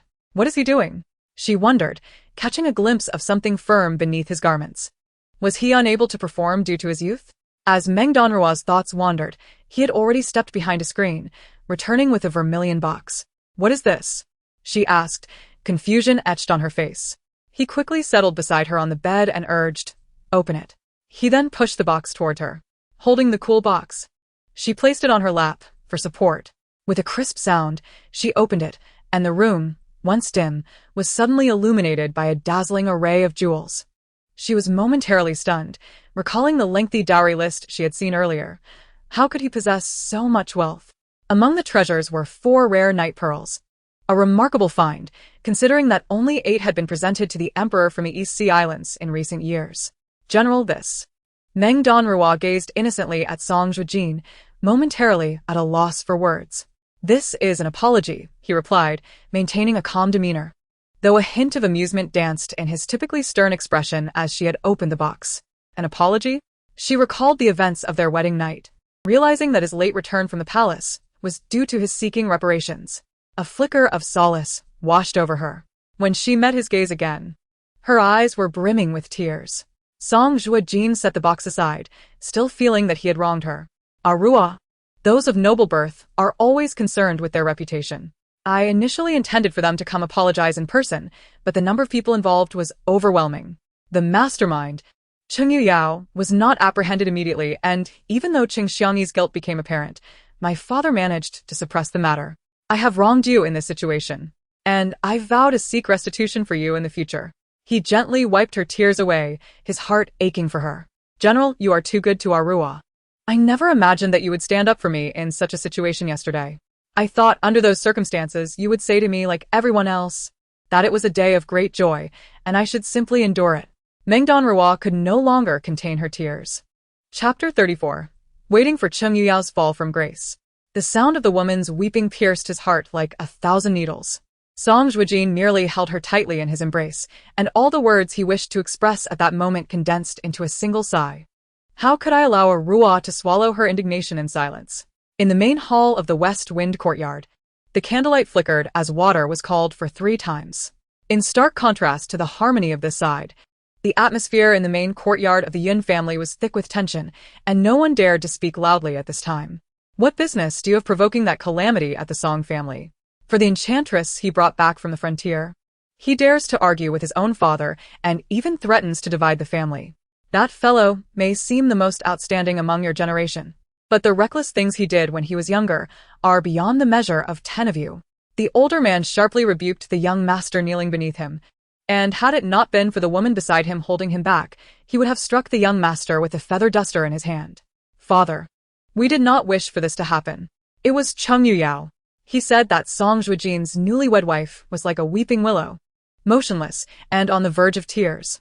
You cannot imagine how she was treated after entering the Song household. You have not seen how Song Zhuojin treasures her. On the day she entered the mansion, he did not even kick the sedan chair door, claiming he was afraid of startling his delicate bride. And he personally carried her over the fire pan and completed all the customary rituals. We too were curious and wanted to see what kind of person could provoke such a tempestuous reaction from Song Zhuojin, who treats her with such reverence. The young master felt utterly wronged. They merely intended to sneak a glance at the bride in the bridal chamber. The idea to toss the tsonger was one that Cheng Yuyao had forcibly imposed on them. Those dim-witted fools, swayed by a few hundred taels of silver from Cheng Yuyao, ended up embroiling themselves in this mess. What shameless fools! Cheng Yuyao is Song Zhuojin's brother-in-law, and yet he stirs trouble for his own sister. All for another woman. They are merely being used as pawns. The older man finally lost his temper. He had not expected his own son to be such a fool. Grabbing the teacup by his side, he hurled it to the ground, his eyes wide with rage, as if he wished to crack open the young master's head to see if there was anything inside but paste. Father. Startled, the young master recoiled. Do not call me father. You are my father. Do you know how much that Song Zhuojin has extorted from me because of this incident? That is nearly a whole year's salary. If it were merely some gold and silver, it would be bearable, but those items are treasures that money cannot buy. In the future, keep your distance from the Cheng family's second son to avoid being sold off while you joyously count someone else's money. Similar scenes unfolded in various prominent families throughout the capital. In an instant, the name Cheng Yuyao became the most loathed among the young masters of the capital's elite families. This wretched creature, seeking revenge for his sister, dares not act on his own for fear of retribution from Song Zhuojin, thus using them as his weapons. This scoundrel has certainly sown discord. The young master of the Yun family is determined to settle the score in the future. Early the next day, Luan returned to report the situation. Meng Danruo had just shared breakfast with Song Zhuojin. Listening to Lu An's report, Song Zhuojin's brow furrowed deeply. He did not conceal these matters from Meng Danruo, who sat quietly beside him, attentively absorbing their conversation. The general had instructed his subordinates to send someone to the Bailu Academy overnight to investigate, but the information regarding this incident was tightly sealed by the academy, and those involved had already been dealt with. Several students had been killed, and the matter was left unresolved. However, the subordinates discovered another piece of information. It happened to be the day when the Chung family's book merchant delivered rice paper and a series of writing implements to the academy. For some unknown reason, the person leading the caravan that day was not the Chung family's third son from the secondary branch, but rather the second son was arranged to take charge. This incident is indeed connected to Cheng Yuyao. No wonder Cheng Xiangyi's demeanor was peculiar yesterday. Song Zhuojin then brought up another matter. What about the servants in the second brother's courtyard? Are there any points of concern? Granny Zhao, originally a handmaiden to the young mistress of the Chung family, had been assigned to the second son's courtyard 3 years ago, where she had wielded her influence due to her status. Because of the neglect of the second son by the household and some backing for Granny Zhao, the second son had suffered many grievances over the past 3 years. Whenever he wished to inform the household, he was met with Granny Zhao's deliberate suppression. Over time, the second son became reluctant to discuss these matters with outsiders, and he developed feelings of self-pity. Indeed, The tattered clothes and spoiled meals were under the orders of the Inspector Song. Yet, prior to this, Song Zhuojin had not lived a life of luxury either. Meng Danruo pondered the connections in this matter, calculating the extent of Cheng Xiangyi's involvement, her eyes narrowing. Luan continued, "The changes began 6 months ago when Granny Zhao suddenly came into possession of a large sum of money and even purchased dozens of acres of fertile land in the outskirts. Following that, her son and his family of 4 were abruptly transferred to the estate by the young mistress. The situation has become quite clear. Song Zhuojin likely took the blame for Cheng Yuyao. Now 18, Cheng Yuyao, though not yet of age, reportedly has several concubines in his rear courtyard. Not to mention his connections with charming companions in the brothels. Song Zhuojin is merely 10 years old, even if he is aware of matters. It is evident that the orchestration of this incident is the work of Cheng Yuyao. Yet, the current lack of concrete evidence to clear the second son's name is lamentable. If the situation could be clarified, the second son might even return to the academy to continue his studies. Moreover, if this matter remains unresolved, it will forever remain a ticking time bomb, potentially exploding at any moment. To sully the reputation of a virtuous woman, especially one who is a confidant of the most esteemed princess in the imperial city, if someone were to seek the downfall of the Song family in the future, this would undoubtedly provide them with a clear weapon. General, we must seek an opportunity from the princess regarding this matter. Cheng Xiangyi has plotted this with such meticulous secrecy that even if we obtain evidence regarding Cheng Yuyao or the true culprit behind the insult, the matter has escalated to this point, and the princess is unlikely to heed our defense. She may even end up offending Song Zhuojin. After all, in everyone's eyes, this incident was concluded months ago and was expressly prohibited from further investigation. 7 days later, the princess will host the Winter Plum Banquet. Song Zhuojin's eyes momentarily widened, and he hesitated to speak. Every year at this time, Princess Rongan holds the Winter Plum Banquet. This year's plum blossoms have bloomed beautifully, and the banquet will not be postponed. Arua, I do not wish for you to attend. Song Zhuojin understood her intention. But Rongan was not a person to be trifled with. Once offended, he might not have the chance to rescue anyone. But the second son is the general's own younger brother. Meng Danruo's eyes brimmed with determination, her intentions unmistakable. She had indeed decided to attend this banquet, and she eagerly anticipated the day when Cheng Yuyao would be utterly disgraced. Chapter 35. The Mantis Catches the Cicada. She aspires to be the yellow bird. Meng Danruo had never forgotten her hatred, especially after returning to the capital. Even though she had caused Cheng Xiangyi to suffer losses in many trivial matters, those incidents paled in comparison to her family's misfortunes. They were merely matters of lost face, of a husband's betrayal. Her father had perished in the lake while fishing in winter, his body frozen solid like an ice sculpture. When he was retrieved from the water, Cheng Yuyao's sycophants obstructed the return of his body home, even kicking over her father's icy form, shattering it into pieces. Since that winter, Meng Danruo could no longer bear the sight of fish. No matter how exquisitely prepared, any fish presented to her evoked a nauseating stench, making her retch uncontrollably. Once, while stationed at the border, a cook, skeptical of her, deliberately prepared a feast of fish. That night, Meng Danruo vomited until her stomach was empty, expelling only bile, and she fainted for 3 days.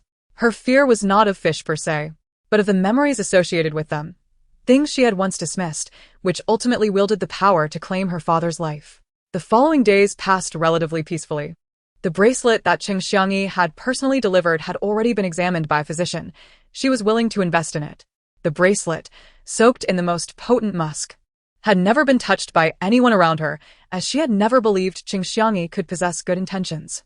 Had she allowed anyone to handle it, an innocent person might have been implicated. Cheng Xiangyi proved to be a person of malice. She had never misjudged the venomous nature of this individual. The next day marked the banquet hosted by the Grand Princess Rongan. Early in the morning, a palace servant delivered invitations to the Song residence, 2 in total. One addressed to Cheng Xiangyi and the other to Meng Danruo. It was said that the young mistress of the Cheng family had no intention of attending and had not even commissioned a new dress for the occasion.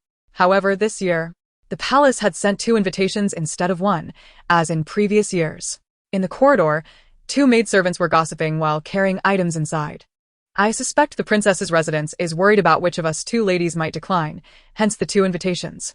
In the past, the Grand Princess treated our eldest son and the young mistress with such disdain. Before they could finish, they noticed a pair of feet in front of them. Looking up, they were met with Cheng Xiangyi's cold, inscrutable face. Are you two so idle that you can gossip here? In my opinion, you should cut out your tongues and feed them to the dogs. Yuer, timely, sprang forth to berate them. The two maidservants quickly knelt, placing their trays aside, and in unison slapped their own faces. Forgive us, young mistress, it was our foolishness. Yuer was eager to continue her tirade, her foot poised to kick the insolent servants, but was halted by a nearby figure. It is more important to pay respects to mother first. These matters are trivial. Do not let them delay us.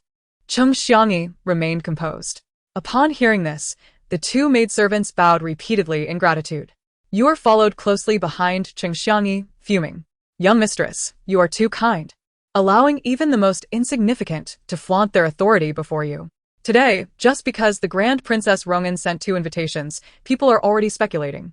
Once they settle in, will they not covet your position as the stewardess? The title of the general's wife is yours by right, but when the time comes for the decree, who will be bestowed with it? You ought to understand how the game is played. Yuer's words dripped with disdain for Cheng Xiangyi's complacency. There were harsher words left unspoken. Given the general's evident favoritism towards that woman, it was merely a matter of time before Cheng Xiangyi's position was threatened. Yet, their young mistress remained serene, seemingly indifferent to it all, even gifting Meng Danruo an extravagant bracelet, appearing as a soft target. As they approached Lady Wang's residence, Cheng Xiangyi suddenly paused, her eyes filled with sorrow as she looked at Yuer. You grew up alongside me. I have no sisters, only a brother, Yu Yao. You are like my sister. You have seen my plight. What do you think I can do? Before marrying Song Zhuojin, I believed that despite being a concubine-born son, he was a man of merit, and there were no chaotic relationships in his household. I thought I had found the best match in the capital. But what was the result? Song Zhuojin does not love me. His so-called aversion to women is laughable now. I have never even touched his hand, while other women have shared intimacy with him. Yuer understood these words all too well. In the confines of their home, her only support should come from her husband's affection, yet Song Zhuojin's indifference left her powerless. Could she force him? He would never grant her such an opportunity. You are too kind, young mistress.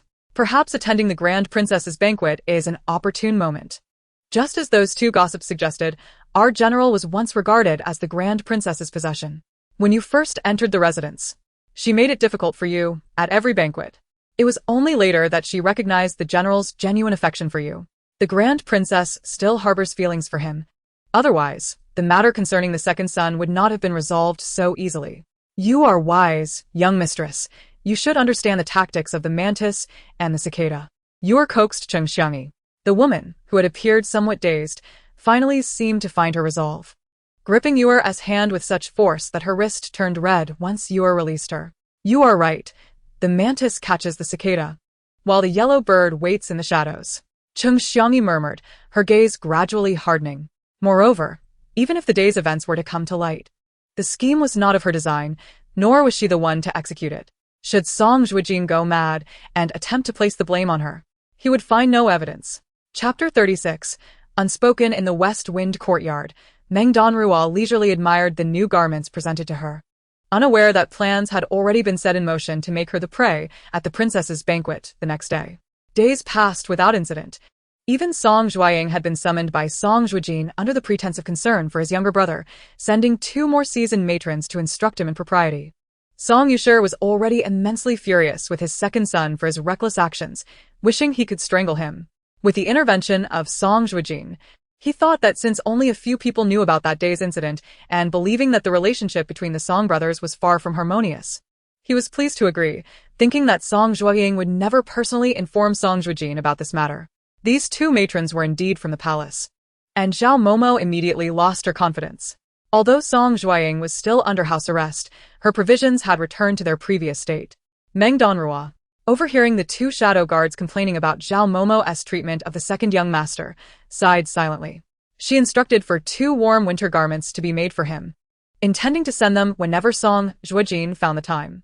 If she sent them herself, they would likely never reach Song Zhuojin, as someone would greedily seize them. The second young master truly had a streak of bad luck, suffering an injustice, living in his own home, yet faring worse than a beggar outside. Although Yu Yu was unaware of the conversation among the 3 that day, Just by observing Song Zhuojin, she could surmise the general gist. Undoubtedly a matter of scheming from the inner courtyard. Tomorrow, as we visit the Grand Princess's residence, let Yunqing accompany me. Meng Danruo did not respond directly, but instead brought up another matter, winking at Yu, who had been about to retort. Yunqing, a spirited girl, immediately beamed and said, "Then I shall take it upon myself to accompany the young lady out. While you can rest within the estate, no need to worry about her safety. Though I may lack your agility, I am no pushover." For many days, these two had been subtly competing. Both desired to be by Meng Danruo's side. She served tea, and Yunqing would hand her a napkin. She set the table, and Yunqing would arrange the dishes. Before Yu's arrival, Yunqing had considered herself Meng Danruo's foremost maid, determined to become her confidant. Who could have anticipated that Yu would emerge unexpectedly, not only usurping her position but also excelling in winning their mistress's favor? Yu pouted but surprisingly refrained from arguing. Her sister's wink surely signified a more important task at hand. She had no interest in visiting the princess's residence. Now it was Yunqing's turn to be taken aback. Just as she was about to make another snide remark toward Yu, a sudden clatter of something falling to the ground could be heard from outside. "I will go check," Yunqing said, frowning before addressing Meng Danruo. It was only after her departure that Yu, her face aglow with a smile, squeezed in front of Meng Danruo, asking, "Sister, is there something you wish to entrust to me?" Meng Danruo took her hand and led her towards the inner chambers. Through their time spent together, Meng Danruo had come to a fresh understanding of Yu. In fact, she trusted Yu more than Yunqing. This was partly because they both hailed from the western outskirts, and partly because she could not discern whether there was some hidden connection between Yunqing and Song Zhuojin. Furthermore, Yu certainly harbored secrets. For the sake of her revenge, she needed to maintain a flawless persona in front of Song Zhuojin. Indulging in flirtation was merely a game between lovers, acceptable once or twice, but when facing an entire family, she dared not trust anyone. The incident involving the lost songer on the day of her wedding had truly been orchestrated by Cheng Yuyao. Although evidence had been found with Cheng Xiangyi, it was not conclusive enough. Thus Song Zhuojin's grievances were directed towards others, sparing Cheng Yuyao, the true culprit. Yesterday, before Song Zhuojin, Meng Danruo felt touched by his willingness to go to such lengths for her, yet it was insufficient. She acknowledged her own shortcomings. She was far too greedy. Yet, between her and the Cheng siblings lay 3 living lives. Even during the reign of the late crown prince, policies promoting women to hold official positions had been proposed. Though ultimately criticized by the scholars of the time and left unresolved, yet somehow these ideas had taken root in her sister's heart. As a young girl, she had vowed to stand alongside men in the court to serve the people. Yet now, these aspirations had turned into mere obsessions. The haunting memories clung to her like a persistent shadow, each recollection piercing her heart. Tomorrow, Cheng Xiangyi would undoubtedly strike against her. She had bottled up her emotions for far too long.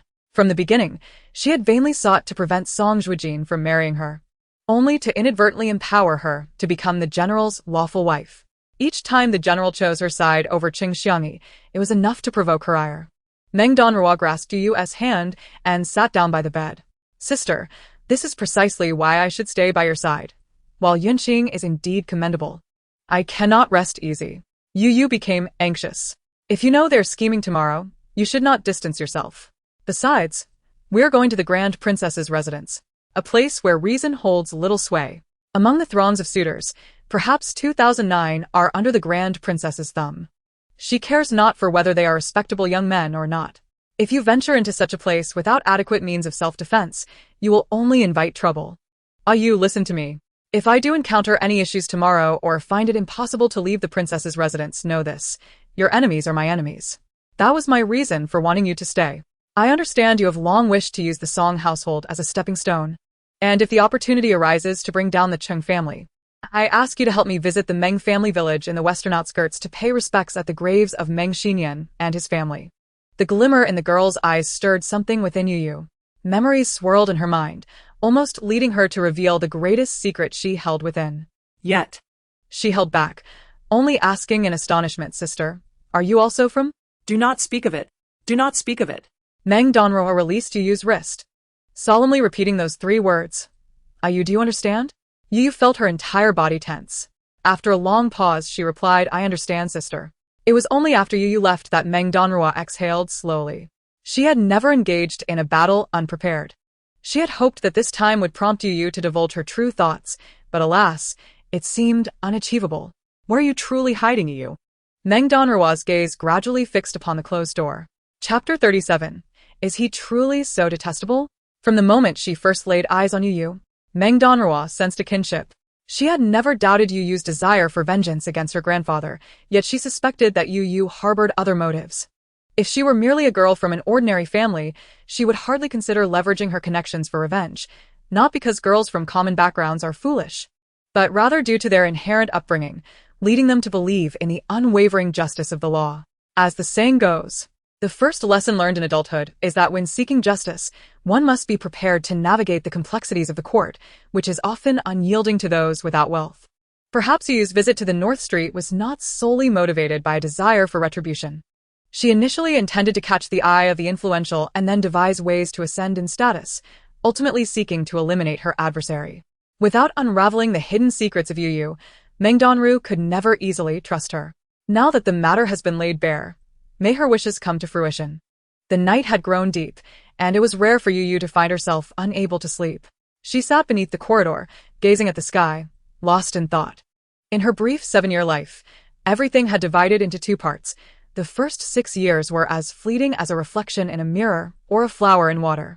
Only after escaping to the Great Zhou and spending a year with her grandfather did she truly live for herself. Unfortunately, she had underestimated the complexity of life.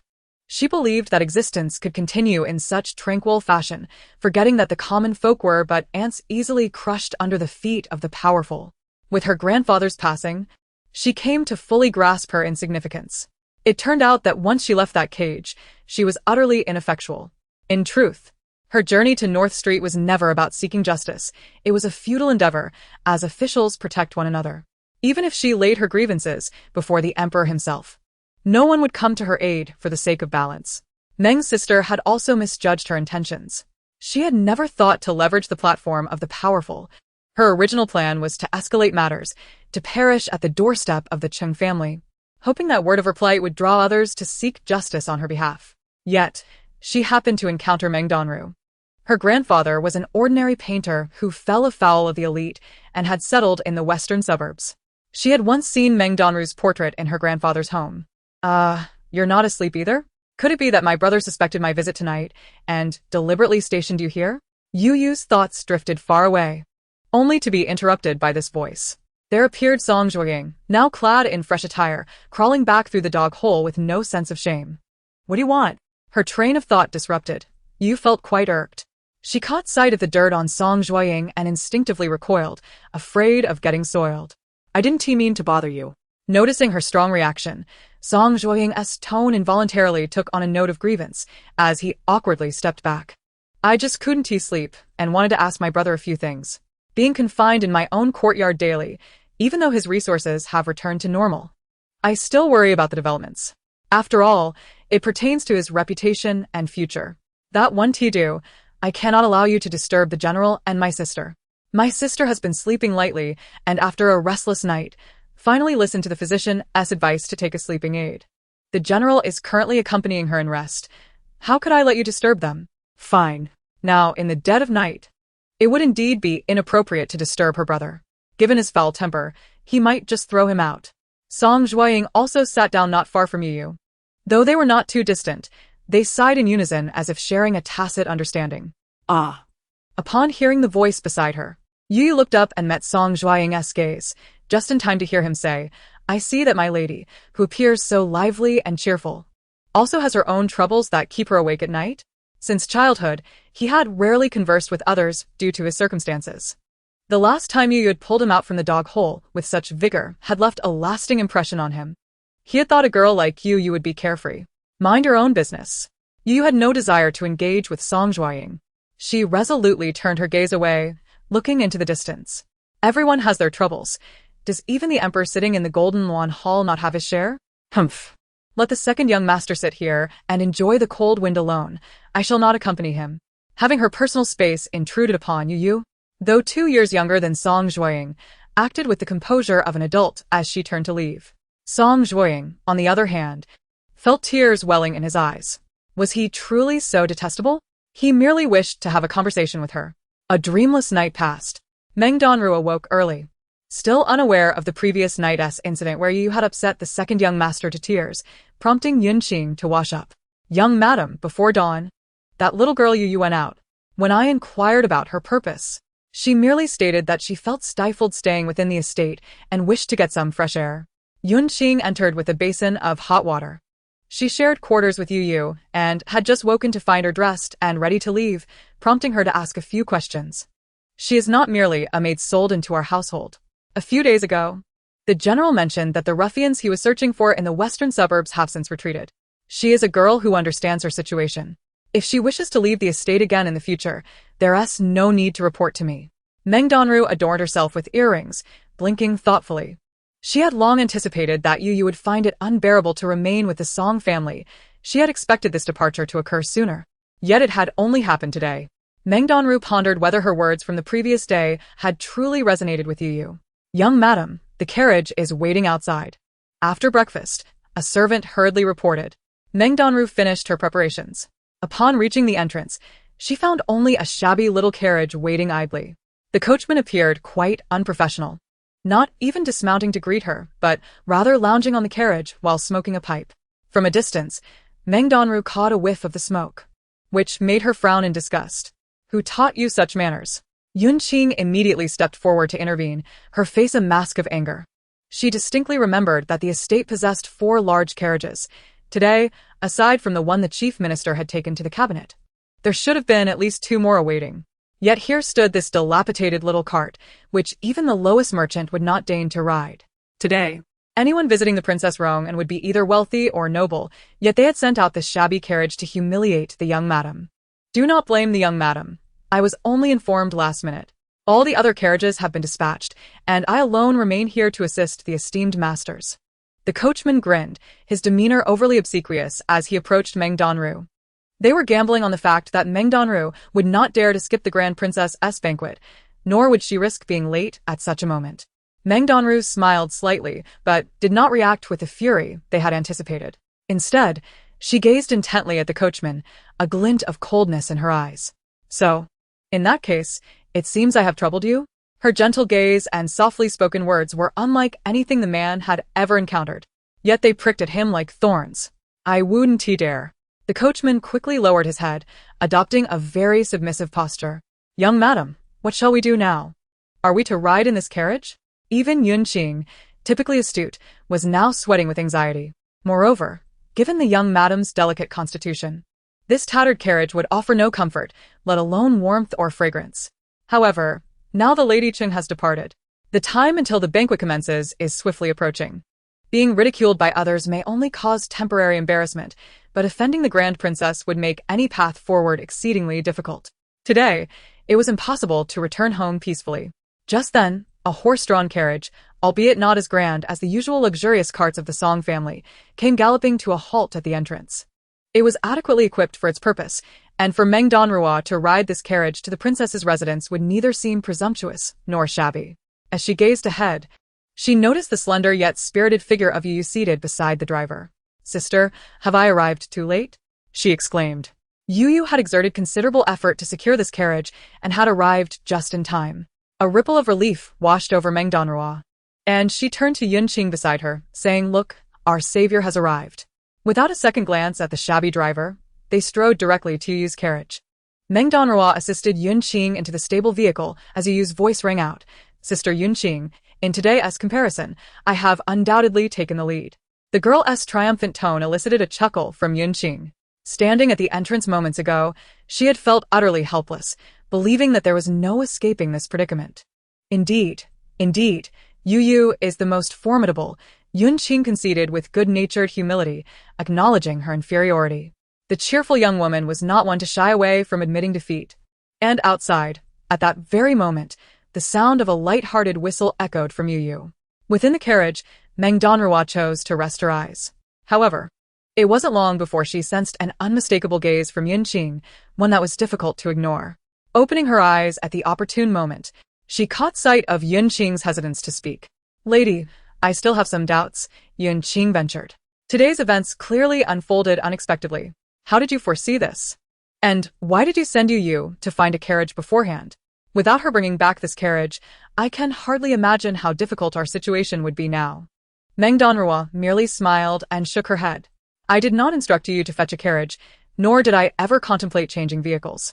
Had I truly taken that shabby carriage to the princess's residence today, it would have been the Song family who faced the greatest humiliation should the princess learn of it. From beginning to end, Meng Danruo never considered the possibility of disgrace. What did it matter if that dilapidated cart was appalling? This situation was clearly orchestrated by Cheng Xiangyi herself. Compared to the incident involving the jade bracelet soaked in musk intended to harm her, everything here seemed rather juvenile.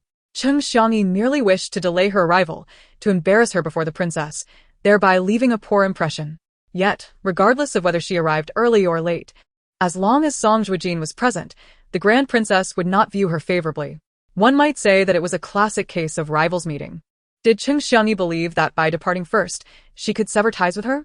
Both were wives of Song Zhuojin now, each holding a title, whether as the legitimate wife or a secondary wife. Regardless of who arrived first, both would be equally disliked by the grand princess. Had they traveled together, onlookers might have praised the harmony within the Song household. However, arriving one after the other, despite any superficial appearances of harmony, clearly signaled to the world that a rift existed between Meng Danruo and Cheng Xiangyi. Ah. Yunqing was evidently taken aback by her response. I have just entered the residence and have not attended any other banquets. I am not originally from the capital, so it is only natural that the other ladies here might not take a liking to me. Even if I rode that shabby carriage, it would merely be said that I was unworthy of my station, thus receiving disdain from the Song family, even to the point of traveling in a dilapidated vehicle. But think, Yunqing, my marriage to the general was sought in front of the emperor. Regardless of how this situation might be perceived by the general, should it reach the palace, the marriage was bestowed by His Majesty, and the ceremony endorsed by Her Majesty the Empress. This would elevate the matter to one of royal dignity, which is far too esteemed to be disregarded. As she spoke, a hint of sarcasm played on Meng Danruo's lips. She was never concerned about being insulted. Rather, she gambled on the significance that those above placed on their own reputations. It appeared that Cheng Xiangyi aimed to humiliate her today. However, the true loss would ultimately fall upon those in higher circles. Should the truth come to light, the Song family would merely present Cheng Xiangyi as the scapegoat. This was undoubtedly a scheme that would inflict harm on both sides. At this point, the carriage came to a gentle stop.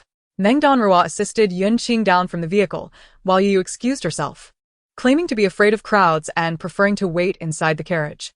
Meng Danruo did not press her further and quickly made her way to the gates of the princess's residence. They arrived in a timely manner, as a number of other ladies had also gathered at the entrance. Not recognizing any of them, she merely estimated their identities based on their attire and the markings on their carriages. Naturally, many eyes were upon her. Sister, you have finally arrived. Cheng Xiangyi's voice cut through the noise, landing directly in Meng Danruo's ears. Dressed impeccably, Cheng Xiangyi wore a smile, deliberately looking in Meng Danruo's direction. Her call had drawn the attention of everyone present, and according to her calculations, Meng Danruo would have no time to seek another carriage. Today, she intended for Meng Danruo to be thoroughly embarrassed, firmly placing an unflattering label upon her. Yet, to her astonishment, there was no sign of the shabby cart she had envisioned. Cheng Xiangyi turned her gaze toward Meng Danruo, bewildered. Sister, what are you searching for? Meng Danruo's voice emerged softly as she approached Cheng Xiangyi, speaking in a tone meant for only the two of them.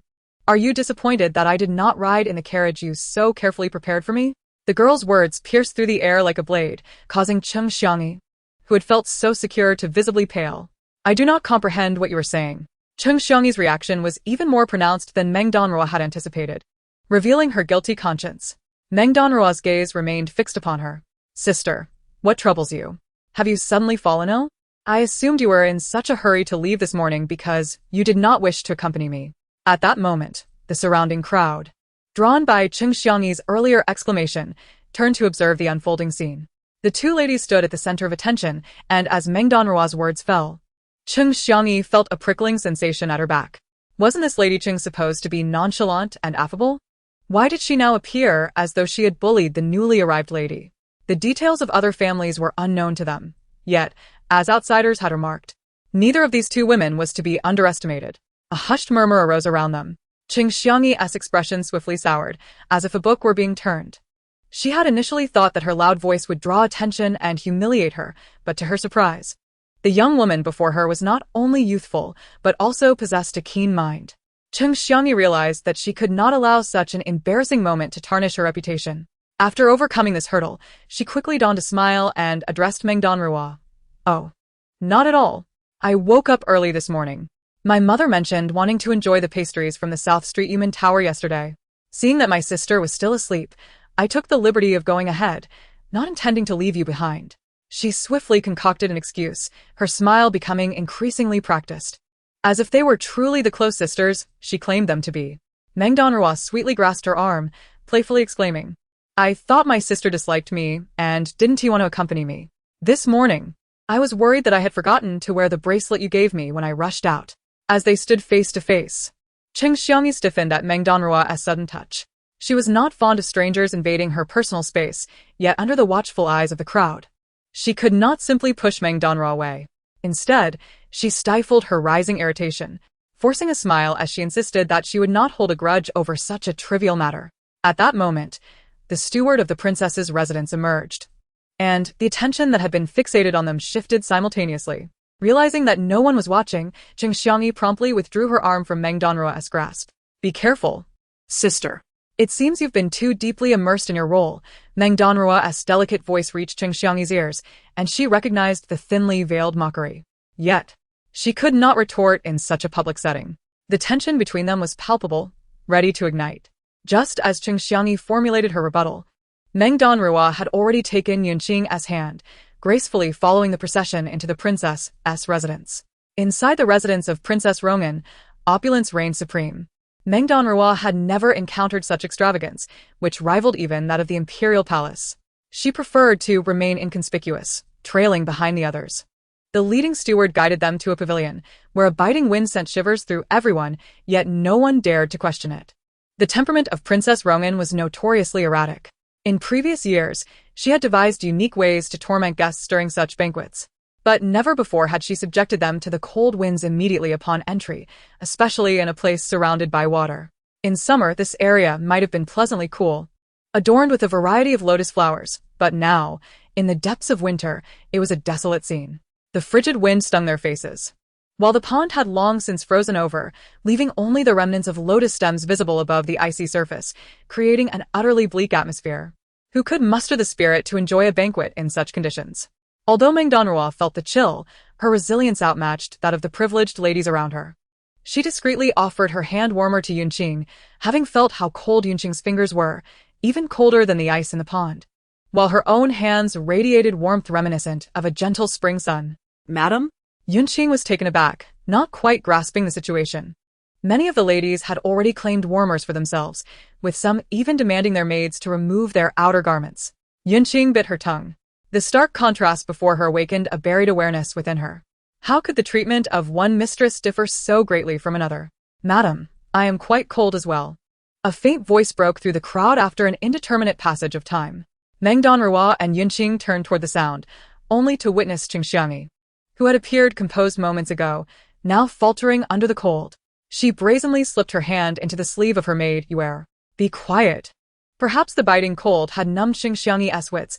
She whispered sharply to Yuer, hiding behind her, using the maid's body as a shield against the wind. "Yuer." Having lost her outer garment, shivered with lips turning blue. If this continued, she might perish from the cold. The onlookers exchanged glances filled with sympathy, some contemplating intervening to advise Cheng Xiangyi not to overstep in such dire circumstances. Although the princess was known for her challenging demeanor during the annual Plum Blossom Banquet, she would never truly endanger their well-being. Moreover, the princess's people could very well be observing them, and if their behavior was deemed excessive, it might invite the princess's ire upon everyone present. Yet, Cheng Xiangyi seemed oblivious to the gazes around her, feeling the cold penetrate her very bones. Particularly today. In her quest to appear elegant and highlight Meng Danruo's modesty, she had eschewed a warm cloak, opting instead for a silk fur jacket. This could not continue. She could not allow Meng Danruo to escape embarrassment today while she herself fell victim to the cold in the princess's residence.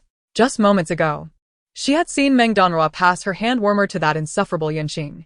"Sister, I still have a hand warmer. Why not take it? Yuer was, after all, your personal maid." If she were to freeze here, how could she continue to serve you well in the future? Meng Danruo merely exchanged a knowing glance with Qing Xiangyi, recognizing the ulterior motives behind her words. Taking a few steps forward, she pushed the hand warmer that rightfully belonged to Yunqing toward Qing Xiangyi. Qing Xiangyi had not anticipated her perceptiveness. Staring at the hand warmer that had been placed before her, she looked up, surprised. This does not appear to be the same one you used before, does it? Chapter 40. Is this the demeanor of a noble young lady? Qing Xiangyi intended to imply that this hand warmer, of dubious origin and rather shabby appearance, was hardly befitting of her status. Yet, her words carried an unintended ambiguity. And as soon as they left her lips, they drew disapproving glances from those nearby. Meng Danruo's expression shifted, and she spoke with an air of difficulty. Sister, I sincerely apologize. This is indeed not the one I previously used. However, my maid Yunqing was so frozen that she could hardly move, so I lent her mine. This one was originally meant for Yunqing, and I regret that I forgot it was not worthy of someone of your esteemed standing. With a face full of shame, Meng Danruo retracted the hand warmer she had initially offered. Since you find it unsatisfactory, I shall keep it for myself. The young lady spoke with a tone of utmost grievance, as if she had been humiliated to the core. She had genuinely offered her belongings out of kindness. And even in such frigid conditions, her willingness to share a hand warmer was a testament to her benevolence. Yet, what did the recipient of this generosity do? They disdainfully rejected the hand warmer for being too worn, even harboring desires for the new one that she had previously used. Qing Xiangyi watched helplessly as Meng Danruo callously reclaimed the warm device, having left home that day solely to avoid sharing a carriage with her. And, without bringing her own hand warmer, the one in question appeared to be significantly warmer than the arms of her companion, Yuaner. It was evident that Meng Danruo was deliberately toying with her. Qing Xiangyi felt a surge of anger rising within her. Madam Qing, the voice of another lady interjected. If you wish to throw a tantrum, I suggest you return to your Qing family to do so. Madam Meng has graciously lent you a hand warmer, which is quite benevolent of her, especially considering her concern for your maid. Yet here you are, not only ungrateful but audaciously criticizing the hand warmer she offered as if it were beneath you. Among the crowd, a fiery-tempered lady quickly stepped forward to defend Meng Danruo, expressing discontent at the ungratefulness displayed amidst the biting cold. It was truly outrageous. The once seemingly aloof individual had revealed their malevolent nature at the slightest provocation. This lady was the esteemed matriarch of the Su family, renowned for her fiery temperament, having been raised in a family of military leaders. And she had earned a nickname for her relentless defense of the weak from bullying. What concern is it of yours? Qing Xiangyi thought to herself, recalling her long-standing disdain for the Su matriarch, who she had always viewed as uncouth and lacking any semblance of femininity, carelessly brandishing weapons and displaying a lack of decorum. The Su matriarch, in turn, had never thought highly of Qing Xiangyi, perceiving her as a pretentious and self-important lady who feigned virtue in public while being hypocritical and selfish behind closed doors. Oh, I see. Perhaps the Su matriarch, unable to withstand the cold herself, has set her sights on the hand warmer I possess, hoping to claim a share for herself. Qing Xiangyi rolled her eyes, baffled by the woman's apparent inability to think clearly in such cold weather, or perhaps her usual pretense had simply been poorly constructed, revealing her true nature today. Meng Danruo, observing Qing Xiangyi's shameless demeanor, felt a cold smirk form at the corners of her lips. She had once thought of Qing Xiangyi as a formidable adversary, assuming she would be a high and aloof flower, yet it turned out she was merely a foolish, blustering fool. In that fleeting moment, Meng Danruo found the situation laughable. Qing Xiangyi's arrogance stemmed solely from her fortunate birth, standing behind the Qing family. Her own family of four merely sought to live a simple and ordinary life, devoid of foolishness and empty dreams, yet it seemed that was now a luxury. Why did such a foolish person hold power, capable of condemning others' lives with mere words, and live so brazenly in the world? Meng Danruo felt bitterness welling up within her chest. How brazen must one be to utter such words? Qing Xiangyi, who fancied herself the exalted daughter of the Qing family, was far from impressive. She believed that by forcibly marrying Song Zhuojin, she could comfortably secure her position as a Song family matron, sheltered by their influence. Such dreams were utterly delusional. Song Zhuojin did not like her. He simply did not.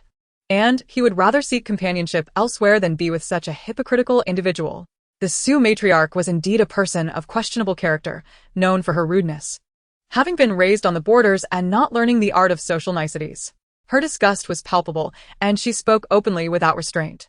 Cheng Xiangyi felt a surge of anger rising up to her very core, and the so-called decorum and dignity could no longer mask her fury. She cast aside Yuana-esque garments and strode purposefully toward the Su matriarch. Her intention was to grab the Su matriarch by the hair, but unexpectedly, another lady tripped her, and she found herself kneeling before the Su matriarch. The hard, icy stone floor only amplified the sharp sound of her bones colliding with the ground, causing Cheng Xiangyi to grimace in pain. Was this truly the demeanor expected of a lady from a noble family? At that moment, Meng Danruo realized that she had overestimated Cheng Xiangyi. This woman was simply foolish. "How lively you all are," came a crisp voice from behind. "In the depths of winter, you still managed to create such a commotion. It seems that waiting here for half an hour has not quelled your inner turmoil. Perhaps another half hour will do?" In an instant, everyone dropped to their knees. "We pay our respects to the Grand Princess." Meng Danruo also knelt, while Cheng Xiangyi, in her flustered state, found herself kneeling in the opposite direction. "Oh, is this Madame Cheng? Whom do you kneel to in reverse? Have I been away for so long that you can no longer afford me even a proper greeting?" The Grand Princess's voice was clear and melodious, belying her mature age. Cheng Xiangyi swiftly turned to the Grand Princess, bowing her head in apology, utterly bewildered. She had set out that day determined to embarrass Meng Danruo, yet it was she who ended up humiliated. The confusion Cheng Xiangyi felt, Meng Danruo could readily explain. From the very beginning, Cheng Xiangyi had been too impatient, desperate to make Meng Danruo appear foolish, eager for everyone to shun her. However, Meng Danruo's simple act of offering a hand warmer had completely derailed her meticulously crafted plans. Furthermore, Meng Danruo suspected that this Cheng Xiangyi harbored malicious intentions regarding domestic affairs, armed only with theoretical knowledge, but lacking practical experience. Chapter 41. Clinging to the Grand Princess's favor. As Meng Danruo had surmised, prior to her return with Song Zhuojin, Cheng Xiangyi had indeed never had the opportunity to practice the domestic strategies entrusted to her by her mother, Madame Cheng. During her time in the Cheng family, she had been the sole legitimate daughter, and because her father had only one wife, Madame Cheng kept all sordid matters at bay, leading to her children being utterly unrefined and unable to navigate high society, easily exposing their true natures. Before Meng Danruo's arrival, they had presumed her to be a mere rustic from the borders, inexperienced and only having climbed to prominence by virtue of her ability to attract attention. Favored by Song Zhuojin, who would have thought that a mere gesture from Meng Danruo could throw them into disarray. Observing the embarrassing display of Cheng Xiangyi, Meng Danruo could not help but let her previously elevated spirits deflate once more. Ignoring Yuanqing's attempts to restrain her, she boldly approached Cheng Xiangyi. "Your Highness, I beg your pardon. My sister certainly did not mean any offense. It is merely that the weather has been exceptionally cold, causing her to react poorly. She would never intentionally disrespect your Highness. Since Cheng Xiangyi has already set the stage, if Meng Danruo does not take this opportunity to trample her into the mud, she will undoubtedly regret it in the stillness of midnight, berating herself for her impotence." She timidly knelt beside Cheng Xiangyi, her body collapsing to the ground as she fervently pleaded for her sister's mercy. Ronan, initially harboring some dissatisfaction towards Cheng Xiangyi, instinctively shifted her gaze to Meng Danruo. "I do not recall that the young madam of the Cheng family had a sister. Where did you come from?" The voice of the Grand Princess grew increasingly cold, her gaze towards Meng Danruo laced with scrutiny. It was evident that she had deduced that Meng Danruo was the new wife of Song Zhuojin, who had recently entered the family, all while pretending not to recognize her. A profound silence enveloped the surroundings, and Meng Danruo seized the opportunity to converse with the Grand Princess. "I am the new wife of General Song, wed only recently. Due to my humble status, I did not dare to disturb your Highness, which is why I am fortunate to meet you today." Her voice was soft and gentle. In the biting cold of winter, one could fear that even a slight breeze might whisk her away. "Your words are indeed melodious, yet everyone shies away from me. Fearing my notorious reputation and knowing my temper, why do you boldly approach me?" The Grand Princess spoke with a smile that concealed her true emotions, causing Meng Danruo to feel an involuntary shiver of unease. Clearly, she had underestimated the situation. A princess who had emerged from the crucible of battle was not easily deceived. Nevertheless, Meng Danruo stubbornly responded, "Your Highness, I have only recently arrived in the capital and am unaware of the rumors surrounding you. However, I have heard stories from the common folk about how, during the tumultuous times, it was a mere girl of tender years who wielded a spear in place of her father and brothers on the battlefield. Furthermore, Cheng Xiangyi is my elder sister. having entered the family a few years before me and diligently serving the Song family for 3 years. She has honored our parents and respected her younger siblings. Even if there were fault, we are of the same blood and should share both honor and disgrace. Meng Danruo spoke with sincerity, her gaze clear as she looked towards the Grand Princess. Even if her words were laced with pretense, her willingness to stand up for Qing Xiangyi was enough to leave a favorable impression on the Grand Princess. The Grand Princess, having faced her fair share of cold-hearted individuals, despised those devoid of compassion, a fact that Meng Danruo had previously researched. Yet, due to the Grand Princess's infamous reputation, few paid attention to her preferences. Meng Danruo's visit to the palace was motivated by the desire to make an impression before Rong'an, regardless of the events surrounding Song Zhuojin or other forthcoming matters. She hoped to gain favor with Rong'an. Upon hearing her words, Rong'an's initially peculiar expression softened somewhat. In truth, Song Zhuojin had long ceased to hold the same significance in her heart. However, the memory of his unwillingness to be her consort haunted her, leading her to subconsciously observe those around him. Unfortunately, Qing Xiangyi was rather inept. During the early days of their marriage, her curiosity about this woman had piqued. But who would have thought that Qing Xiangyi's pretentiousness would repeatedly trigger her ire? As everyone stood there braving the cold wind, though she was dressed warmly, she insisted on stealing the clothing of a nearby maid and even thrusting her icy hands into the maid's attire. These little incidents revealed her selfish nature, extinguishing any sympathy Rong'an had felt for her upon Song Zhuojin's departure 3 years ago. Now, observing the eloquent Meng Danruo before her rekindled her curiosity, leading her to a peculiar thought. Could it be that Song Zhuojin favored such women? Earlier, while observing the crowd from a distance, she had not paid close attention to Meng Danruo's actions.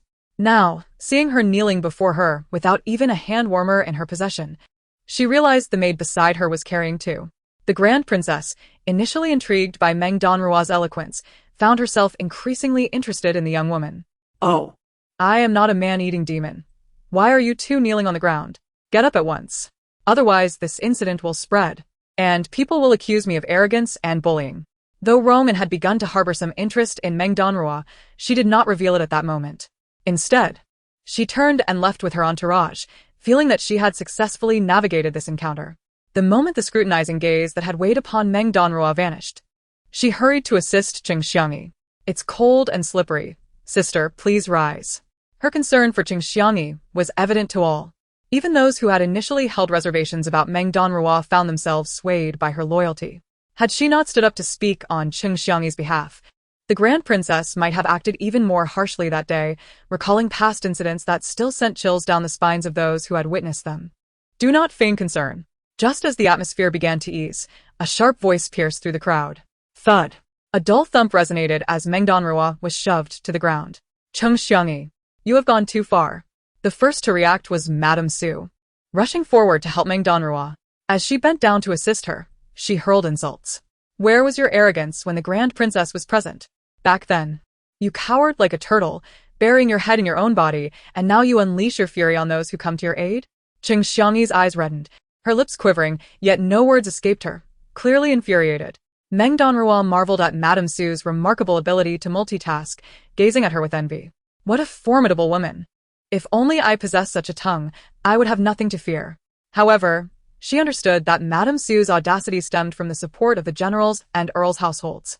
Should anyone else dare to speak so recklessly without backing, they would soon find their families' remains displayed neatly along the roadside. Look, it has barely been a while since I stepped out, and I've already won people's hearts. If you had not intentionally provoked me, how could I have lost face before the Grand Princess? This is merely your attempt to leave a good impression, using me as a stepping stone. And yet here you are, pretending to care. It is truly nauseating. Meng Danruo, do you dare to unveil the sordid thoughts you harbor within your heart? You present one faade to me and another to others, and it is precisely this duplicity that ensnared the esteemed general. These words have long lingered in Qing Xiangyi's heart.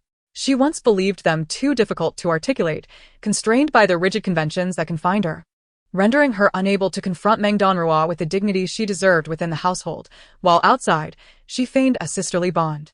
She has had enough. She is utterly exhausted by her current existence. Why was it that fool Rong'an, upon their first meeting, presented her with a scalding cup of tea as a deliberate provocation, yet when meeting Meng Danruo for the first time, he displayed not the slightest disdain, but rather admiration? Everything, all of it is because that wretched Meng Danruo has stepped on her bones, foolishly aspiring to ascend without merit. Reflecting on her own subservience within the manor, her repeated invitations to Song Zhuojin to dine in her courtyard, only to be met with refusal even to sit, let alone consummate their union, intensifies her frustration. Why does Meng Danruo acquire everything with such ease? Why must she be reduced to a mere stepping stone for her? Cheng Xiangyi feels as though she is losing her sanity. Years of refined upbringing prevent her from losing face in front of outsiders. But who has ever granted her the dignity she deserves? She can no longer concern herself with such matters. If not for Meng Danruo's self-righteous intervention on behalf of Yuan, how would her actions have come to light? She would not have found herself in such a precarious position. Sister, is this truly how you perceive me? Meng Danruo gazes at the frenzied woman before her, hurt evident in her expression. She had anticipated Cheng Xiangyi's outburst, thus she gracefully sidestepped when pushed, avoiding injury. Yet now she rubs her arm, a pained expression crossing her features. I swear by the words I just spoke in front of the princess. Should there be an ounce of falsehood, may I find no resting place in death. Yet I do not comprehend why, upon first entering the princess's residence, my sister was so gentle and considerate, and now appears as though she has transformed into a different person. Meng Danruo looks at Cheng Xiangyi, her eyes filled with grievance, standing helplessly as tears shimmer in her eyes. This fragile, pitiable demeanor stirs an innate protective instinct in others. She bites her lip gently, her gaze sweeping across the faces of everyone present, revealing the depth of her heartache. Madam Cheng, the situation arose because you mistreated your maid, and Madam Meng, unable to overlook it, kindly offered you a reminder, even proposing to lend you her hand warmer. How is it that now, in your retelling, everything has morphed into a tale of others seeking profit? Indeed, it is you who harbors a dark heart, perceiving all matters as tainted, while distorting the intentions of others. Even if you harbor grievances against Madam Meng, it is unjust to twist the truth in such a manner. In an instant, the crowd is incensed. As they cast scorn upon Cheng Xiangyi, Meng Danruo momentarily recalls the time she and her sister were escorted by Cheng Xiangyi's servants to the brothel, pleading for help from the crowd. Yet what had Cheng Xiangyi said then? Were it not for her own misdeeds and betrayal of the household, how could she have been sold to such a place? The crowd had been equally outraged, and despite their countless protests that they were not their family servants, but victims of abduction, no one listened to their pleas. Now, as the tide of contempt turns upon Cheng Xiangyi, how does it feel? Silence. No uproar is permitted in the princess's residence. The princess has decreed that since all troubles stem from Madame Cheng, she ought to leave the plum blossom banquet to restore tranquility to the palace. Among the entourage that had just departed with Rong and one person returned unbeknownst to the others, coincidentally witnessing this uproar. Upon hearing her words, the crowd fell silent. Cheng Xiangyi's countenance turned ashen as she gazed at the newcomer. Her reasons seemed to be returning, and upon comprehending the implications of their words, her eyes widened in disbelief. Today, she is being driven from the princess's residence. And what face will she have left in the capital? She feels utterly bewildered, having endured for so long, yet today she could not restrain herself. All of it is Meng Danruo's fault. It is her fault for speaking out of turn at an inopportune moment, provoking her rage, and making her forget her current predicament. Cheng Xiangyi's peripheral vision caught Meng Danruo, her heart ablaze with resentment. She wished to dismember the woman before her. Yet the palace maid, lacking the patience of bystanders, approached. A favored maid of Rong'an, more esteemed than the daughters of ordinary families. Seeing Cheng Xiangyi remain unmoved, she summoned 2 more matrons. The princess's command is not to be disobeyed. Leaving behind an ambiguous remark, the 2 matrons seized Cheng Xiangyi's arms, pulling her toward the exit. How can you? Cheng Xiangyi's face flushed crimson with anger. What humiliation! What utter disgrace! How can she ever face the circles of the capital again? Yet, as her outcry escaped her lips, she caught sight of a fearsome face lurking along another path, that of the female scholar from the White Deer Academy. A woman who had already lost her virtue, yet had returned to the princess's residence unscathed to enjoy her comforts? Cheng Xiangyi fell utterly silent, her heart pounding like a drum, her eyes fixed on a distant point. Chapter 43. The insipid Meng Danruo keenly sensed Cheng Xiangyi's gaze. However, when she followed it, she caught only a fleeting glimpse of a blue garment at the plum tree's edge, seeing nothing more. Sister, do not fear. Please return to the manor. Should the princess require anything further, I shall convey it to you upon my return, ensuring you are not overly troubled. Yet, Meng Danruo had no intention of remaining silent at this moment. Ignoring all propriety, She called out earnestly toward the direction of the departing Qingxiangi. At that moment, Lady Su approached Meng Danruo, gently tugging at her sleeve, whispering, "Qingxiangi is of that foul temperament. No matter how well you treat her, if she deems you worthless, she will never treat you sincerely." Lady Su had been a victim herself. Her surname was Zhao, given name Qingfeng. Upon returning from the frontier with her family, Qingxiangi had been the first to befriend her. She had hoped to find a confidant in the capital, only to discover a ravenous wolf in disguise, who exploited her secrets and spread them for all to hear, tarnishing her reputation throughout the city. Having suffered such a grievous betrayal, Zhao Qingfeng severed ties with Qingxiangi, her own reputation damaged, ultimately marrying the eldest son of a Count 5 or 6 years her senior. Looking at Meng Danruo before her, she felt an inexplicable kinship, perhaps due to their shared origins in the borderlands. Zhao Qingfeng is a spirited young woman, unperturbed by the delicate and seemingly vulnerable demeanor of the woman before her. Rather than adopting an air of superiority, she follows her heart, expressing her thoughts candidly, yearning for a world with fewer souls whose genuine feelings are betrayed. In Zhao Qingfeng's eyes, Meng Danruo perceives sincerity. Grabbing Zhao Qingfeng's arm, tears welling in her eyes, she murmurs her gratitude. "Thank you, elder sister, for your comfort. Perhaps Sister Cheng merely harbors a grievance against me. After all, we are destined to coexist under the same roof." Should others mistreat Meng Danruo, she would retaliate fiercely, utilizing every resource at her disposal to exact revenge. Yet, she finds it unbearable when someone treats her with genuine kindness. Having worn the mask of hypocrisy for so long, she struggles to accept the sincerity of others, a blush of embarrassment creeping onto her face. How could anyone not admire a woman like Zhao Qingfeng? She is righteous and forthright, ever ready to defend those in need. However, Meng Danruo feels she cannot embody such qualities. Perhaps in her previous life as Meng Shirlu, she would have delighted in forming friendships with such women, but now, as Meng Danruo, she despises her own calculating nature. Each step she takes is fraught with schemes. Within the capital, every noble has someone to rely on, yet Meng Danruo feels isolated. The only semblance of support she possesses is Song Zhuojin, a connection she engineered through her own machinations. Meng Danruo cannot bear to contemplate the day when Song Zhuojin discovers that everything she has achieved was a result of her cunning. Would he still regard her with such affection, as he does now if he knew the truth? She dares not gamble on it. Thus, she shuns the goodwill of others. Fearing acceptance would be folly. However, her obstinate words have an unexpected effect, dimming the smile on Zhao Qingfeng's face. A word catches in Zhao Qingfeng's throat. She yearns to speak but is at a loss for words, only to hear Meng Danruo continue. "I appreciate your kindness, elder sister. But I believe that one day Sister Cheng will realize that I harbor no ill intent. Those so-called coincidences, I can hardly justify them. Sister Cheng's resentment towards me is rooted in her belief that I have disrupted her relationship with the general. In time, I shall strive to prove to her that I am not the person she imagines, and I have never wished to usurp her place. What am I, after all? Just an orphan from the borderlands. Had the general not rescued me from a pile of corpses, I might have long since become dust. One day, Sister Cheng will recognize my sincerity." Zhao Qingfeng is taken aback. She had not anticipated that Meng Danruo, so young, could be so naive. Qingxiangi, it seems, is utterly irredeemable. Zhao Qingfeng has never encountered anyone so foolish, even during her youth at the frontier. It is unclear whether Meng Danruo is genuinely simple-minded or merely plays the part. For a moment, Zhao Qingfeng finds herself speechless. The other ladies, having seen the palace maid escort Qingxiangi away, hurried to the banquet hall designated by the princess, leaving only Zhao Qingfeng and Meng Danruo behind.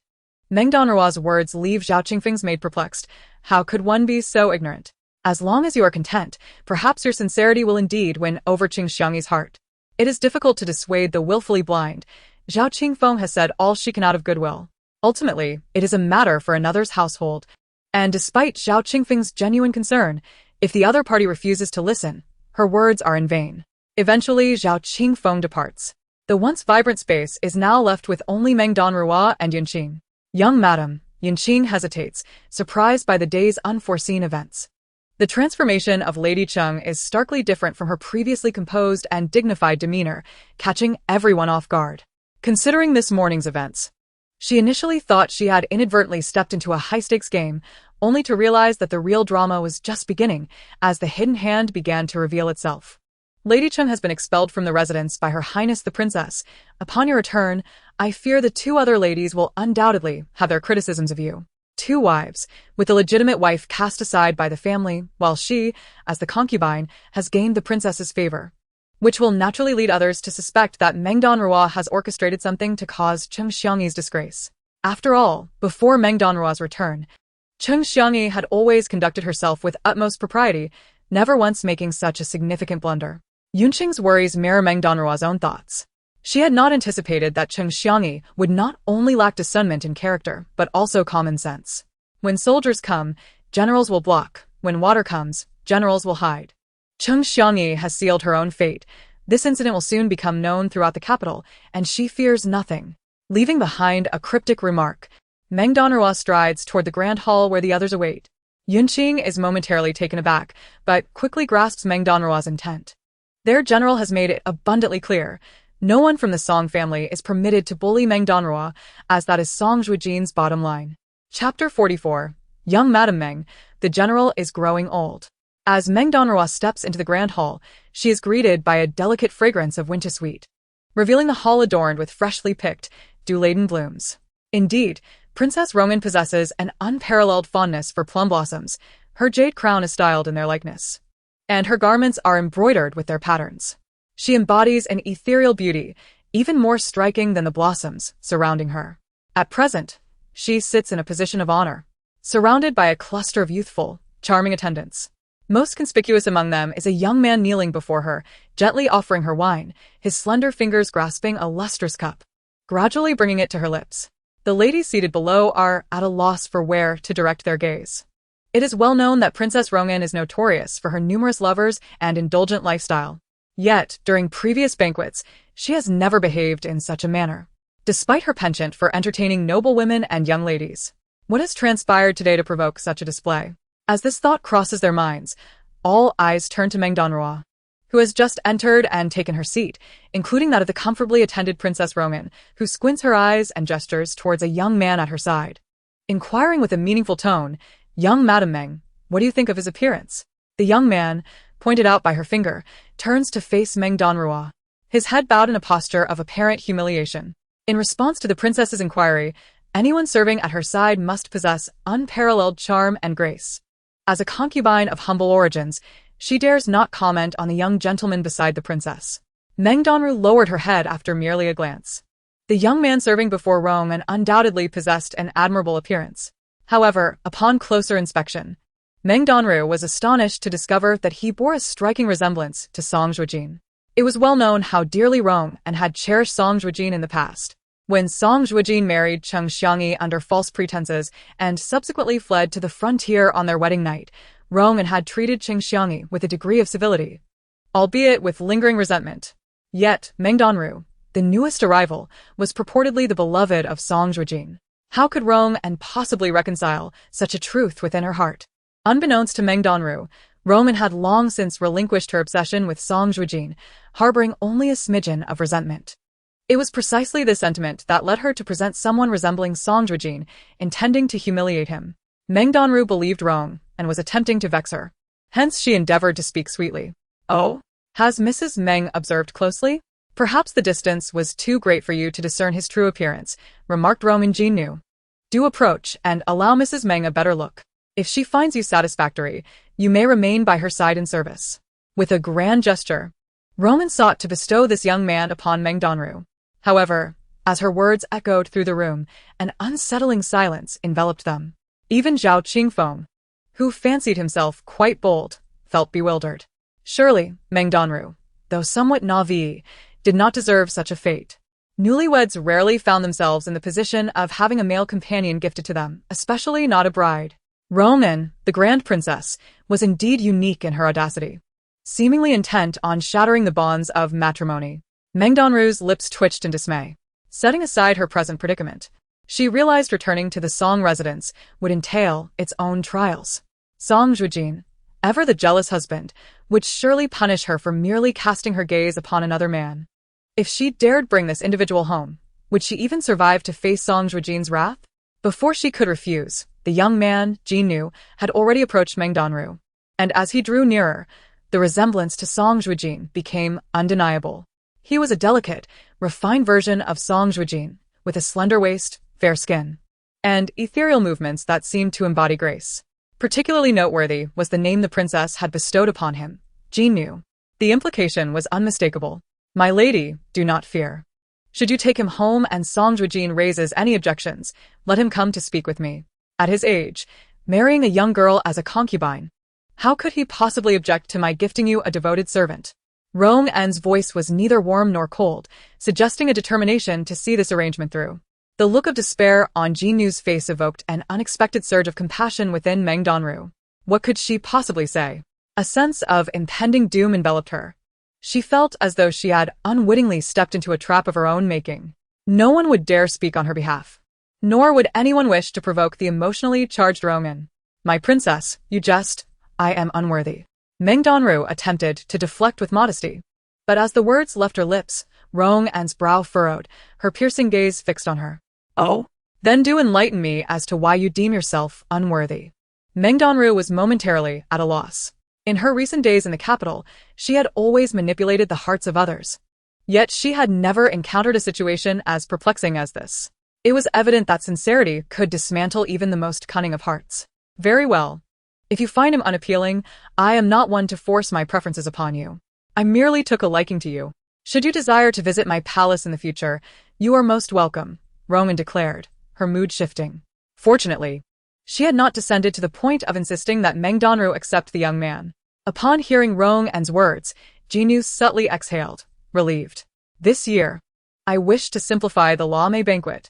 I merely wish to engage in pleasant conversation with you all. Coincidentally, I have someone by my side who has recently developed a plum blossom-scented rouge. She plans to open a shop in the southern part of the city soon, and I hope you will all grace her with your presence, Rong En announced with a touch of seriousness, dismissing several young men nearby. Soon, a few attendants presented trays, each adorned with 2 small porcelain jars, rouge containers recognizable to any lady. However, Meng Danruo's gaze did not linger on the rouge. Instead, her keen eyes locked onto a veiled maid who stood among the attendants, her garments identical to those that Meng Danruo had seen in the garden when following Qing Xiangyi's gaze. This individual undoubtedly posed a problem, especially as she recalled how Qing Xiangyi, initially eager to stir trouble, had fallen silent upon witnessing this maid, intensifying Meng Danruo's curiosity.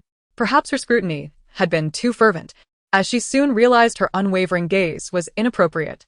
Swiftly, she redirected her attention to the plum blossom rouge before her. Lifting a porcelain jar and inhaling the refreshing scent that surged forth, identical to the fragrance she had encountered when Rong En had approached them in the courtyard.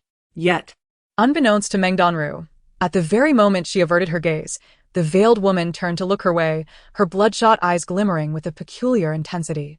It was as if a ravenous wolf had spotted its prey. My princess, may this be named? A lady-in-waiting inquired, captivated by the delightful aroma and the exquisite texture of the rouge. It surpasses even the renowned Zue Yen rouge in the capital. Your Highness, truly, you are surrounded by exceptional talent. We are fortunate to witness such a precious creation. Madame Shen speaks wisely. The rouge is indeed splendid. Since it comes highly recommended by your Highness, I shall surely bring my daughter to support the shop upon its opening, another lady chimed in, her compliments flowing forth. As Meng Danruo listened to their exaggerated praises, her eyelids twitched. She too decided to try the rouge, though she was reluctant to apply it on her face in public. Instead, she merely tested it on the back of her hand. While it did not match the extravagant claims of the others, the quality and fragrance were undeniably commendable. The events unfolding within the Grand Princess's residence were undeniably peculiar. Though Meng Danruo harbored intentions to align herself with the Grand Princess in order to delve into the matters concerning Bailu Academy and clear Song Zhuojin's name, the foremost priority for her remained ensuring her own safety. Why was the Lady Meng silent? Was it a disfavor towards the rouge, or did she possess other, more profound thoughts she wished to share? It seemed, however, that at this moment, someone was unwilling to let Meng Danruo off the hook, the Grand Princess. After surveying the gathering, directed her gaze upon Meng Danruo. The Grand Princess appeared to smile, yet when Meng Danruo raised her head to meet that smile, she sensed an underlying complexity within it. Meng Danruo regarded the Grand Princess with caution, resolved to persist in her meticulous strategy. This seemingly rigid demeanor could prove advantageous in this arena rife with sharp intrigues and hidden agendas. Take, for instance, her stepfather. Given his nature, It was remarkable that he thrived in the court, maintaining relationships with several dignitaries, despite being deemed unwelcome by many. This was largely due to the fact that everyone acknowledged that Inspector Song was inherently principled, treating all matters with impartiality, and even daring to voice dissent against the emperor himself if he deemed it necessary. While it was indeed crucial to curry favor with the Grand Princess, Meng Danruo sought a more tempered approach. If she harbored intentions of revenge, she had to navigate carefully, veiling her actions beneath the cloak of self-preservation. In response to your highness, I beg your pardon. Meng Danruo smiled faintly, rising slightly to kneel to the side. This unexpected gesture caught Roman off guard, prompting her to arch an eyebrow and inquire, pray tell, what wrongdoing necessitates your apology to me? I hail from humble origins and am unworthy of fine luxuries. In my time at the border, I seldom used rouge or powder, and it was only upon returning to the capital that I discovered my skin reacts adversely to such products. Thus, faced with your highness's generous gift, I found myself at a loss. As she spoke, Meng Danruo raised her hand, revealing her freshly rouged skin, now flushed and dotted with a myriad of small welts. Anyone present with a fear of clusters would likely shudder at the sight. What ought to have been a delicately fair hand now resembled the skin of a plucked fowl. Given this, I shall not press you further. However, the gifts have already been bestowed upon you, and it is unbecoming to retract them. Please keep them, and should you find them unsuitable for yourself, you have my permission to bestow them upon another. Royal gifts indeed carry their own burden, and Meng Danruo's desire to apologize stemmed from a fear that should the items go missing, she would be held accountable. With the Grand Princess's words, her heart felt considerably lighter. The banquet proceeded in an orderly fashion. Meng Danruo did not encounter the veiled lady again, as if her sole purpose had been to deliver the rouge. Could that lady be the artisan behind the cosmetics? As the feast reached its midpoint, Meng Danruo, disinclined to indulge in alcohol that would dull her faculties, set her mind to a state of vigilance, fearing that a sip might loosen her tongue and lead her to utter something inappropriate. Yet, with the wine's aroma pervading the air, she could no longer contain her restlessness and quietly departed the banquet with Yinqing. Lady, what of the rouge? Meng Danruo certainly did not suffer from an allergy to cosmetics. Rather, she merely found the fragrances unappealing, hence her understated makeup routine. The sudden redness and welts on her hand were a result of her own subtle manipulation while the attention of others waned. These matters could be discussed later. Meng Danruo did not conceal her discoveries from Yinqing, yet it was plainly foolish to speak of such things within the Grand Princess's residence. Why did the Lady Meng leave the banquet? As she strolled through the garden, a brisk wind brushed against her cheeks, offering a moment of clarity. Just as she contemplated returning to the feast, an unfamiliar voice pierced the stillness behind her. Both Meng Danruo and Yinqing turned abruptly. The voice, though cool and detached, carried an unsettling quality, akin to the chill of a specter lurking behind them. Lady Meng, I perceive you are quite surprised to see me. Upon turning, Meng Danruo beheld a palace maid clad in simple garments, her face obscured by a familiar veil, standing motionless before them. As Meng Danruo remained silent, the maid pressed on. Might I inquire why you seem at a loss for words? Forgive me, esteemed aunt, but it appears we have not been acquainted, and I find myself uncertain of how to engage with you. Meng Danruo's initial surprise faded, replaced by a serene demeanor as she regarded the maid, patiently awaiting the revelation of her purpose. Little did Meng Danruo know of this maid's history with Qing Xiangyi, nor did she grasp the significance of the rouge bestowed by the Grand Princess, which had seemingly originated from this very maid. Though a conjecture began to form in her mind, she hesitated to voice it aloud. However, the maid's subsequent inquiry sent ripples of unease through Meng Danruo. Do you not already have an inkling, Lady Meng? An inkling? What could she possibly have guessed? A wave of anxiety swept over Meng Danruo as she grappled with the weight of the unknown. Though she was adept at reading the hearts of others, this maid was a stranger to her, and each word spoken was beyond her anticipation. Aunt, if there is something you wish to convey, please do so. Meng Danruo feigned ignorance, maintaining a gentle smile as she gazed at the maid. Yunqing stood nearby, her vigilance palpable, prepared to whisk Meng Danruo away should any untoward actions unfold. Indeed, the Song family are all of a kind. In the realm of theatrics, no one in the capital can rival your family's prowess, even the newlywed lady. The maid scoffed, her bloodshot eyes fixed intently upon Meng Danruo as she inched closer, lowering her voice to a conspiratorial whisper meant solely for their ears. Relay to Song Zhuojin that having taken advantage of me, even if he escapes this time, I shall personally settle this score in the future. Every grievance has its source. Debts have their creditors. Qing Xiangyi is nothing but a coward. resorting to such shameless and grotesque antics at home, yet unable to confront me directly. Today, she feigned madness to be cast out of the palace, did she not? I hear she was responsible for overseeing Song Zhuojin's care and upbringing, yet the so-called first young lady of the four great families is merely a spineless wretch. With those words, the maid thrust Meng Danruo with sudden force. Had it not been for Yunqing standing behind Meng Danruo, she would have already been prepared. This time, she was on the verge of being pushed onto the sharp-edged stones beside her, which could cause grievous harm upon contact. This woman appeared intent on causing her demise. As she observed the instigator quietly depart until she vanished from sight, Yunqing's previously frantic heart gradually found its calm. Although the recent events were unsettling, Meng Danruo could ascertain that the veiled woman was indeed the one who had infiltrated Bailu Academy as a servant and had ultimately been schemed against, leading to her disgrace. Meng Danruo felt profound sympathy for her plight and shared her anger towards the man who had wronged her. However, the intensity of this woman's actions was undeniably extreme, especially upon noticing the myriad of red veins in her eyes. Meng Danruo could be certain that this woman had not enjoyed a restful night as sleep in many days following her traumatic experiences. Given the information at hand, the situation was rather precarious. Was young Master S' previous living situation managed entirely by Madame Cheng? Meng Danruo suddenly inquired, posing an unrelated question.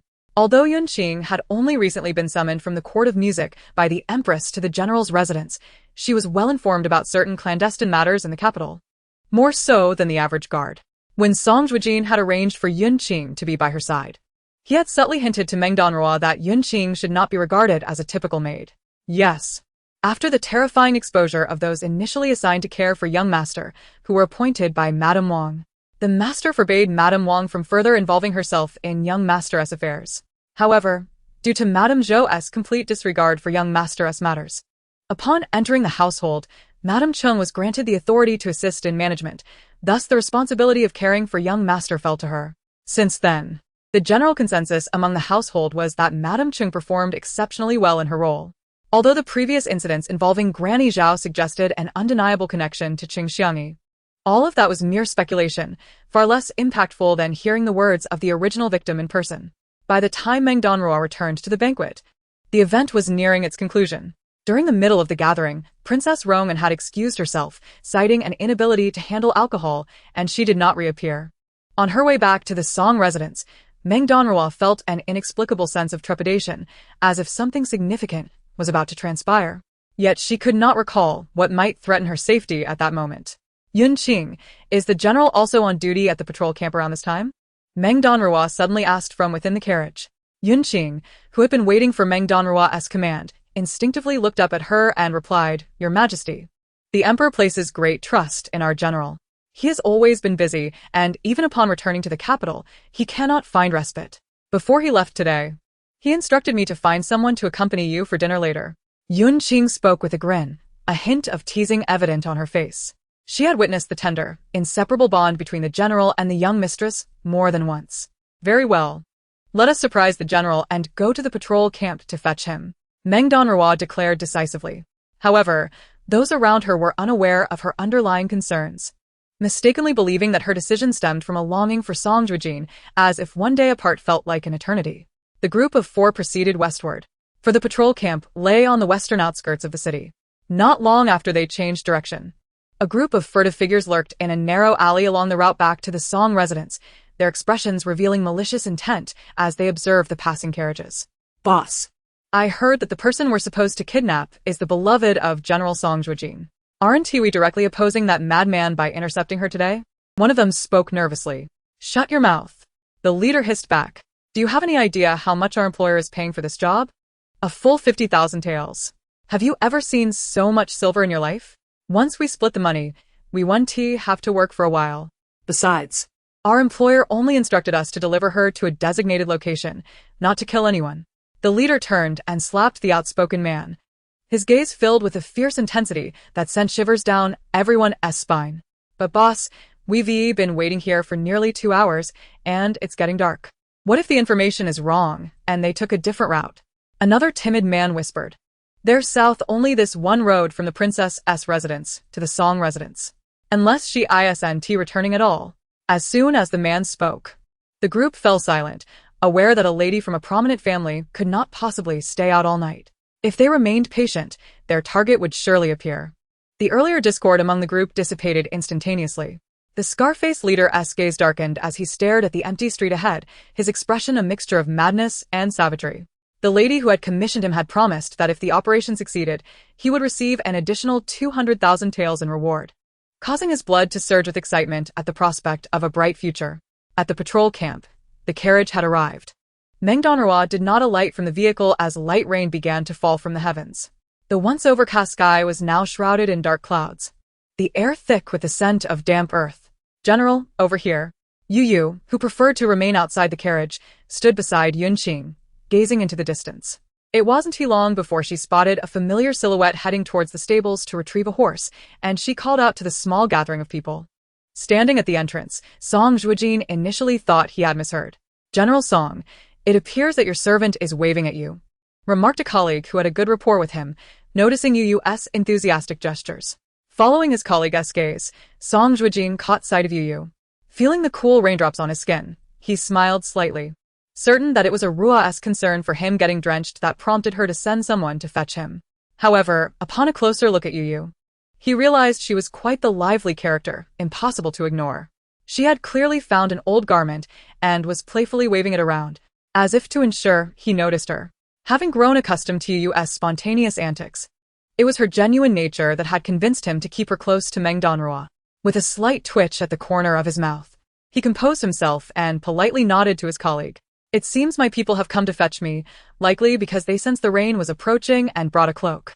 Su Darren and his grandfather, Song Zhuojin, were contemporaneous officials, with one excelling in scholarship and the other in martial prowess, together occupying half the court. Even the renowned General Song Zhuojin, who had won countless battles, regarded Su Darren as a senior.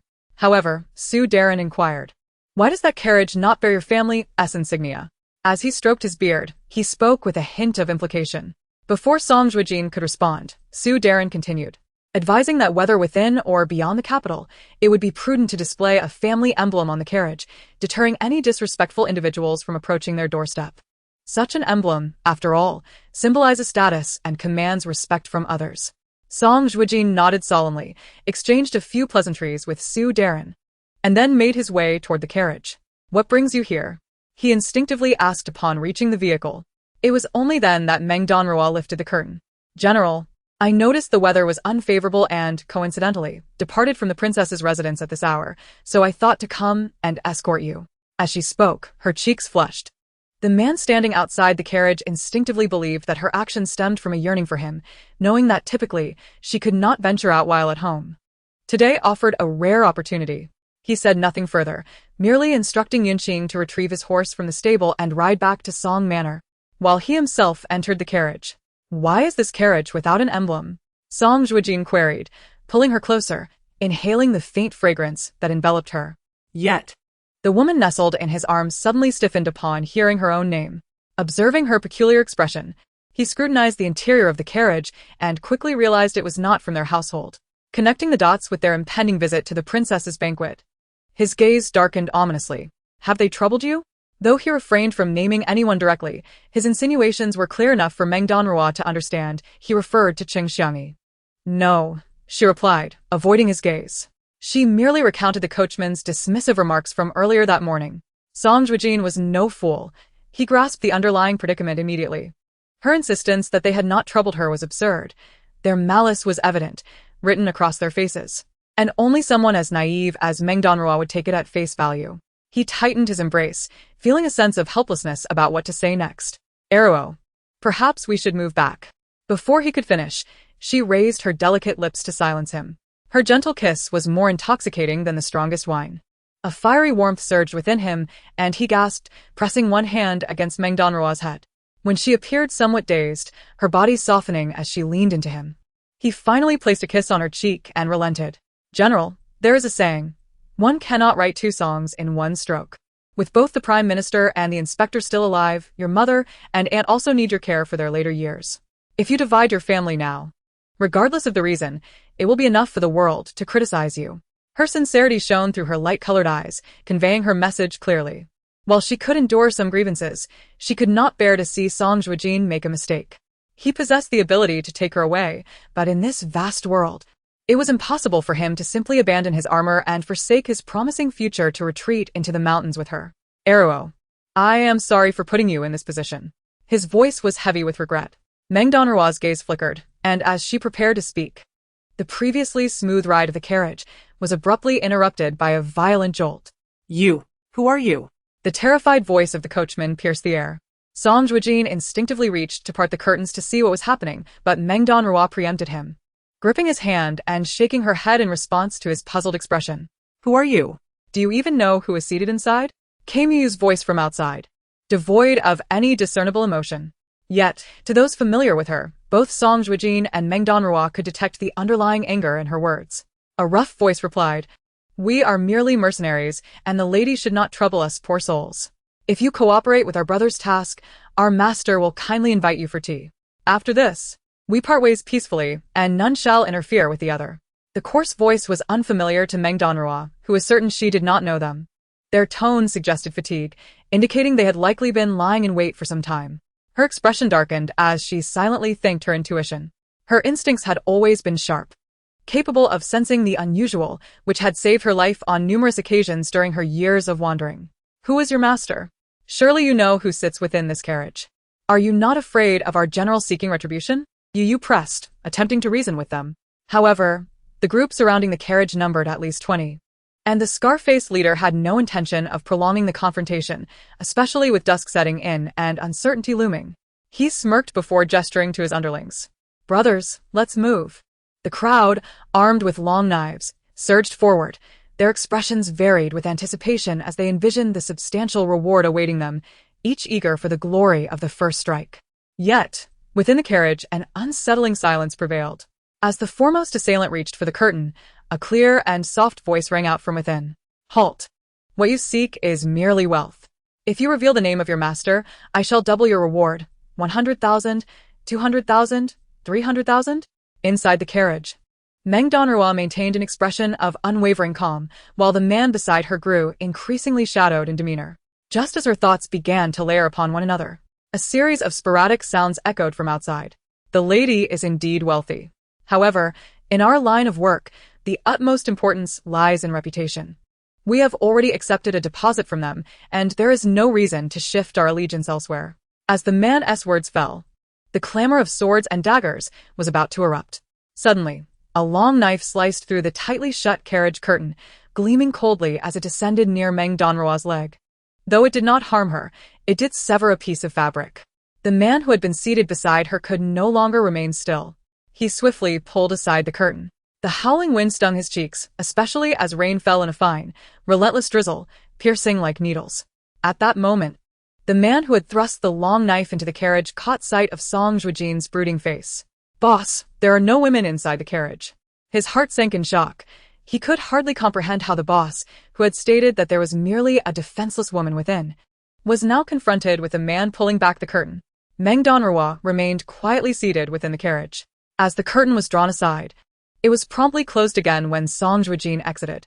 She listened to the muffled sounds of commotion outside, her tranquil eyes gradually shutting. Perhaps a stick of incense's worth of time passed before the carriage resumed its course. Song Zhuojin did not re-enter the carriage. Instead, the bloody Duyu settled beside her.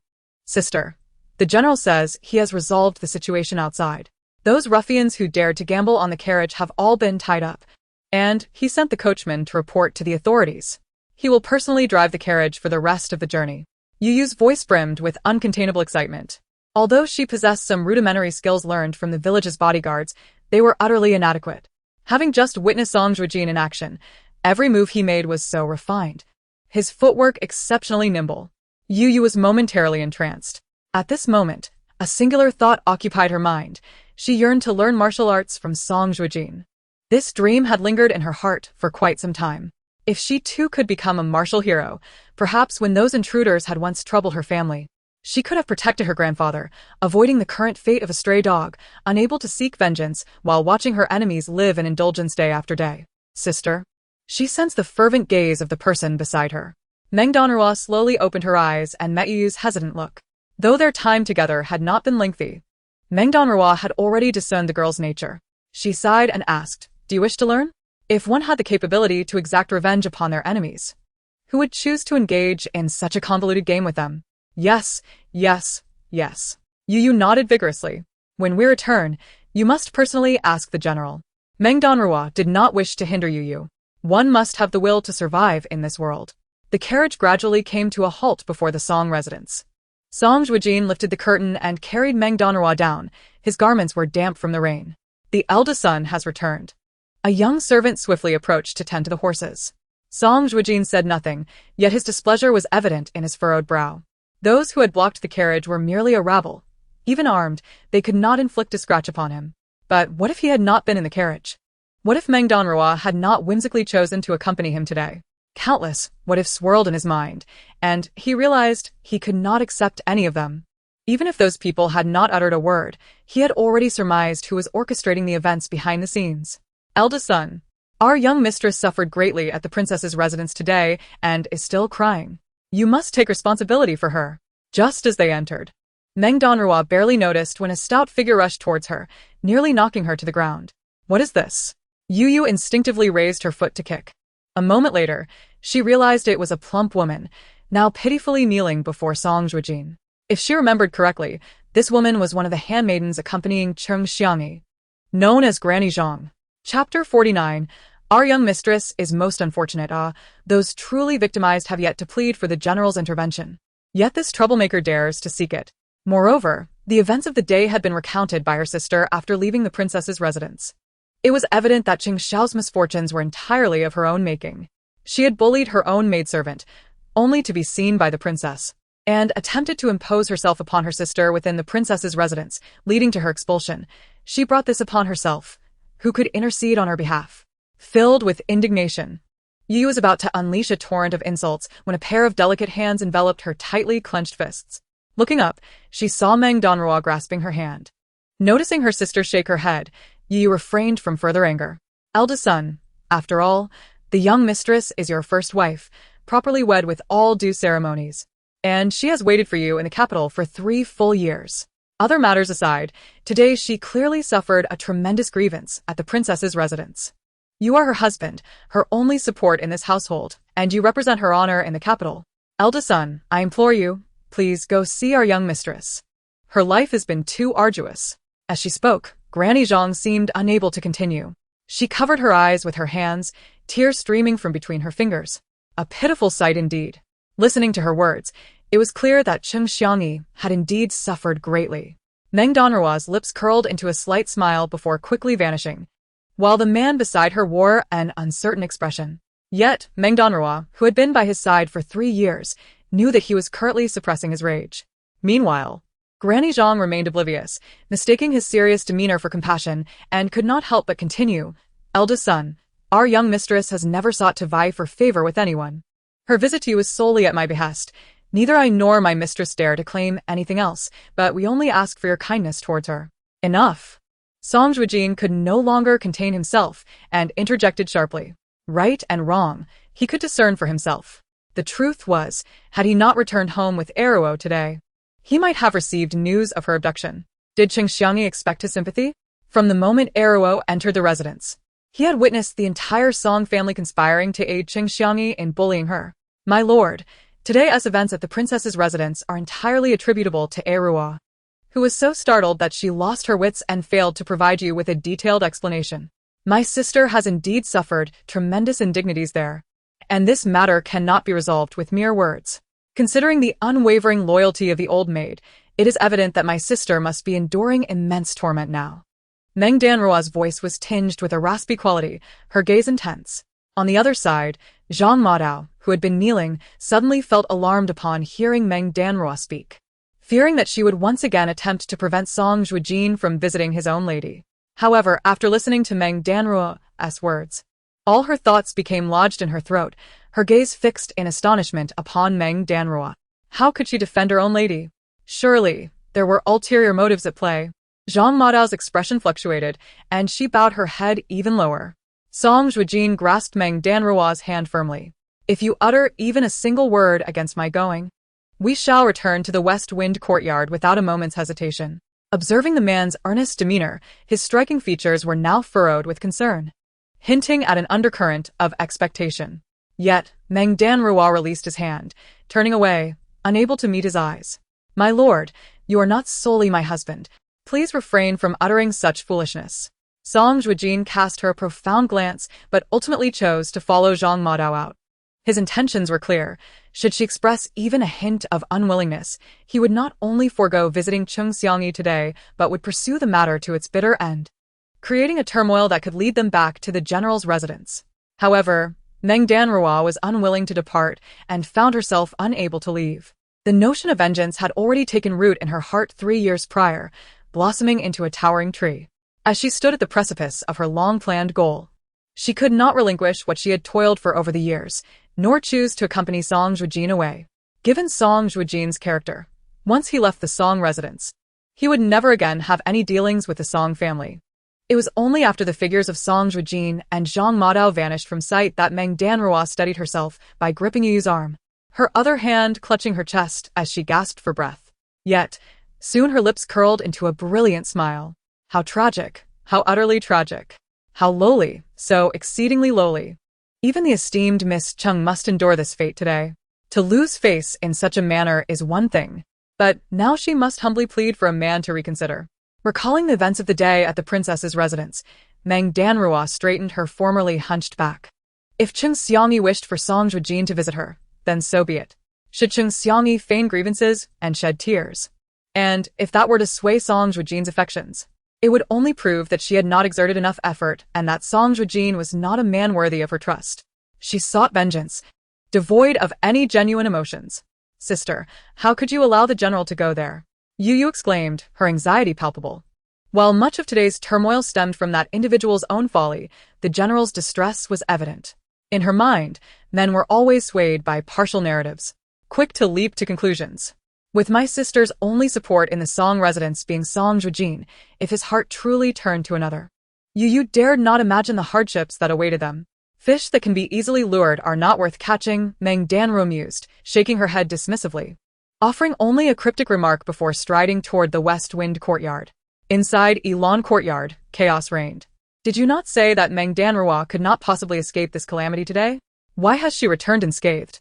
Why did she return alongside the eldest son? Seated on the imperial concubine's couch, a woman surveyed the scene before her, wine vessels strewn about. Her eyes glowed with fury as she regarded the two kneeling figures. Li Madao had bruised her forehead from bowing, while Yuan bore 2 glaring handprints upon her cheek. "My lady, please calm your anger. Simply sending someone to capture her is but a temporary measure. Our primary objective today must be to keep the eldest son within the room." Yuan suppressed the malice simmering in her eyes, quietly advising Cheng Xiangyi. Chapter 50. Perhaps you should grant me a letter of divorce. Cheng Xiangyi's gaze suddenly fixed upon Yuan, an uncontainable rage evident in her eyes, as if she were on the verge of committing murder. "You are the one who suggested that I seek out Meng Danruo at the princess's residence, hoping to humiliate her and thwart her first steps into the circle. But what was the outcome? Not only did she win favor with the princess, but I was also publicly expelled from the princess's residence. Had it not been for your foolish scheme, I would not have fallen to such depths." Cheng Xiangyi attributed all the day's misfortunes to Yuan, conveniently forgetting that the discord had begun when she stole Yuan's clothing and subjected her to public humiliation, which drew the princess's ire. Even though Yuan had grown up alongside her, she felt a surge of resentment at the unjust blame directed at her. "My lady is too foolish and quick to cast blame. What can I do but endure? It was also you who, in my rage upon returning home, suggested that I resort to kidnapping Meng Danruo to eliminate future troubles. But what has happened? Not only was that wretched girl unharmed, but she also returned with the eldest son. Do you comprehend the consequences if this matter were to be revealed? Not only would I be expelled from the Song family, but I would also find no refuge within the Cheng family." Cheng Xiangyi's words dripped with venom, her eyes reddening. She could not fathom how she had descended to such a lowly state. Fortunately, today, Lady Wang and Lady Zhou had both gone to the temple to pray and were also slated to retrieve the eldest daughter from the women's academy, leaving the estate unattended. Otherwise, the news of my expulsion from the princess's residence would have reached their ears long ago. How could I remain here in peace? All of this was due to the foolishness before her. Had she not relentlessly urged me on? Reflecting on this, Cheng Xiangyi raised her hand once more, ready to strike the maid, but before her hand could connect, another voice interjected. "My lady, Zhang Madao has already gone to summon the eldest son. Before the two ladies return, if you can first gain the eldest son's affections and elicit even a modicum of his sympathy, you know his temperament well. He will surely protect you when the two ladies seek to blame you.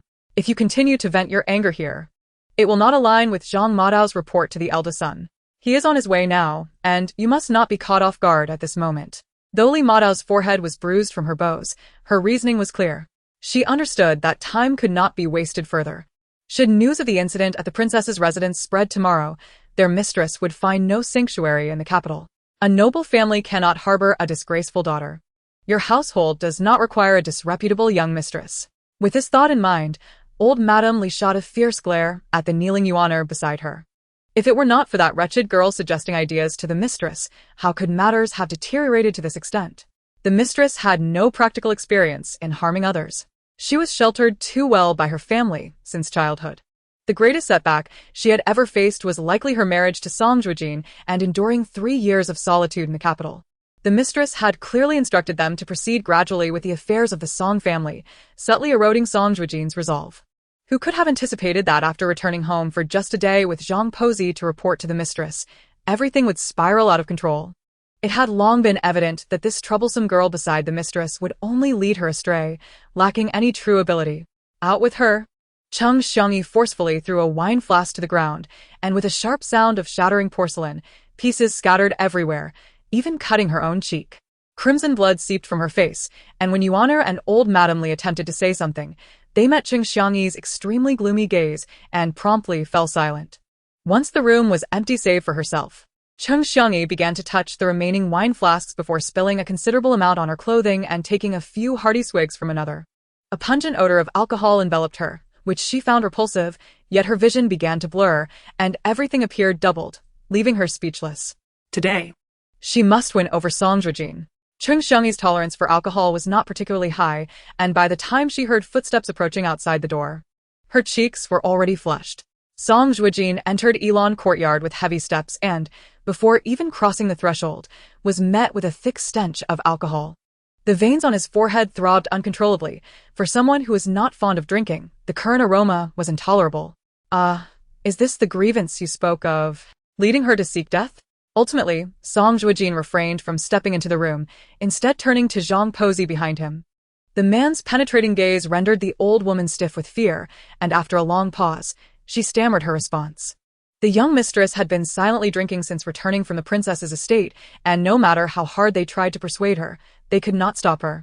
Yuaner, Who had accompanied the mistress, revealed the truth, stating that the young mistress had suffered greatly in the princess's residence, and some petty individuals had deliberately provoked her in public, causing her to lose face there. Zhang Pozi's repeated explanations boiled down to 2 points. The young mistress had endured immense humiliation at the princess's estate. Song Zhuojin was, After all, Cheng Xiangyi's husband. Although they had never shared intimacy or consummated their marriage, to the world, Cheng Xiangyi was his wife, and her disgrace was his disgrace. Is my husband here? A trembling voice echoed within the room, followed by a staggering figure appearing at the doorway. The strong smell of alcohol mixed with the scent of cosmetics was overwhelming, and just as Cheng Xiangyi nearly collapsed into Song Zhuojin's embrace, the man who had stood like a mountain suddenly evaded her. thud. Cheng Xiangyi toppled to the ground. Zhang Pozi had expected the young master to at least assist his mistress, as the floor was cold and she appeared in such a poor state. But who could have imagined that Song Zhuojin would recoil from Cheng Xiangyi as if she were a venomous snake? Perhaps the pain from falling to the ground finally brought Cheng Xiangyi back to her senses. She gazed up at Song Zhuojin with bleary eyes, filled with grievance. Husband, do you truly despise me so greatly? You are even unwilling to hear of the grievances I suffer today. If that is the case, why not grant me a divorce? So I need not endure the sight of you frolicking with others, tearing my heart asunder. Chapter 51. She overestimates her own importance. As soon as she finished speaking, Song Zhuojin before her showed no immediate reaction, while Zhang Pozi, who had been standing nearby, was left dumbfounded. No, this was not how they had planned it. They had agreed that once the young master arrived, their young mistress would lower herself, coaxing him into the room, ideally getting him to share a drink with her. Between a man and a woman, with alcohol flowing, passions would ignite. But, oh dear, why did her mistress stray from the script? Observing the man's expression growing colder, Zhang Pozi even perceived a hint of interest in his gaze. She understood all too well that to Song Zhuojin, they were an encumbrance. And if he could cast aside their young mistress, it would be a cause for celebration, a sweet release from hardship. How could the young mistress utter such words to Song Zhuojin? This man was entirely preoccupied with other women, eagerly wishing for their young mistress to vacate her position. In an instant, beads of sweat accumulated on Zhang Pozi's forehead. Trembling, she pleaded on behalf of Cheng Xiangyi, "Young master, the young mistress is merely intoxicated. She intended to invite you here to discuss other matters, not these trivialities. Please, do not take it to heart." Zhang Pozi feared that Song Zhuojin might immediately draft a divorce decree. With both ladies absent from the estate and Song Shofu still in the cabinet. Even though Song Yushi had just returned, he could not control Song Zhuojin. Oh? Trivial matters? The disdain in Song Zhuojin's voice was unmistakable. He scoffed, revealing no emotion. Yet it was clear he had taken Cheng Xiangyi's words to heart. Threatening him with a divorce? Did she truly think he would hesitate? Even when his parents were alive. He had undertaken the audacious act of attempting to divide the family. Regardless of Cheng Xiangyi's current feigned madness, he was determined to investigate the inexplicable abduction incident that had occurred today. Zhang Pozi, there is no need to say more to him. He is, after all, a heartless and ungrateful man, or he would not have abandoned me on our wedding night to venture to the borders alone. Since matters have unfolded to this point, let it be. If he wishes to cast her aside, so be it. If he desires to humiliate her, let it be. It is as though my fate was destined to unfold in this manner, to encounter a man such as him. Cheng Xiangyi was unaware of where her sudden outburst of anger stemmed from.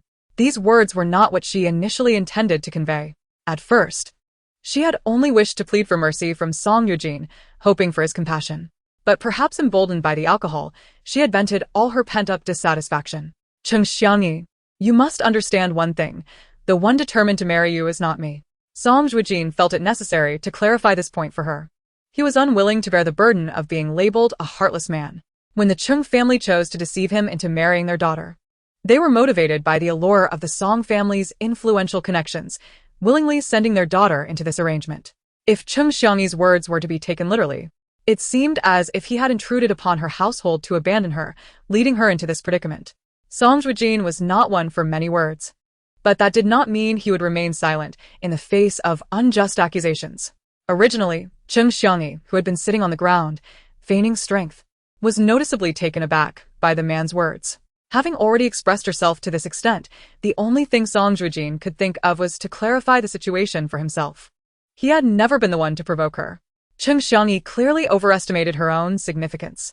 The effects of the alcohol began to dissipate, and she trembled as she approached, grasping Song Zhuojin's arm. Countless unspoken words swirled at the tip of her tongue, and she longed to berate the man before her for his heartlessness. However, the moment her hand made contact, she was suddenly pushed away. The man, who had merely appeared displeased moments ago, now wore a dark expression. Beneath the fabric of his sleeve, a rash broke out at the point of contact. Yet, at that moment, Cheng Xiangyi seemed to forget Song Zhuojin's disdain for women. She stumbled backward, almost colliding with the door as no one was there to steady her. You need not speak in circles with me. You know very well what you have done today. While I currently lack evidence to directly prove your wrongdoing, it will not be long before the authorities present it to me. As I have mentioned before, it is best for you to ensure that I have no leverage against you. Song Zhuojin waved his sleeve and left with a darkened countenance. He suddenly recalled the incident on their wedding day when someone maliciously tossed a burr at Meng Danruo. When he confronted the Cheng family, they had dismissed him, stating that even if there were witnesses from other families, they were merely notorious rascals in the capital, unfit as testimony. They insisted he provide evidence. As Song Zhuojin was about to exit, Cheng Xiangyi, reeking of alcohol, rushed forward to grasp his clothing. However, this time, he was prepared, and she lost her footing, tumbling down the steps and landing in a cloud of dust. The man looked down at her from above, his gaze icy. Rather than trying to maneuver around me here, you should consider how to explain to your mother and lady when they return tomorrow about your disgraceful behavior in public, culminating in your expulsion from the princess's residence. Song Zhuojin departed without mercy. He truly knew about the matter. It must have been that wretched Meng Danruo who reported him. Because Song Zhuojin was already aware of what transpired during the day, with Meng Danruo tarnishing her reputation in front of him. Everything she did now was merely a performance for others. Cheng Xiangyi felt as if her heart was being crushed, the pain surpassing that of her fall down the stairs. It was only after the man had left that Zhang Mama dared to approach and help her up, her face filled with concern for Meng Danruo. But just as Zhang Mama was about to offer words of comfort, Qing Xiangyi unexpectedly raised her hand and struck her across the face. Zhang Mama was utterly astonished. Although she knew her young mistress had a notoriously bad temper, she had never before been struck by her, having watched her grow up as a maidservant to Madame Cheng. Fool. Since you saw the eldest son returning with that wretched woman, why did you invite them over? Do you enjoy their amusement at my expense? Are you trying to drive me to my death? Qing Xiangyi screamed in a fit of irrational rage. Chapter 52. The unfortunate second young master of the Yun family yet. It was clear that all the mischief was of her own making. Even when Yuan'er had been by her side offering advice, she had never anticipated this outcome. At the princess's residence, she had already taken matters into her own hands once. Today, in front of Song Zhuojin, she had thrown caution to the wind. After a moment of silence, Zhang Mama's expression gradually transformed into one of calm acceptance, allowing the woman before her to vent her frustration. The turmoil in Yilan courtyard did not spill over into the outside world. After leaving, Song Zhuojin had intended to return directly to see Meng Danruo. But upon encountering Luan, he could not help but frown. How is the investigation progressing? The matter concerning Bailu Academy had been under scrutiny for some time. The initial handling had been so thorough that Luan had yet to receive any concrete information despite the prolonged efforts. Song Zhuojin had planned to recall Luan from Bailu Academy if no updates emerged, focusing instead on gathering information about the Qing family. Eruo had gone to the princess's residence due to this issue, and although she had not yet disclosed the specifics of what transpired, her demeanor suggested she was aware of something. My subordinates have been stationed at Bailu Academy for several days and have indeed discovered some clues, which I am preparing to compile for you, Luan began, surprised to see Song Zhuojin upon entering. The delay had been excessive. Concerned that Song Zhuojin might grow overly anxious in the capital, he had chosen to return today, knowing that the new year was approaching. If this issue remained unresolved by then, what would become of the second young master once the academy reopened in spring? Would he truly be left to languish in his courtyard? Given Princess Rongan's formidable influence, even if the second young master wished to follow in the footsteps of the generals and enlist, he would lack the qualifications. The price of offending Princess Rongan was exorbitantly steep. There is no need for compilation. Come with me to Shifeng Courtyard. Today, the young mistress visited the princess and appeared unwell on her return. I initially thought it related to Qing Xiangyi, but having just seen her, it is clear that she is too unhinged to cause such a reaction. Song Zhuojin had a clear understanding. Although Eruo appeared delicate, she possessed remarkable resilience. As he had previously told Song Zhuojin, she was exceptional. Despite spending 3 years at the border engaged in military affairs, Eruo had always provided him with unique insights during challenging times. Luan nodded and quickly followed Song Zhuojin. This night was destined to be anything but peaceful. The unfortunate second young master of the Yun family, Yun Lanshan, was currently in his courtyard, venting his anger. He had already faced punishment for being incited by Cheng Yuyao to throw burrs into the bride's wedding chamber, resulting in his father cutting off his allowance for an entire year. That money had ultimately been given to Song Zhuojin as compensation. The 4 prominent families in the capital indeed wielded immense power, but that was only due to the prominence of the gentry, which allowed them to challenge imperial authority in certain respects. The Yun family had no fear of a mere Song family. Even with real power, what did it matter? They could sway even the emperor. Yet, the person he provoked was none other than Song Zhuojin. That fellow is utterly insane. He pays no heed to unspoken agreements, retaliating openly against enemies and flipping tables when faced with obstacles, leaving no room for threats. The head of the Yun family is worried that this guy might resort to underhanded tactics. Yun Lanshan understands his father's protective intentions. Yet today, he has just suffered humiliation at the hands of Cheng Yuyao. The little Taohong of Chunyu Tower was a prized possession he had acquired with considerable wealth. And now, due to a lack of funds, she had been snatched away by that shameless scoundrel Cheng Yuyao. 200,000 taels of silver. Where on earth did Cheng Yuyao procure such an exorbitant sum? Even if I were not restricted by my father, I could not casually produce 200,000 taels. Yun Lanshan could not fathom where he had gone wrong. On the way back home, he encountered Luan, who had come seeking information regarding the matter. A mere 6th-rank lieutenant dares to question me now. Normally, I would be accommodating in such situations, but the inquiry pertained to that scoundrel Cheng Yuyao, which sent Yun Lanshan into a furious rage. He realized that all his recent misfortunes stemmed from Cheng Yuyao. If memory serves, Song Zhuojin is, in fact, Cheng Yuyao's brother-in-law. The disputes between the Song and Qing families have ultimately caused this unrelated young master of the Yun family to suffer losses. How could Yun Lanshan swallow this grievance? Second young master. I have gathered some rumors, a servant reported. It is said that a few months ago, Cheng Yuyao went to Bailu Academy to deliver a shipment of rice paper on behalf of his cousin. Coincidentally, the academy, which never closes its doors, was suddenly besieged by a large contingent of government troops. What transpired during that time remains a mystery, but all the students were issued a gag order. Even though they were unaware of the events, they were still instructed not to speak of what occurred that day. I also heard that the second young master of the Song family has not been seen at the academy for several months. As the festival approaches, while other young masters are visiting friends, I have yet to catch a glimpse of the second young master of the Song family. A young servant hurriedly entered, reporting everything he had discovered to Yun Lanshan. The usually dull-witted Yun Lanshan suddenly had a spark of inspiration. He recalled that Luan had asked him whether Qing Yuyao had stayed at the inn after their drinking session and if he had vanished the next day. Narrowing his eyes, he surmised that Song Zhuojin's investigation likely concerned the delivery of the rice paper. Xiao Wuzi, you've done well. By the way, how did you learn about Qing Yuyao's delivery of rice paper? Yun Lanshan, despite his lack of intellect, sensed something amiss. It was evident that Song Zhuojin had not uncovered this information and had even come to inquire about Qing Yuyao's whereabouts, while his own servant had effortlessly gathered the details. This was clearly suspicious. In front of him stood a youth who usually lacked discernment, yet at this moment displayed remarkable acuity, astonishing the servant. However, the servant quickly regained his composure and recited his pre-prepared explanation. Young master, you may have forgotten that I had a half-brother who went missing some time ago. Following a family disaster, I sold myself into servitude at the Yun household, and previously, I had asked for your help in locating him. Recently, when you and the second young master of the Qing family were drinking together, I spotted him among Qing's entourage. Now, he is a minor figure in Qing Yuyao's circle, so when you tasked me with gathering information about Qing Yuyao, he was the first person I thought of. Xiao Wuzi wore a smile brimming with flattery. Yun Lanshan, being a carefree and somewhat naive young master, was aware he was merely a frivolous scion who had not committed any major wrongs nor performed any notable good deeds. It was inconceivable that anyone would scheme against him. After hearing Xiao Wuzi's explanation, which seemed quite reasonable, he shrugged it off and moved on. Had he scrutinized Xiao Wuzi closely, he would have noticed that the once timid servant, even when ridiculed or scolded, now clenched his hands into fists hidden within his sleeves as he spoke. Oh, I see. It seems there was indeed something to that.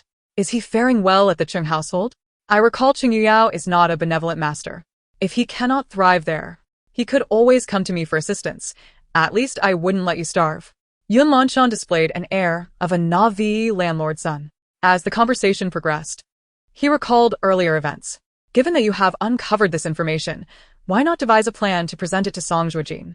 Song Zhuojin's recent marriage to Heir Se is a blatant affront to the Qing family's reputation, and if I could bring this matter to his attention, would it not leave Song Zhuojin indebted to me? Those like him, who lead a life of leisure, are generally looked down upon by the likes of Song Zhuojin, whose capabilities allow them to achieve success without relying on ancestral influence. As this thought crossed his mind, a more pronounced smile spread across his face. Although the event had yet to unfold, he envisioned the praise he would receive from his peers once it succeeded. Besides, this could also place further pressure on Qing Yuyao. Determined, Yun Lanshan gazed eagerly at Xiao Wuzi, awaiting his response. Young master, directly approaching General Song with this matter may not be wise. Firstly, our information is based solely on hearsay. While my brother did accompany Qing Yuyao to Bailu Academy, I always regard evidence as paramount. After all, witnesses can be fabricated. If you speak without substantiation, the general might not believe you. Xiao Wuzi articulated clearly. If they were to seek recognition from Song Zhuojin, they must possess credible evidence. Furthermore, even if the Song and Qing families are currently at odds, Qing Yuyao remains Song Zhuojin's brother-in-law. While it is said that the general is stern and impartial, who truly knows the underlying circumstances?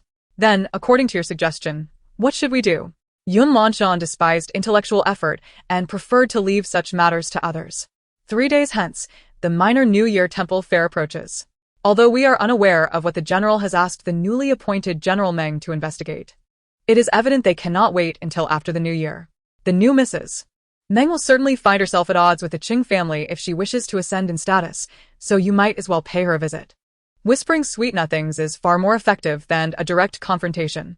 But how can we be certain that Mrs. Meng will make an appearance at the temple fair?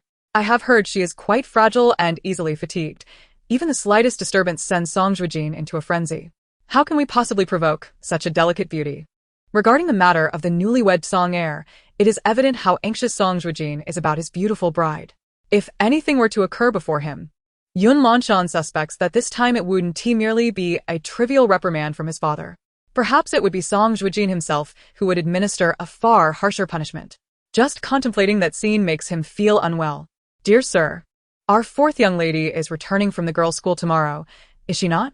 I have heard that Miss Song has always maintained a good relationship with Madame Cheng. Yet our fourth young lady has never seen eye to eye with her. What do you suppose will happen when Miss Song returns home and finds a woman beside her brother, thus neglecting the sister-in-law who has been waiting patiently in the capital? Surely, she will make things difficult for Meng Danruo, seeking vengeance for Qing Xiangyi. Yun Lanshan's thoughts quickly crystallized. He resolved to arrange for his sister to meet Meng Danruo while he discreetly relayed the information to her. Indeed, your mind is sharp, he exclaimed, clapping a hand on Xiao Wuzi's shoulder. Accustomed to Yun Lanshan's erratic behavior, those around him were surprised when the latter went slightly at the impact. Ah, did I hurt you? Yun Lanshan inquired, sensing something amiss. Xiao Wuzi stepped back and quickly shook his head. I am quite well. Merely suffered a bit of discomfort from an awkward sleeping position last night, he replied, lowering his head shyly. Yun Lanshan dismissed the matter, allowing Xiao Wuzi to depart for rest after their discussion. As Xiao Wuzi exited through the arched doorway, he trembled slightly, feeling a dampness on his shoulder. Bringing his fingers to inspect, he quickly withdrew them, clenching his fist upon realizing they were stained crimson.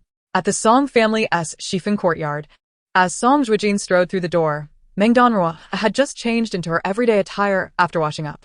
The red marks from the princess's palace, inflicted by her own hand, had faded considerably but were still noticed by the man who had just entered. What is this? He frowned, swiftly questioning Yun Qing. It is midwinter. Do not tell me that the marks on the young madame's hand are the result of insect bites. As he prepared to erupt in anger, Meng Danruo hurried forward, grasping his hand, her clear gaze locked onto his, as she softly explained. Husband, you must have brought Lu and here regarding my visit to the princess's palace today, which is precisely what I wish to discuss with you. Song Zhuojin, perplexed, looked up at her. Could these marks have been caused at the princess's palace? He remained silent as Meng Danruo gestured for Yun Qing to fetch something from within. What an odd scent.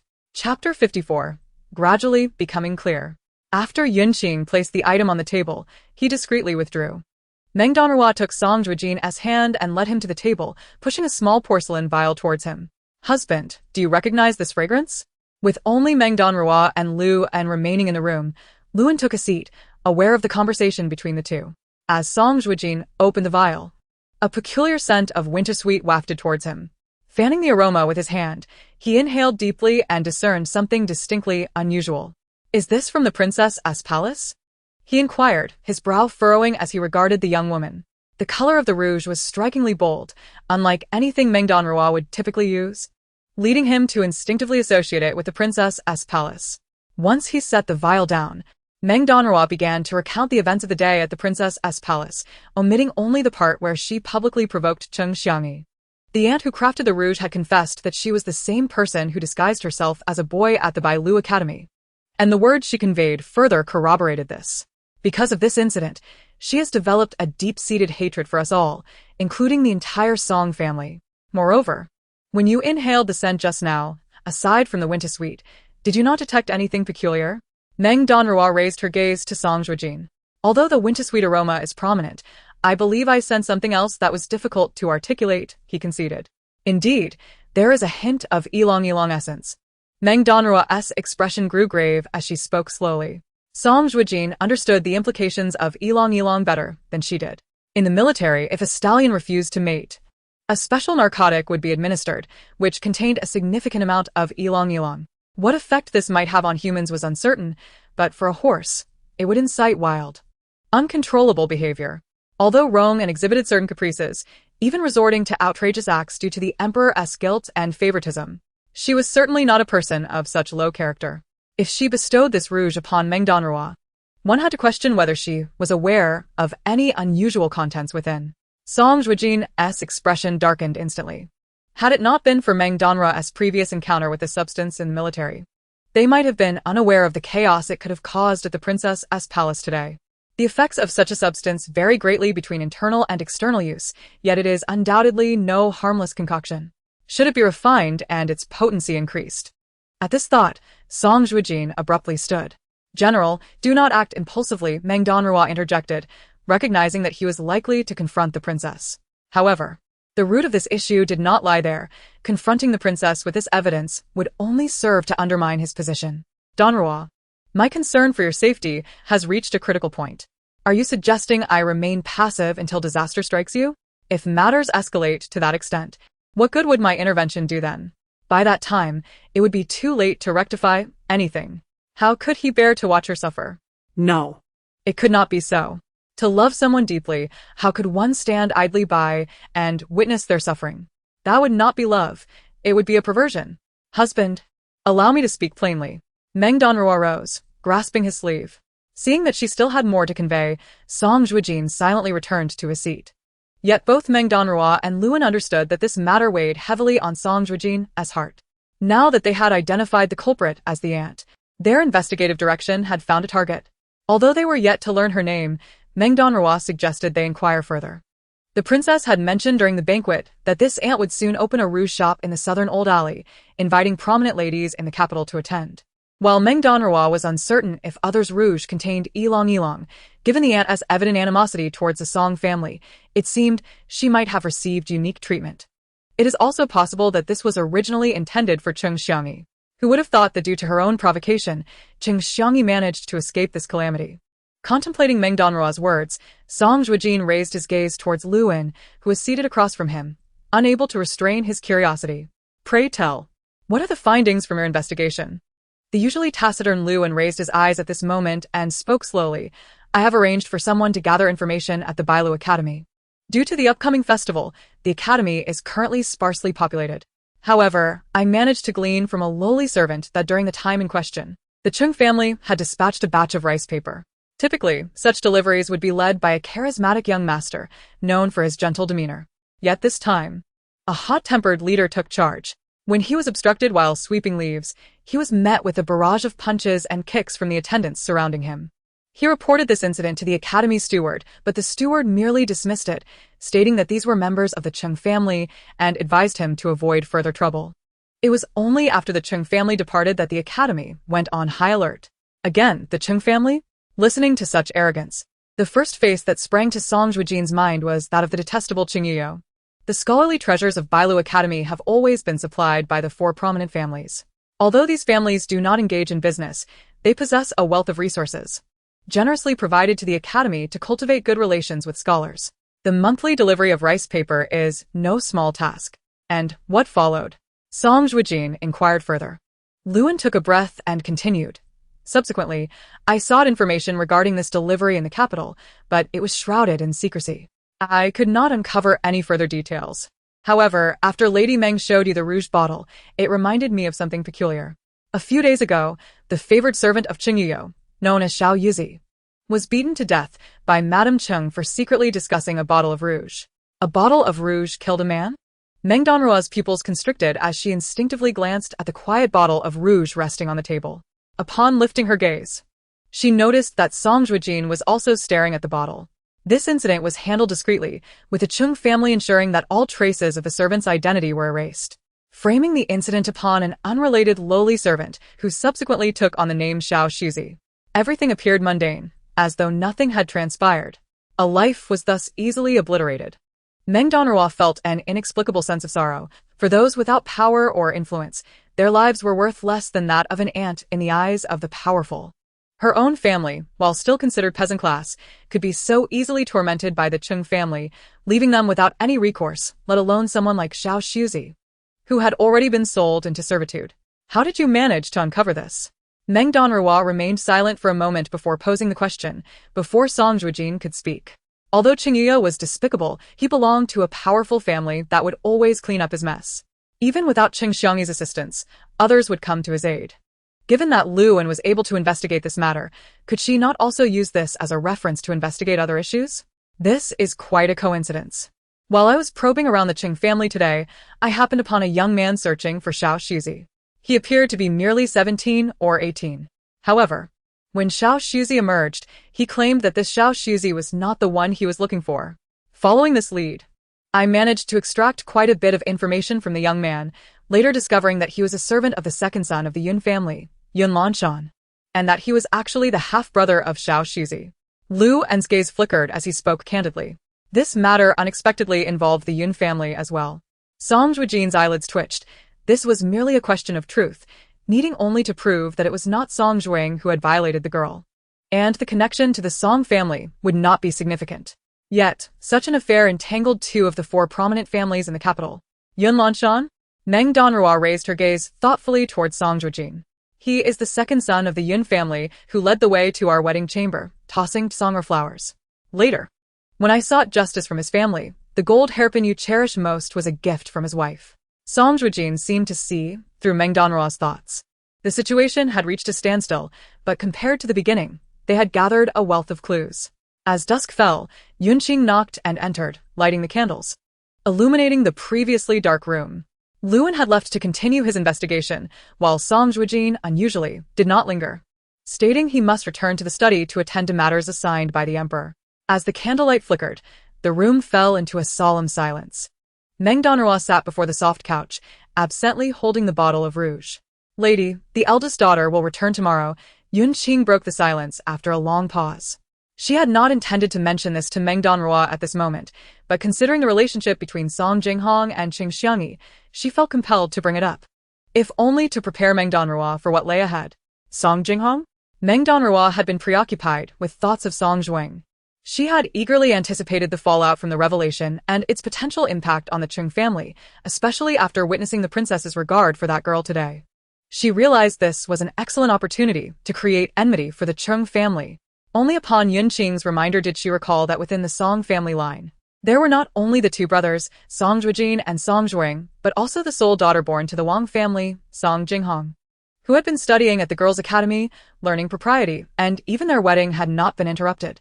Yunqing nodded gravely, her concern deepening. It should be noted that Qing Xiangyi's smooth marriage to Song Zhuojin was largely due to Song Jinghong's influence. They have been good friends since childhood. Later, when Qing Xiangyi was compelled into a marriage alliance, she was presented with portraits of every prominent young master in the capital. Yet those who appeared before her were either wastrels or avaricious men. The Qing family is indeed formidable, but that power does not reside within her. She had no desire to marry those ineffectual sons of affluent families, serving merely as a facade for the aristocracy. Over the years, her heart had already been occupied by a tall, aloof man. Upon learning of her friend's plight, Song Jinghong was aware that Qing Xiangyi had long been infatuated with her elder brother. At that time, Madame Zhou was anxious about Song Zhuojin's marriage, fearing her son might become a broken sleeve. With Song Jinghong's involvement, the union between the Song and Qing families was seamlessly established. Everyone was satisfied with this arrangement. The Qing family found a valuable ally, and with the Song family as a powerful connection, they gained an advantage in resource allocation over the other three families. The Song family has acquired a commendable and respectable daughter-in-law and has established a connection with the Qing family, ensuring that Song Zhuojin's future career will undoubtedly be even more illustrious. However, no one has bothered to inquire whether Song Zhuojin is willing. Reflecting on this, one might say that Song Zhuojin is indeed somewhat pitiable. His biological parents show him no respect, treating him merely as a vessel for continuing the family line, fearing the lineage of the Song family might falter with his generation. As for the other relatives, apart from his utterly oblivious younger brother Song Zhuojin, who cannot even hold a conversation, each one harbors ulterior motives. If she returns, so be it. Do I fear her taking advantage of me? Meng Danruo scoffed, rarely exhibiting such vivid gestures. More often than not, her expression reflects a deep-seated sorrow, a frail beauty that elicits immediate sympathy from onlookers. Strangely, at this moment, Yunqing perceived an earthy warmth emanating from the young lady before her. Indeed, regardless of how much the young lady might stir up trouble, the alliance between her and the general is already a fait accompli. Nevertheless, when the young lady returns, the actions taken today will be beyond reproach, for it is, after all, the eldest daughter of the Song family who stands as the most formidable support. Yunqing spoke with an air of reflection. Unbeknownst to her, The woman seated on the small couch wore an enigmatic smile. Chapter 56. Eyebrow painting for her. Meng Danruo had no intention of directly confronting Qing Xiangyi regarding this matter. Even though an incident had transpired within the princess's residence today, Qing Xiangyi, who has always maintained a dignified demeanor, must have caused a significant loss of face for the Song family, and various rumors are likely circulating outside. However, as she had just mentioned, over the past 3 years, Qing Xiangyi has conducted herself with remarkable grace as a daughter-in-law, filial towards her in-laws and respectful to her sisters-in-law, earning the goodwill of all the servants in the household, akin to the relentless flow of a river. Such a well-established reputation could hardly be dismantled by a single event. Qing Xiangyi is quite adept at feigning virtue. She has even managed to deceive the self-proclaimed wise Lady Wang and the likes of Inspector Song. If Meng Danruo wishes to undermine her position, it must be done gradually. As in this instance, should she continue to stir the pot, it would only lead Qing Xiangyi and her supporters to believe that Meng Danruo is attempting to sabotage her. After all, how could a typically composed individual suddenly lose control in public? What she needed was to plant a seed of doubt in everyone's minds, so that as events unfold, this seed would occasionally resurface to prick at their trust in Qing Xiangyi, becoming the final straw that breaks their confidence in her. After all, there is still much time ahead. They shall wait and see. On the following day, before dawn, Yunqing knocked on Meng Danruo's door. Song Zhuojin, displeased and about to reprimand the woman he held in his arms, was surprised to find her already awake. "Aru, it is not yet time for me to attend court.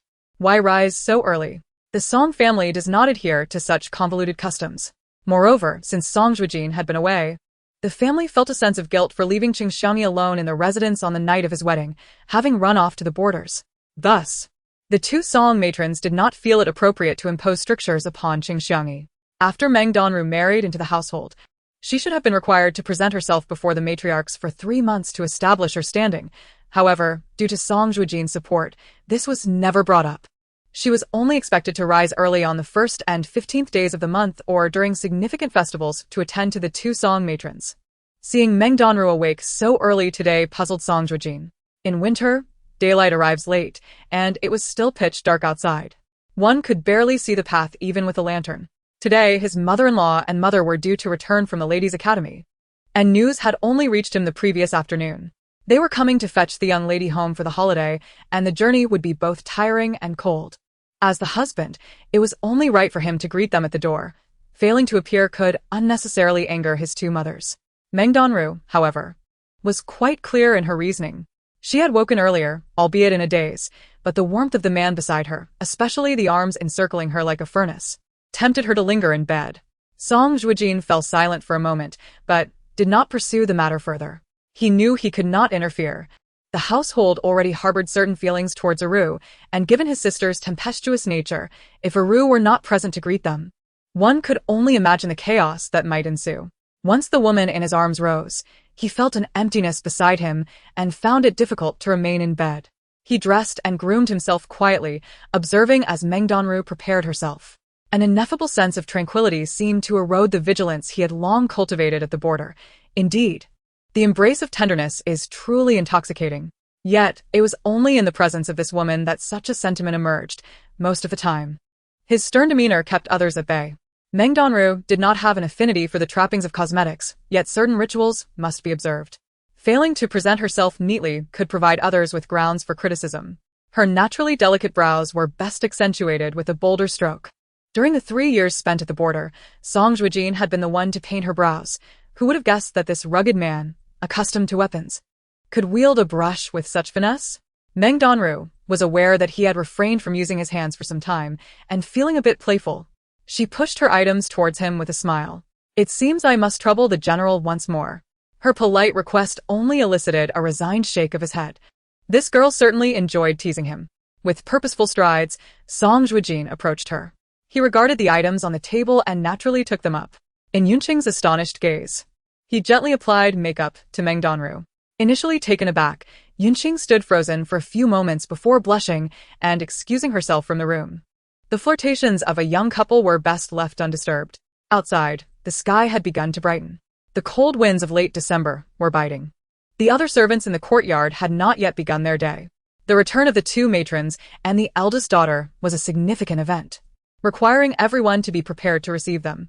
However, for the Shifeng courtyard, it mattered little.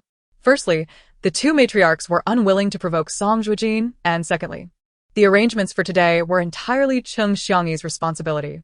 She had already informed Meng Danruo yesterday that if she failed to appear again today, it would present her with an opportunity to advocate for herself before the two matrons. There was no fear of anyone undermining her. Even if there were more rumors circulating outside, Meng Danruo had always conducted herself with propriety.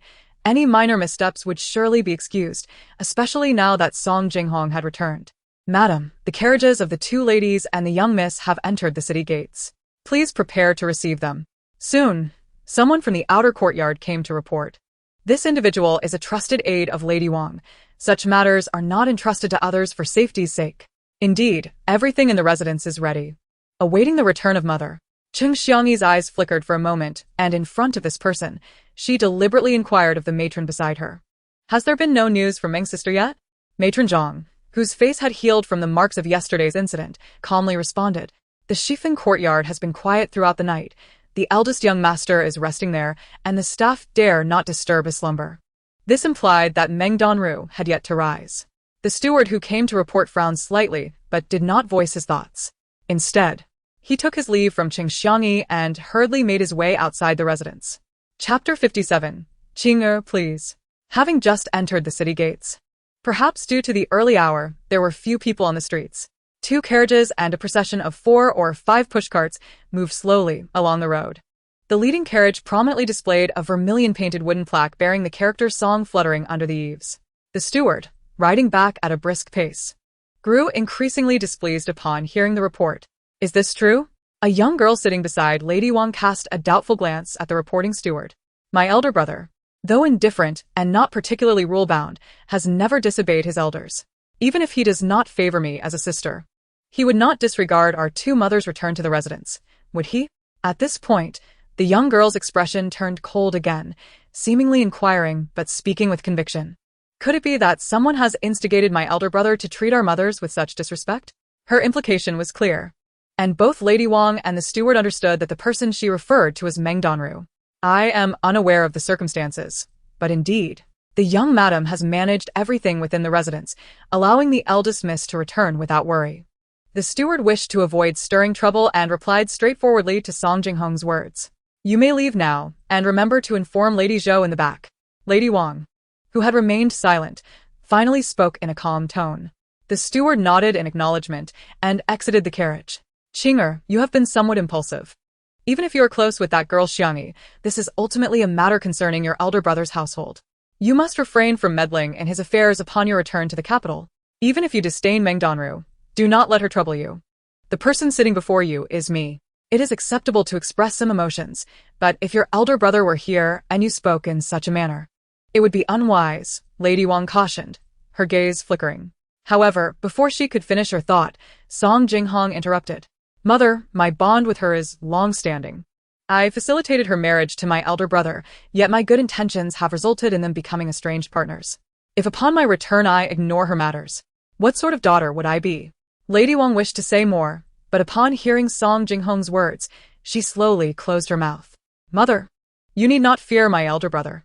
Even if he is to uphold the entire Song family in the future, you are still his mother by name. Regardless of his grievances, filial piety will prevent him from driving you out of the residence, Song Jinghong scoffed, evidently dismissing Song Zhuojin.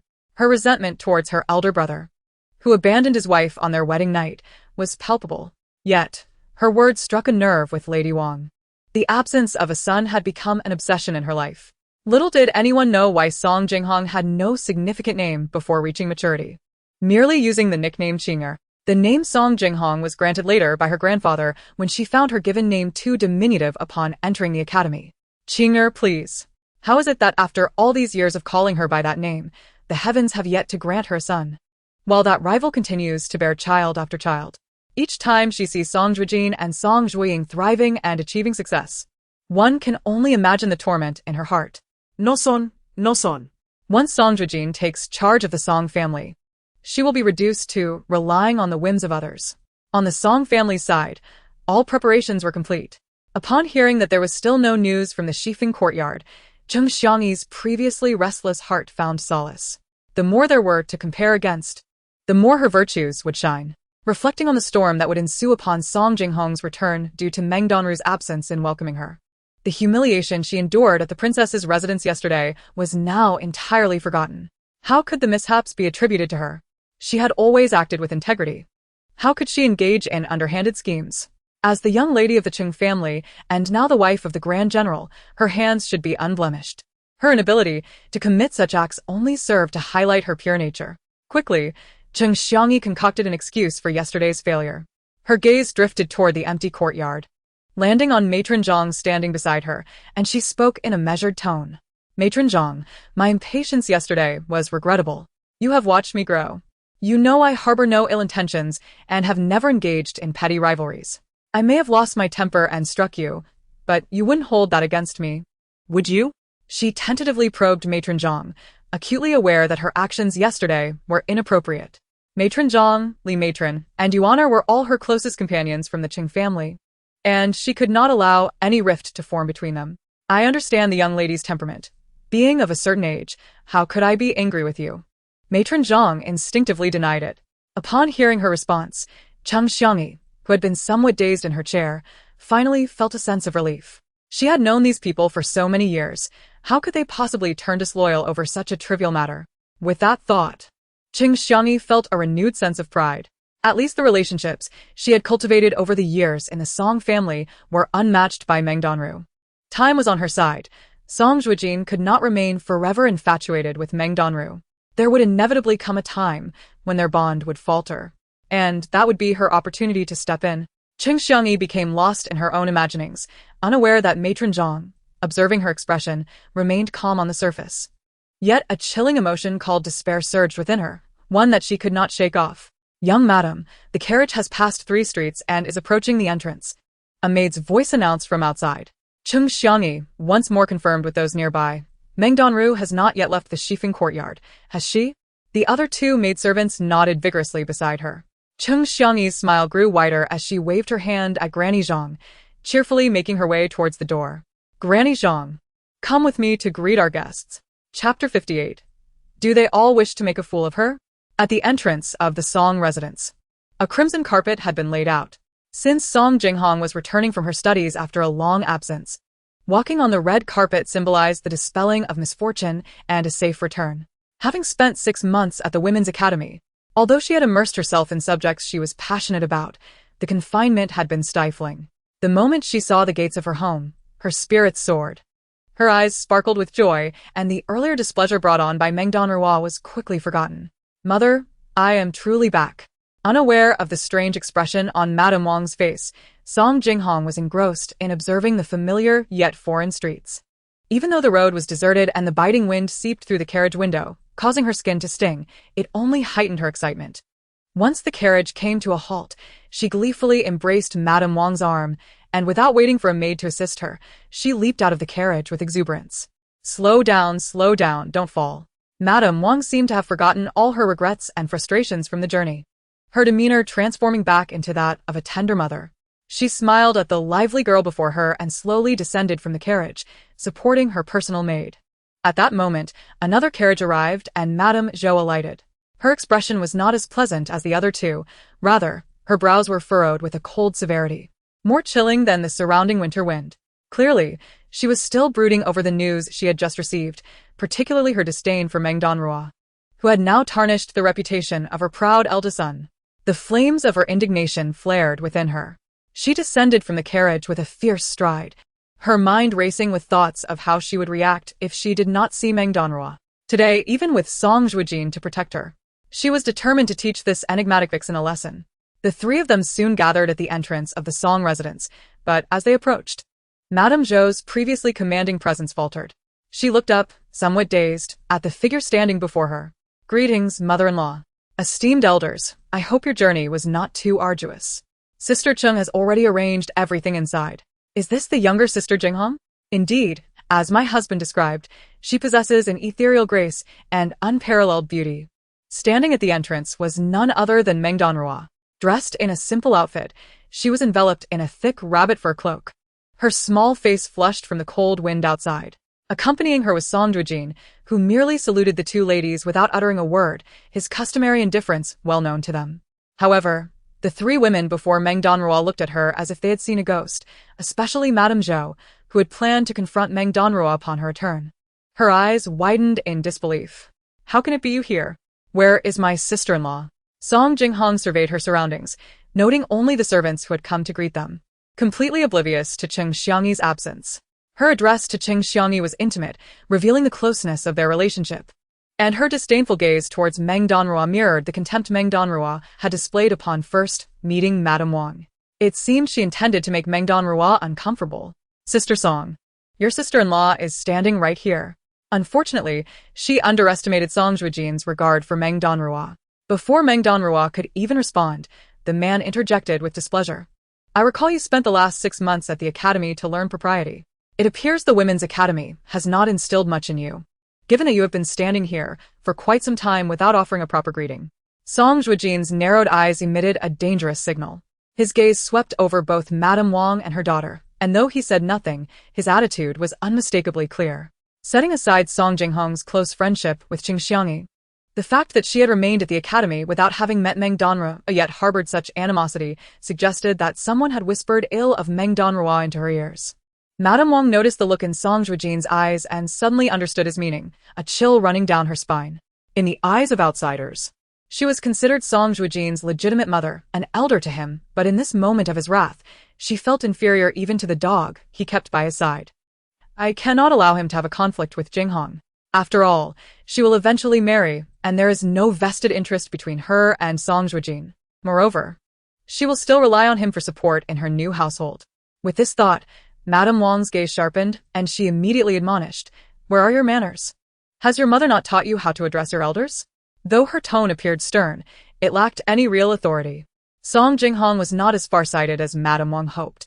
She was incensed that her own mother was reprimanding her for siding with the woman who had disrupted her friend's marriage. "What does she count as my elder?"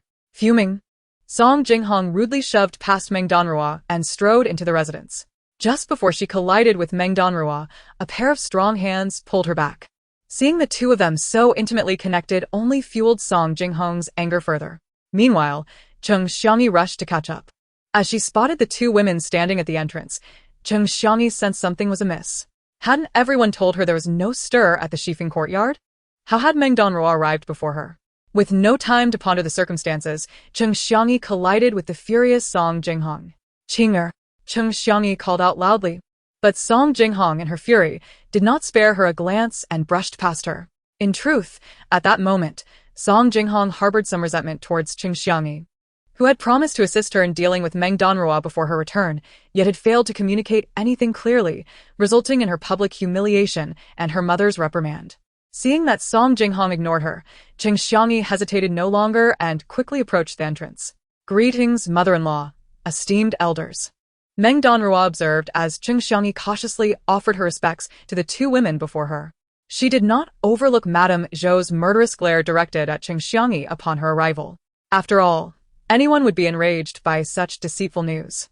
Furthermore, it is not surprising that Madame Zhou has always desired to present herself beautifully. Chapter 59. The general has drawn my eyebrows countless times. Madame Zhou's gaze was as dazzling as lightning, filled with discontent and anger, directed entirely towards Cheng Xiangyi.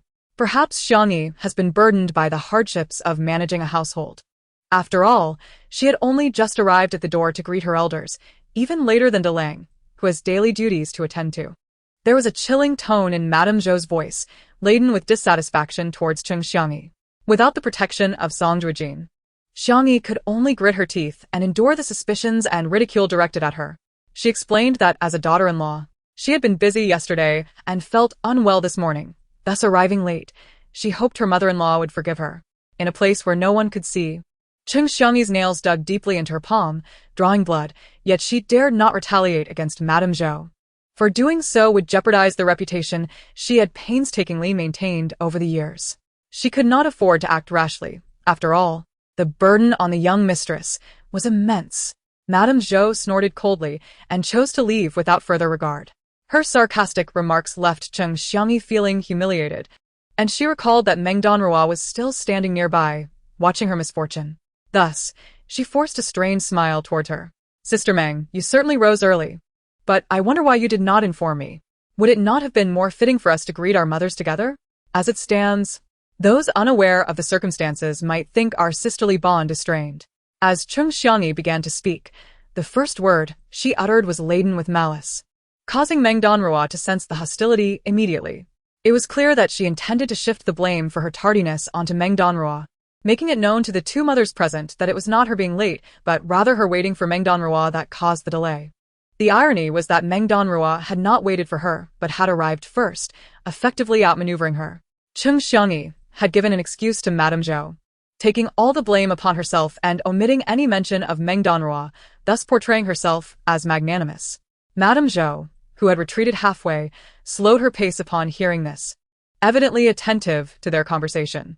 Madame Wang, who had always maintained a detached demeanor, cast sidelong glances at Meng Danruo, eager to see how she would defend herself. The tension in the air was palpable. When my sister sent someone yesterday, she only mentioned the time of our mother's return. Today, the general and I rose a bit late, and my sister did not send anyone to urge us. Thinking perhaps our mother had already arrived, and was unable to send word, I hurried to the door, not realizing my sister had been waiting in her courtyard for me. Meng Danruo blinked innocently, yet her words had succinctly recounted the events, making it clear to everyone that Cheng Xiangyi had not sent anyone to find her. Why should she bear the brunt of Cheng Xiangyi's tardiness? At that moment, Meng Danruo understood why Cheng Xiangyi had arrived so late. She likely hoped that by delaying, she could place the blame on Meng Danruo if she did not show up. It was all in the name of waiting for her. Meng Danruo's heart scoffed, though her expression turned increasingly aggrieved as she cast a bewildered glance at Cheng Xiangyi, then timidly looked towards the contemplative Madame Wang. The situation was straightforward. Both Madame Wang and Madame Zhou had been at odds for years, and such a simple ruse could hardly escape their notice. Yet at this moment, they both chose silence, which was, in itself, a form of protection for Cheng Xiangyi. The Song family required a daughter-in-law from a prestigious lineage. They could not allow themselves to falter, even though, at the time of the marriage, she had already formed a close bond with the Empress's maternal family. Cheng Xiangyi was taken aback by how swiftly Meng Danruo could clarify the situation, leaving her momentarily speechless. Just as she was about to speak again, Song Zhuojin, who had been standing beside Meng Danruo, interjected coldly, "Does Madame Cheng not even trust my words?" Aruchin arrived late due to my whimsical desire to emulate the ancients in drawing her eyebrows. However, my clumsiness consumed much time. I assumed that, given the hour, no one had come to remind us, and that it was merely the delay of the two mothers' carriages that caused our tardiness. Song Zhuojin regarded Cheng Xiangyi with a bemused smile. Upon hearing his words, others instinctively glanced at Meng Danruo's face, and indeed, they noticed that her makeup today was markedly different, her originally delicate features now radiating a touch of heroism. Cheng Xiangyi's eyes widened in disbelief. How could a distinguished general, skilled in battle, stoop to the domestic realm merely to paint the eyebrows of a woman? Such conduct was utterly unbecoming. Without a second thought, she exclaimed this, only to regret her impulsiveness immediately. Her outburst painted her as incredibly jealous, prompting her to add, "After all, my husband is a man. Today is a special occasion, and it would be inappropriate to be delayed by trivial matters." Her tone of admonition earned her an eye roll from Madame Zhou, who was the type to reprimand her son, yet would not tolerate others criticizing him. Hearing Cheng Xiangyi's words, Madame Zhou retorted, "If you arrived late, then admit it was your own fault. Stop stirring up trouble. Enough already." With that, she turned to leave. Suddenly recalling something, as she turned, she caught sight of Meng Danruo's timid demeanor, igniting a spark of ire within her. Addressing Song Zhuojin, she commanded, "Deleng, come with me to the courtyard. I have urgent matters to discuss with you." She would not allow him to refuse, her gaze sweeping over Meng Danruo, the threat palpable in her expression. Song Zhuojin, clearly intimidated by his unpredictable mother, bowed respectfully to Madame Wang before instructing Meng Danruo, "Please return to the courtyard and wait for me. I have matters to discuss with Aru." The tenderness in his eyes was striking, especially as he left without sparing a glance at Cheng Xiangyi, as if she were invisible. Madame Wang seized the opportunity to depart, leaving Meng Danruo and Cheng Xiangyi alone. In the absence of others, Meng Danruo provocatively glanced at Cheng Xiangyi and remarked, "Sister, the general's eyebrow-drawing skills are quite impressive. After all, he has done so for me countless times over the past 3 years." Chapter 60. With Song Jinghong, she charges forward. Meng Danruo departed with a clean break, leaving a seething Qing Xiangyi on the verge of madness. That wretched woman. Was she flaunting how deeply the general cared for her? Qing Xiangyi was so enraged that she twisted her handkerchief into a distorted shape. As she walked towards her courtyard, she muttered indignantly, "As if I care. A fallen woman who relies solely on men. Had she not seduced the general at the border, she would still be struggling to survive in some obscure corner." More unflattering words linger on Qing Xiangyi's lips, yet she finds it difficult to utter them. In truth, what she wishes to convey is that among the entire border garrison, only Song Zhuojin, a high-ranking official and a fool, has been so easily ensnared by a woman of dubious intentions. Why is it that no one else brought a woman back after 3 years at the border? His claims of disdain for women are mere excuses. Who knows if he harbors some hidden affliction? After all, throughout the years by Song Zhuojin's side, there has only been Meng Danruo, while I, his legally wedded wife, have been married for 3 years and have yet to consummate the union. This thought only fuels Qing Xiangyi's anger further. I do not wish to dwell on today's events with you any longer. Tell me, is there any other way to deal with that wretched woman? Qing Xiangyi's teeth chattered in fury. She had never before loathed someone as she did now. How could a mere orphan like Meng Danruo stand on equal footing with her? Upon returning to Elan courtyard, Granny Zhang chose silence, while Granny Li jabbered, like a garrulous parrot. Only Yuan approached Qing Xiangyi, offering gentle counsel. "Madam, your previous misfortunes stemmed largely from your sheltered upbringing. Without any real challenges to confront, your mother, Madam Qing, resolved most issues for you. Your environment was too pristine to allow for comparison with someone of dubious origins. Frankly speaking, that woman's background is questionable. Who knows if she emerged from the brothels of Qin and Chu?" Yuan's words struck a chord with Qing Xiangyi. The reason she had been unable to best Meng Danruo in their recent encounters was twofold.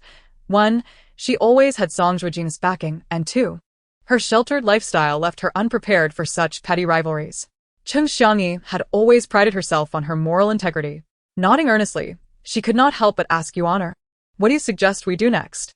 We cannot allow that vile woman to continue her arrogance. This is just the beginning. You know well that on that day, Song Zhuojin was not in my courtyard. How could I heed my mother's advice to consummate our marriage and conceive a child? Ultimately, she needed a child by her side. And it must be a son. What of Madame Wang's prestigious lineage? Wasn't he Madame Zhou once an orphan too? Now, she is trampled underfoot by Madame Zhou, even with her authority over family matters. In the end, all the assets and titles belonged to Song Zhuojin." Yuan's eyes darted, and she leaned closer to Qing Xiangyi, kneeling like an obedient cat. "Madam, the situation now is quite different. The eldest lady has known you since childhood. Even if there are misunderstandings today, they are due to Meng Danruo's meticulous scheming. Who could have predicted her underhanded tactics? Nor did she inform you before rushing to the front door. She clearly intended to humiliate you. However, the bond between you and the eldest lady is irreplaceable. If you explain your position to her, she will surely understand." Yuan had yet to voice the thought that Song Jinghong had once fought alongside Qing Xiangyi, but now she merely resumed her previous role. The formidable Miss Song, despite her appearance, was rather dim-witted. Otherwise, she would not repeatedly be used as a pawn by Qing Xiangyi, believing instead that Qing Xiangyi held genuine affection for her. "Indeed, you speak true. Qing'er and I share a deep bond. Our years of friendship cannot be marred by such trivial matters." Qing Xiangyi mused, then turned to the still-absorbed Granny Zhang. "Granny Zhang, please fetch some jewelry from my private collection. Qing'er has a fondness for hibiscus flowers. I recall my mother gifted me a hibiscus crown made of pure jade last year. I had planned to present it to her on her birthday next year. Today, I shall offer it as an apology. I will deliver it personally." With her decision made, the entire Elan courtyard sprang into action, contrasting sharply with the stillness in Madame Zhou's courtyard. The dim corridor led directly to Madame Zhou's chamber, where a servant had just closed the door, plunging the room into darkness. Seated on a pearwood bed, Madame Zhou, shrouded in a gauzy curtain, surveyed the man standing before her with a cold gaze. "Eldest son, you are growing older, and should learn to be more sensible." In that moment, Madame Zhou displayed none of her usual instability, her eyes, sharp as daggers, bore down upon Song Zhuojin, resembling an official scrutinizing a subordinate. Song Zhuojin remained silent, as was his habit, even in the presence of his own mother. He had little to say. "I hear you are investigating your brother Song Zhuojin's affairs at Bailu Academy. You must cease this inquiry. Madame Zhou continued, noting his silence. She had expected a reaction from him by now, but he remained as mute as ever. A frown of dissatisfaction creased her brow. Although Song Zhuojin's investigation into Bailu Academy was discreet, it had not gone unnoticed by certain channels. Yet, she never anticipated his indifference. If you promise me to abandon this matter, I will ensure that your little lover is never troubled again, and if necessary, I will assist her against Qingxiangi. Any entanglements between you afterward, I vow not to interfere. Madame Zhou's irritation grew with his continued silence. She had hoped for at least a word from him. Yet the room remained enveloped in silence, amplifying her frustration. Time seemed to freeze at that moment. After a long pause, the previously silent man finally spoke. His first question sending a chill through Madame Zhou's veins. Mother, is my second brother truly your flesh and blood? His indifferent tone echoed in her ears, stirring a tumult of emotions within her. Her pupils constricted in shock. Fortunately, the veil concealed her panic-stricken expression from him. Had Song Zhuojin discerned something? Madame Zhou knew precisely how sensitive her son was. Biting her tongue, she feigned composure, as though attempting to mask something. What nonsense are you speaking? Song Zhuojin is not my son? If it weren't for bearing him, how do you think I acquired those stretch marks? Did I inflict that suffering upon myself for no reason? Her rebuke sounded more like a desperate attempt to cover her tracks. Yet Song Zhuojin fell silent once more, his quietude quickening Madame Zhou's heartbeat. After all, this matter concerned the eldest princess, Roman. A flicker of fear crept into Madame Zhou's gaze. She could only wonder what thoughts had surfaced in his mind to provoke such a mention of Roman. Her hands, hidden within her sleeves, began to tremble uncontrollably. Song Zhuojin was, of course, oblivious to the actions of Madame Zhou concealed behind the gauze curtain, yet his expression bore an unusual gravity, more serious than at any other time. However, I had never heard of a biological mother remaining so serene in the face of her child's unjust humiliation, as if nothing had transpired. Mother, is it truly only because this matter involves Princess Roman? The normally taciturn individual suddenly launched into a lengthy discourse, rendering the atmosphere even more stifling. Do not inquire further. I have already stated that the matter is settled. Pursuing irrelevant details holds no significance. Since he has been expelled from the academy, it is evident that he is unfit for scholarly pursuits, Madame Zhou declared with unwavering conviction. This was quite clearly an outrageous falsehood. Song Zhuojin had always excelled within the academy. The teacher had remarked earlier this year that next year's imperial examination would be a mere trifle for him. On what grounds could she dismiss Song Zhuojin's talents with such flippancy? Yet, the unwavering gaze of Madame Zhou left no room for contradiction. This only deepened Song Zhuojin's suspicion that she harbored some hidden secret. Mother, notwithstanding the recent upheaval at the Bailu Academy, I have long desired to inquire of you. When you rejected grandfather's offer to enlighten my younger brother at the age of 3, and again when you declined to allow me to teach him martial fundamentals at 5, was it not your intention from the very beginning to raise him in a manner that would render him ineffectual? Had it not been for father's embarrassment, he would never have permitted that a scion of the Song family be sent to Bailu Academy. This was the first time Song Zhuojin had broached the subject of his younger brother's education with his own mother. The age gap of over 10 years between them rendered their relationship markedly different. As a toddler, his younger brother spoke in a soft, delicate voice, while Song Zhuojin, having trained in martial arts, was robust and fearful that a gust of wind might whisk his little brother away like a fragile sprout. Despite his mother's inaction, Song Zhuojin remained determined. At 10 years of age, he shone brightly. It seemed that heaven had granted their grandfather's fervent wish for the Song family to be blessed with a literary prodigy, endowing Song Zhuojin with the grace and refinement that had been lacking in Song Zhuojin.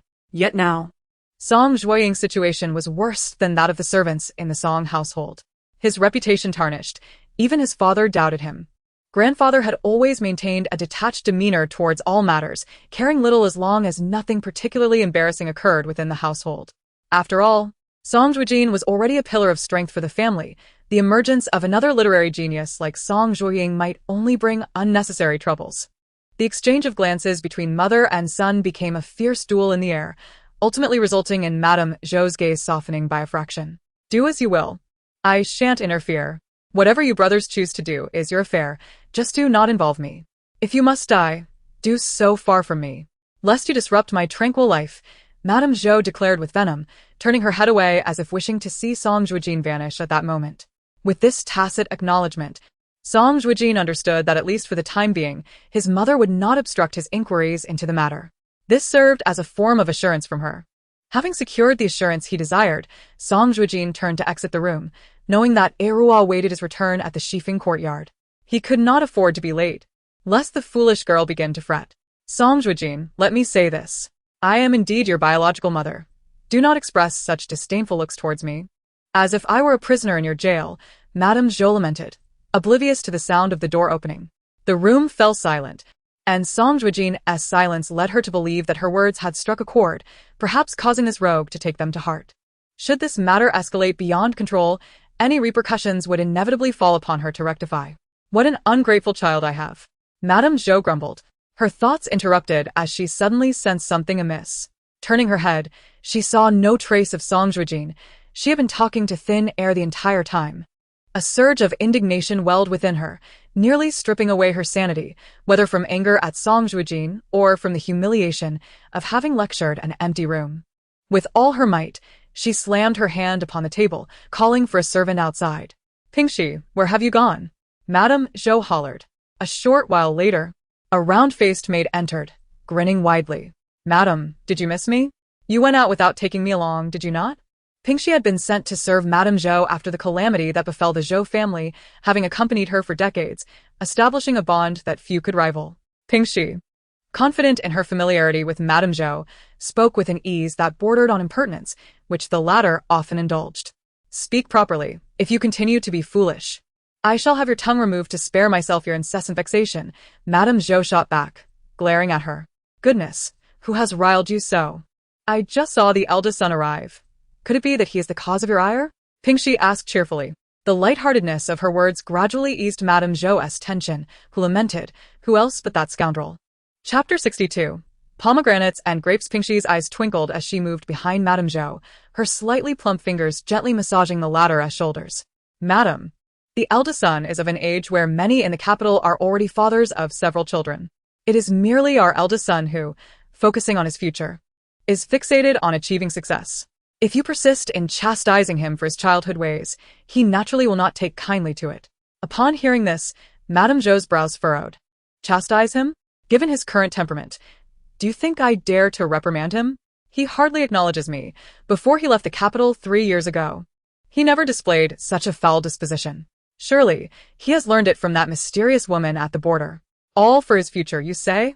His heart is now wholly captivated by that woman, defying the entire family for her sake.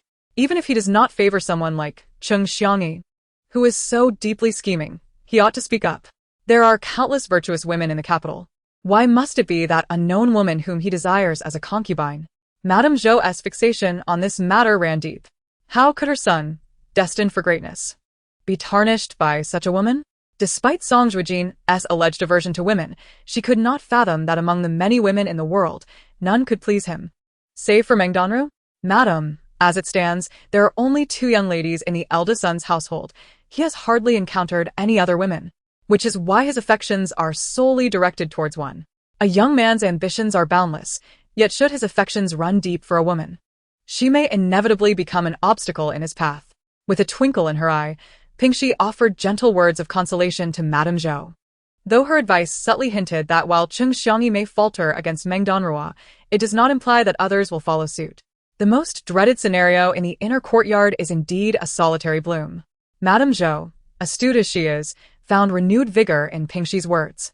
Her gaze lingered on the sheer curtain before her, and she instructed Pingxi to seek out several virtuous young women, preferably those who are pliable, amiable, and skilled in service. They would be trained in the courtyard and later introduced one by one to her son. After all, meddling in her son's affections for a singular woman could paint her as an overbearing mother-in-law. Regardless of her approach, such interference would surely incite resentment from Song Zhuojin. His disdain for Cheng Xiangyi does not signify that all are as foolish as she. His interest in Meng Danruo is merely a fleeting whim. Should she present him with a multitude of such women, any ensuing discord within the household would stem from his own pursuit of favor. And as long as no lives were lost in the fray, it would hardly be deemed a grave matter. With her resolve solidified, Madame Zhou bid Pingxi farewell. Taking advantage of the early twilight, Pingxi hurried to her parental home, where her sister, now 16, was the perfect candidate, pretty and well-behaved. Meng Danruo had recently developed a fondness for practicing calligraphy. She had once learned a few characters from a scholar in the village and had attended school for a brief period. However, due to her family's dire circumstances, particularly after her father had broken his leg while gathering firewood, their ability to support her education had vanished. Though times were tough, the family managed to stay together, with her mother teaching her and her sister embroidery, providing some extra income. Meng Danruo's elegant handwriting was honed under the guidance of Song Zhuojin after they met at the border. A man of decisive action. His aura of intensity and martial prowess was reflected even in his writing, which bore a certain strength. Meng Danruo often thought of her sister, who had once cherished learning.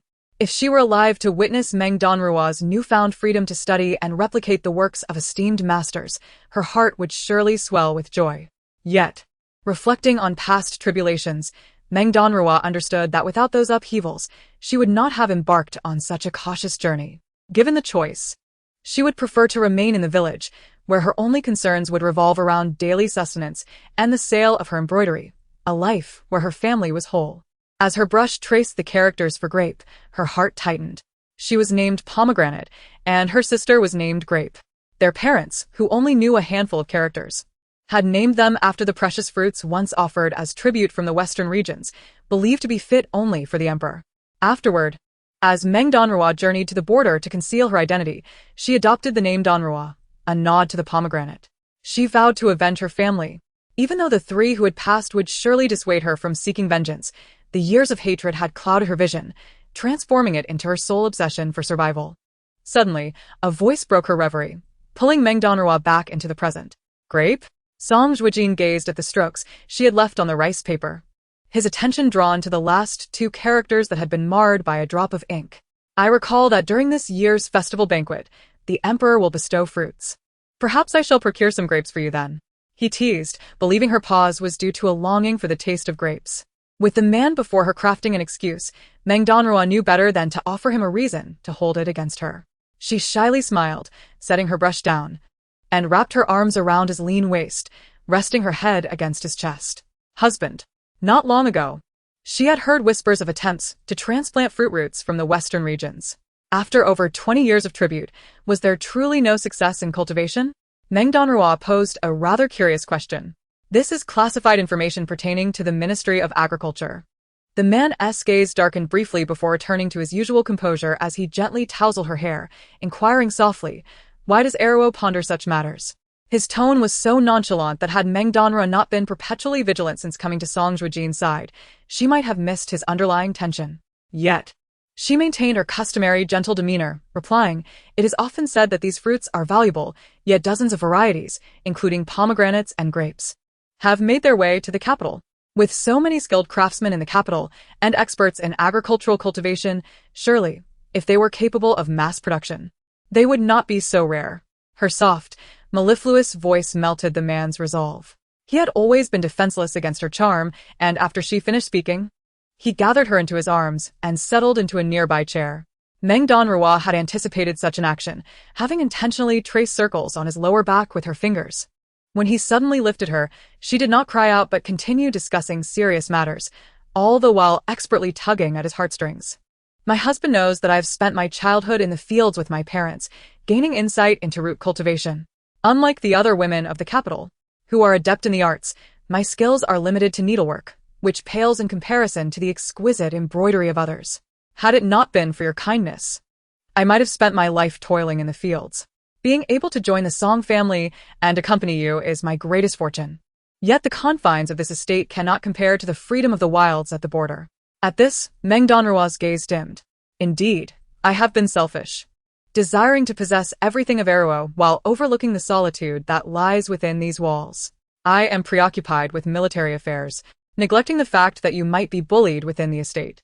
Noticing the sorrowful expression of the woman in his arms, Song Zhuojin immediately recalled recent events.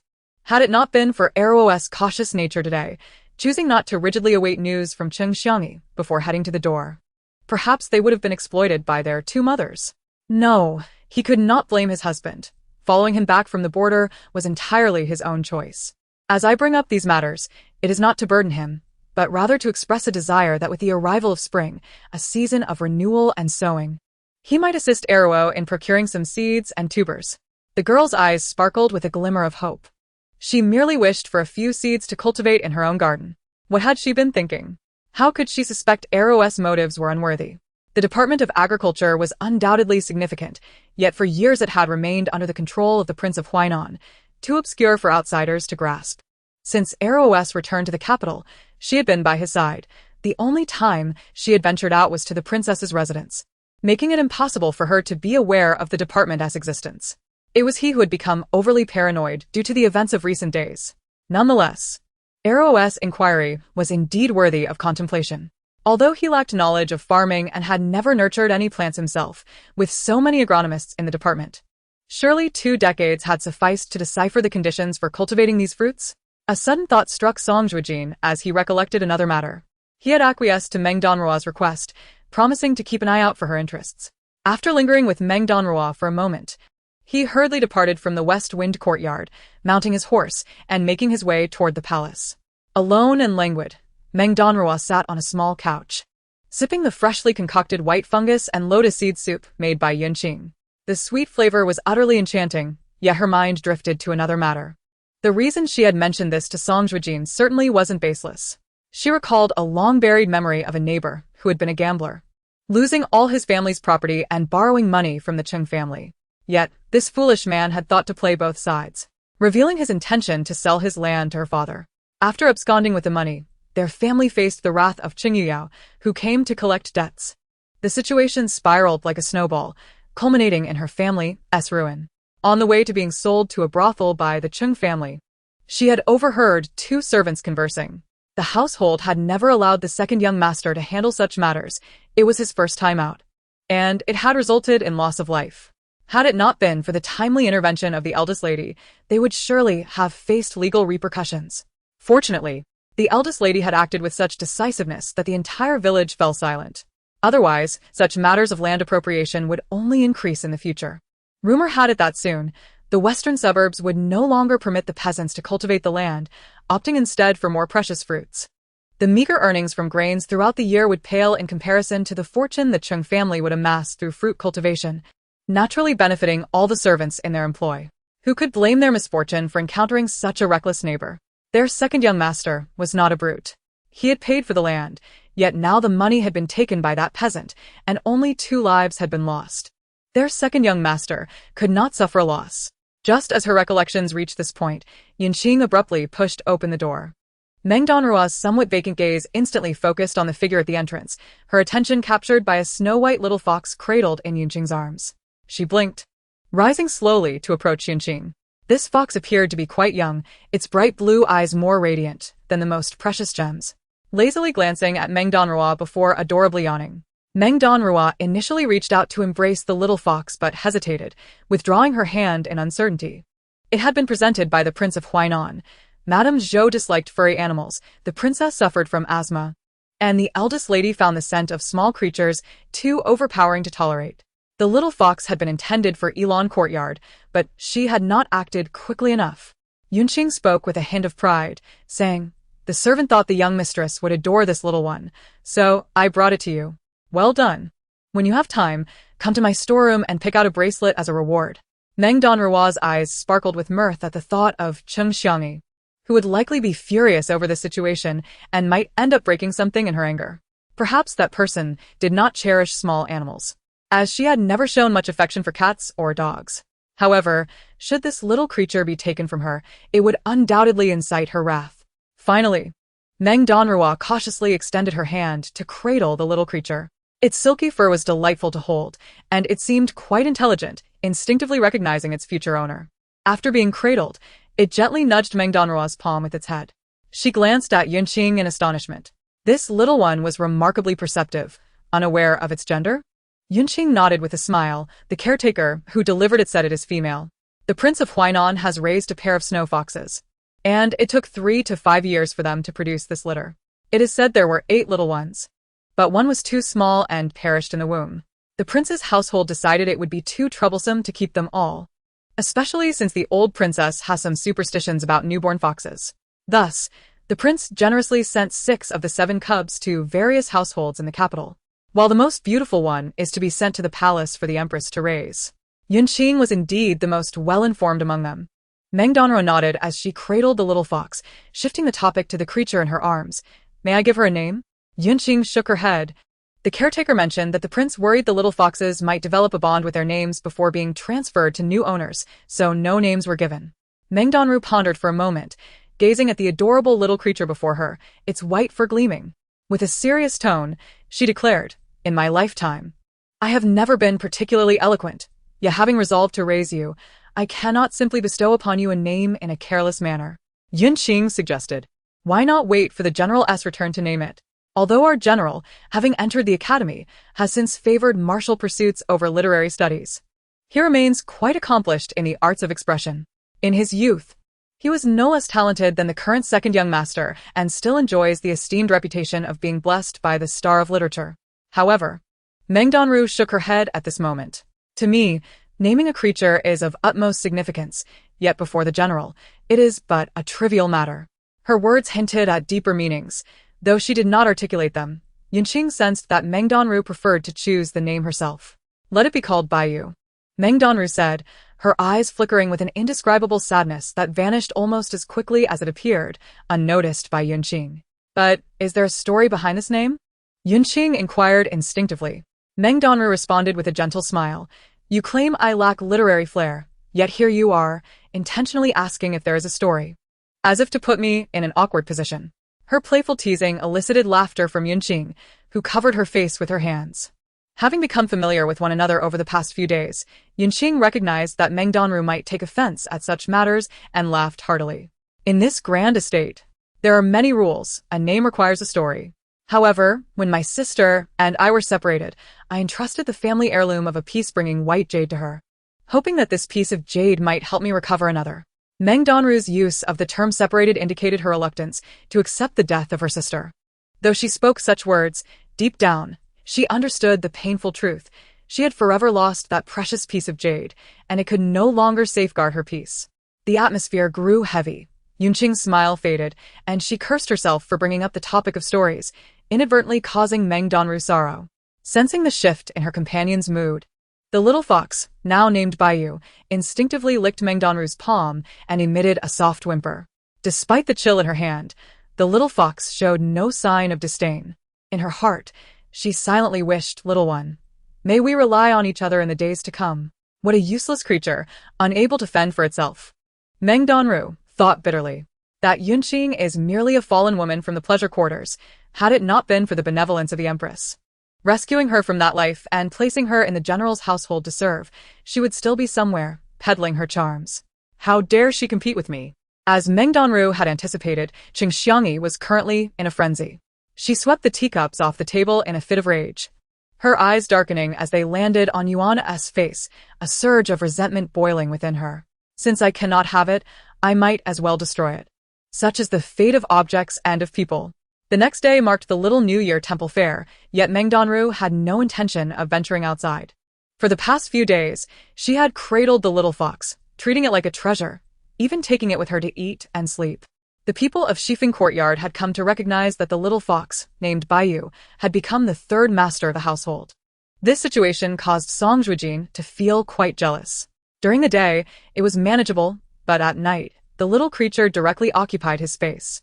Song Zhuojin felt both amused and frustrated, knowing he shouldn't take it out on a naive little fox. Yet he couldn't help but feel annoyed at having not held his wife properly for 2 nights. That accursed prince of Huainan. Why send a fox to the Song family? Truly a little vixen. Just as he was stewing in his irritation, he suddenly heard Lu An's voice from outside. "General, Miss Yun-Si has sent an invitation for our young mistress, requesting her presence at the temple fair gathering at Tianman Tower." Chapter 65. A Feast of Ambush or Miss Yun-Si. The younger sister of Yun Lanshan, Yun Qianwen? Upon hearing this name, Song Zhuojin furrowed his brow. His memory served him well. He had encountered the Yun siblings at a palace banquet, where the young lady had displayed a fiery demeanor, often speaking her mind. Yet like her brother, she seemed devoid of guile. Indeed. However, my subordinates have informed me that during her time at the Women's Academy, Miss Yun-Si had some discord with our young lady. The The only encounter between the Yun family and our young mistress was during the Tsang Air incident.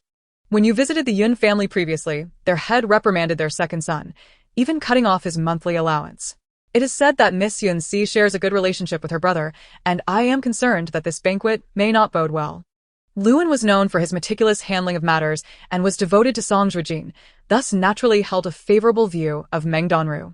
However, considering Miss Yun-si's invitation to their young mistress, he perceived it as a potential trap, suspecting she sought to retaliate for her brother. Noticing Song Zhuojin's silence, Luan refrained from further disturbing his thoughts. After a moment of contemplation, Song Zhuojin's gaze shifted slightly. At this moment, he recalled another matter. I remember you previously mentioned that during your investigation of the Bailu Academy, you received much information from a servant named Xiao Wuzi, whose master is the Yun family's second son, Yun Lanshan. Luan instinctively nodded. Indeed, that was the case. I even gave Xiao Wuzi 5 taels of silver to buy him a drink under the eaves of the tavern. He revealed many details about the situation regarding the Chung family, seemingly eager to convince me of his claims that the servant currently by Chung Yuyao's side is not his biological brother, Xiao Shuzi. Luan had discerned that Xiao Wuzi harbored ulterior motives during their conversation, aiming to instigate doubt regarding Chung Yuyao, thus leading to a thorough investigation of the Chung family. Slowly, Song Zhuojin raised his gaze and revealed a chilling truth to Luan. He likely knew long ago that his brother was dead, which is why he appeared at the Chung family's doorstep. Luan, he was deliberately putting on a show for you. Luan, a distinguished figure among the troops, was confident that his discreet investigations would not easily be detected. Even the most skilled assassins could not act without a robust network of intelligence. Xiao Wuzi was merely a servant. How could he ascertain Luan's movements without arousing suspicion? Was this orchestrated by the second son of the Yun family? If the Yun family's influence were to investigate him, he could not escape unscathed. That seemingly carefree and incompetent second son was perhaps a cunning player, masquerading as a fool. A flurry of thoughts raced through Luan's mind, yet he quickly dismissed them. If the second son were indeed such a formidable mastermind, undetected by anyone, that would be truly terrifying. It could not be Yun heir. He lacked the intellect for such schemes. Song Zhuojin seemed to immediately discern Luan's intentions, decisively dismissing them. The situation had become increasingly enigmatic. The truth appeared to be laid bare before him, with merely the need to uncover evidence for clarity. However, he harbored doubts about whether the clues presented were intentionally revealed by the shadowy puppet master behind it all. This sensation was overwhelmingly stifling, akin to traversing a path meticulously orchestrated by others. Since enlisting in the military, Song Zhuojin had not felt such oppressive pressure for quite some time. After a lengthy contemplation, he finally spoke. Tomorrow at the Tianman Tower banquet, let the young mistress meet with Miss Yun-si. You shall remain in the shadows to ensure her protection. I suspect there may be other hands at play. Regardless, your ultimate aim must be to safeguard Arua's safety. At dawn the following day, the estate buzzed with activity. With the festive season approaching, preparations were underway to adorn the premises, crimson silk draped high, lanterns aglow, enveloping the surroundings in jubilant cheer. The day prior, Song Zhuojin had informed Meng Danruo of his plans, and upon learning of the connection between Miss Yun-si and Song Jinghong, Meng Danruo narrowed her eyes slightly, but acquiesced without hesitation. Song Jinghong had returned to the estate for 2 or 3 days. And although he had not caused any trouble during this time, reports indicated that Qing Xiangyi had not been idle, visiting Song Jinghong's courtyard daily, lingering for half a day. As if inseparable. Sister, are you going to Tianman Tower today? I want to go too. In recent days, Yu had caught a chill and had been resting in her room, apprehensive about passing her illness to Meng Danruo. Now feeling somewhat better, the prospect of leaving the estate had her yearning for companionship. Sister, you cannot be so heartless as to leave me behind again. What if you and Yun Qing depart, leaving only that plump fox by my side? I would surely be driven to despair. Yu paced beside Meng Danruo, exuding an air of determination that if she were not taken along, she would pester Meng Danruo incessantly. Our Baiyu is not fat. To Meng Danruo, who had just adorned herself with earrings, it seemed she had not heard Yu's earlier complaints, promptly retorting instead. Yu glared, exasperated. Was that truly the crux of her argument?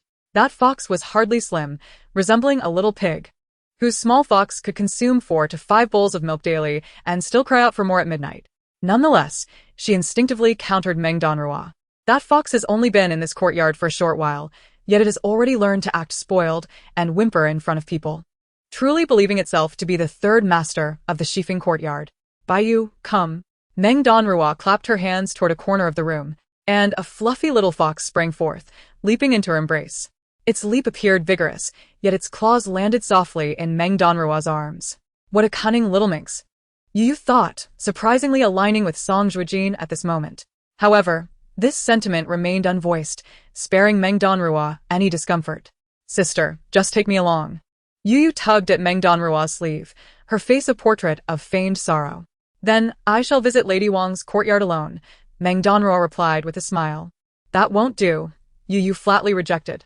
Meng Danruo maintained her smile, then this side is also off limits. She sought to minimize Yu's presence before Chengxiangyi to avoid any unforeseen complications. Sister, today is the little new year. When you go to pay your respects, you must meet everyone. How can I be assured of your safety if I am not by your side? Yu continued to plead, her grip on Meng Danruo's sleeve tightening. What are you worried about, sister? The young mistress has me by her side. While I may lack your skills, I possess considerable strength, and no petty scoundrel would dare approach the young mistress. Yunqing, sensing the tension, strolled in with a smile. However, as her words left her lips, Yu, who had been clinging to Meng Danruo, suddenly wore a peculiar expression, remembering her recent sparring with Yunqing. Previously, she had expressed her desire to learn martial arts to Song Zhuojin, who had not agreed to personally instruct her but had arranged for Luan to guide her. Ever since learning of Yu's aspirations, Yunqing had been eager to engage her in practice. Initially, Yu had held back, fearing harm might come to Yunqing. But the outcome was quite the opposite. She had been thoroughly bested. Who would have guessed that this seemingly cheerful girl possessed such innate strength? A gentle slap on Yu's back had left her aching for days. Now, upon seeing Yunqing's eager expression, the lingering pain resurfaced. Sister Yunqing. Yu feigned weakness, initially planning to employ her usual charm, but as she spoke, Yunqing effortlessly lifted her by the collar and set her aside. Yu was taken aback. How could someone so effortlessly move her, despite her own modest weight, bolstered by her sister's generous care? Enough, enough. I see the time is drawing near. I must go to pay my respects to the lady. Meng Danruo, amused by their antics, interjected, attempting to restore order. Yu, being younger than Yunqing by 7 or 8 years, would likely never match her strength even after 5 more years of training. Meng Danruo often intervened to maintain peace between the two, fearing their rivalry might ignite into conflict. Yet both acquiesced to her authority, standing obediently upon hearing her voice. Yu, the purpose of today's visit is not the primary focus. The main event lies in the banquet at Tianman Tower. I will take you and Yunqing out, but you will remain hidden while she is in plain sight. Although it is Miss Yunxi's invitation, the gathering will largely consist of the capital's elite, and one can never predict what may transpire at the temple fair. Meng Danruo handed over the little fox to Yu, expressing a reflective sentiment. Being cautious is paramount. In Lady Wang's courtyard, no incidents occurred, possibly due to the little New Year festivities, as the attendees sought to avoid disputes, resulting in no one venturing out to the temple fair. Even the ladies confined to the estate longed for merriment. As they departed Lady Wang's courtyard, Song Zhuojin, who had been walking ahead of Meng Danruo, suddenly extended her foot, clearly intending to trip her and cause embarrassment. Opposite Lady Wang's courtyard stood an exquisitely carved jade disc, adorned with vibrant peach blossoms, symbolizing fertility and prosperity. However, it was somewhat ironic that this was placed before Lady Wang's residence, considering she had only borne a single daughter throughout her life. Yet, this was not the crux of the matter. If Meng Danruo were to stumble at this very moment, she would undoubtedly collide with the jade disc, the outcome of which could be dire, possibly disfiguring her. The malicious intent behind Miss Song's actions was palpable. As they had anticipated, Meng Danruo appeared oblivious to the outstretched foot, striding directly over it and landing heavily upon it. A sharp cry escaped Song Zhuojin, who felt as if her foot might shatter. Were it not for her maid's timely support, she might have collapsed to the ground. Meng Danruo, are your eyes blind? The pain rendered Song Zhuojin nearly speechless, yet her nearby maid vocally accused Meng Danruo, her eyes burning with ill intent. The entire incident transpired in a flash. Had it not been for Song Zhuojin's scream, the rest of the assembly might have remained unaware of this brief altercation.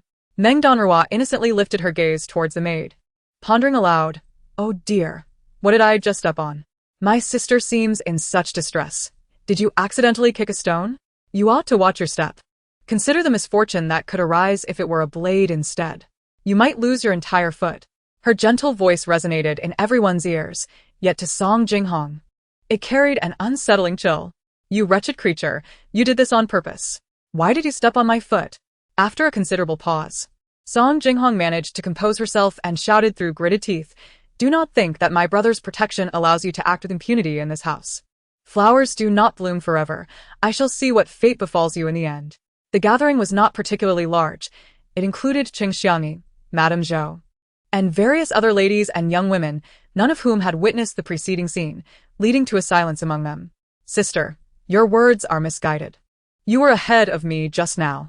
If I had intended to step on your foot, I would have aimed for your heel, not your instep," Meng Danruo retorted. Having clearly protected her own foot, the onlookers were not naive, and it became evident that Song Zhuojin had played an unflattering role in this affair. While Meng Danruo was no fool either. "You." Song Zhuojin was taken aback by the seemingly fragile woman's sharp tongue. As she attempted to strike Meng Danruo, her hand was abruptly seized by a rough, powerful grip. "Miss, I have been commanded by the general to protect the young mistress. Please do not make my task difficult," came the voice of Lu Wen. "How dare you protect her? Who do you think you are to demand any respect from me?" Lu Wen's unexpected appearance caught everyone off guard, including Song Zhuojin, who quickly regained her composure and forcefully shrugged off his hand, her eyes ablaze with fury, as though she wished to devour Meng Danruo whole. "Miss, if you continue to make a scene, the general will be displeased," Lu Wen warned, his expression still stern. Upon his arrival, the assembled company exchanged glances, each acknowledging the need to steer clear of conflict. Song Zhuojin had even assigned Lu Wen to Meng Danruo's side, underscoring his regard for her. Although whispers had circulated previously, none could compare to the shock of this moment. Lu Wen, a 6th-rank cavalry commander personally appointed by the emperor and the trusted aide of Song Zhuojin, had lowered himself to protect a mere woman. This outcome could only have been orchestrated by Song Zhuojin himself. "I care not for his displeasure. She deliberately stepped on my foot and now denies me the right to seek justice," Song Zhuojin insisted, intent on pursuing the matter.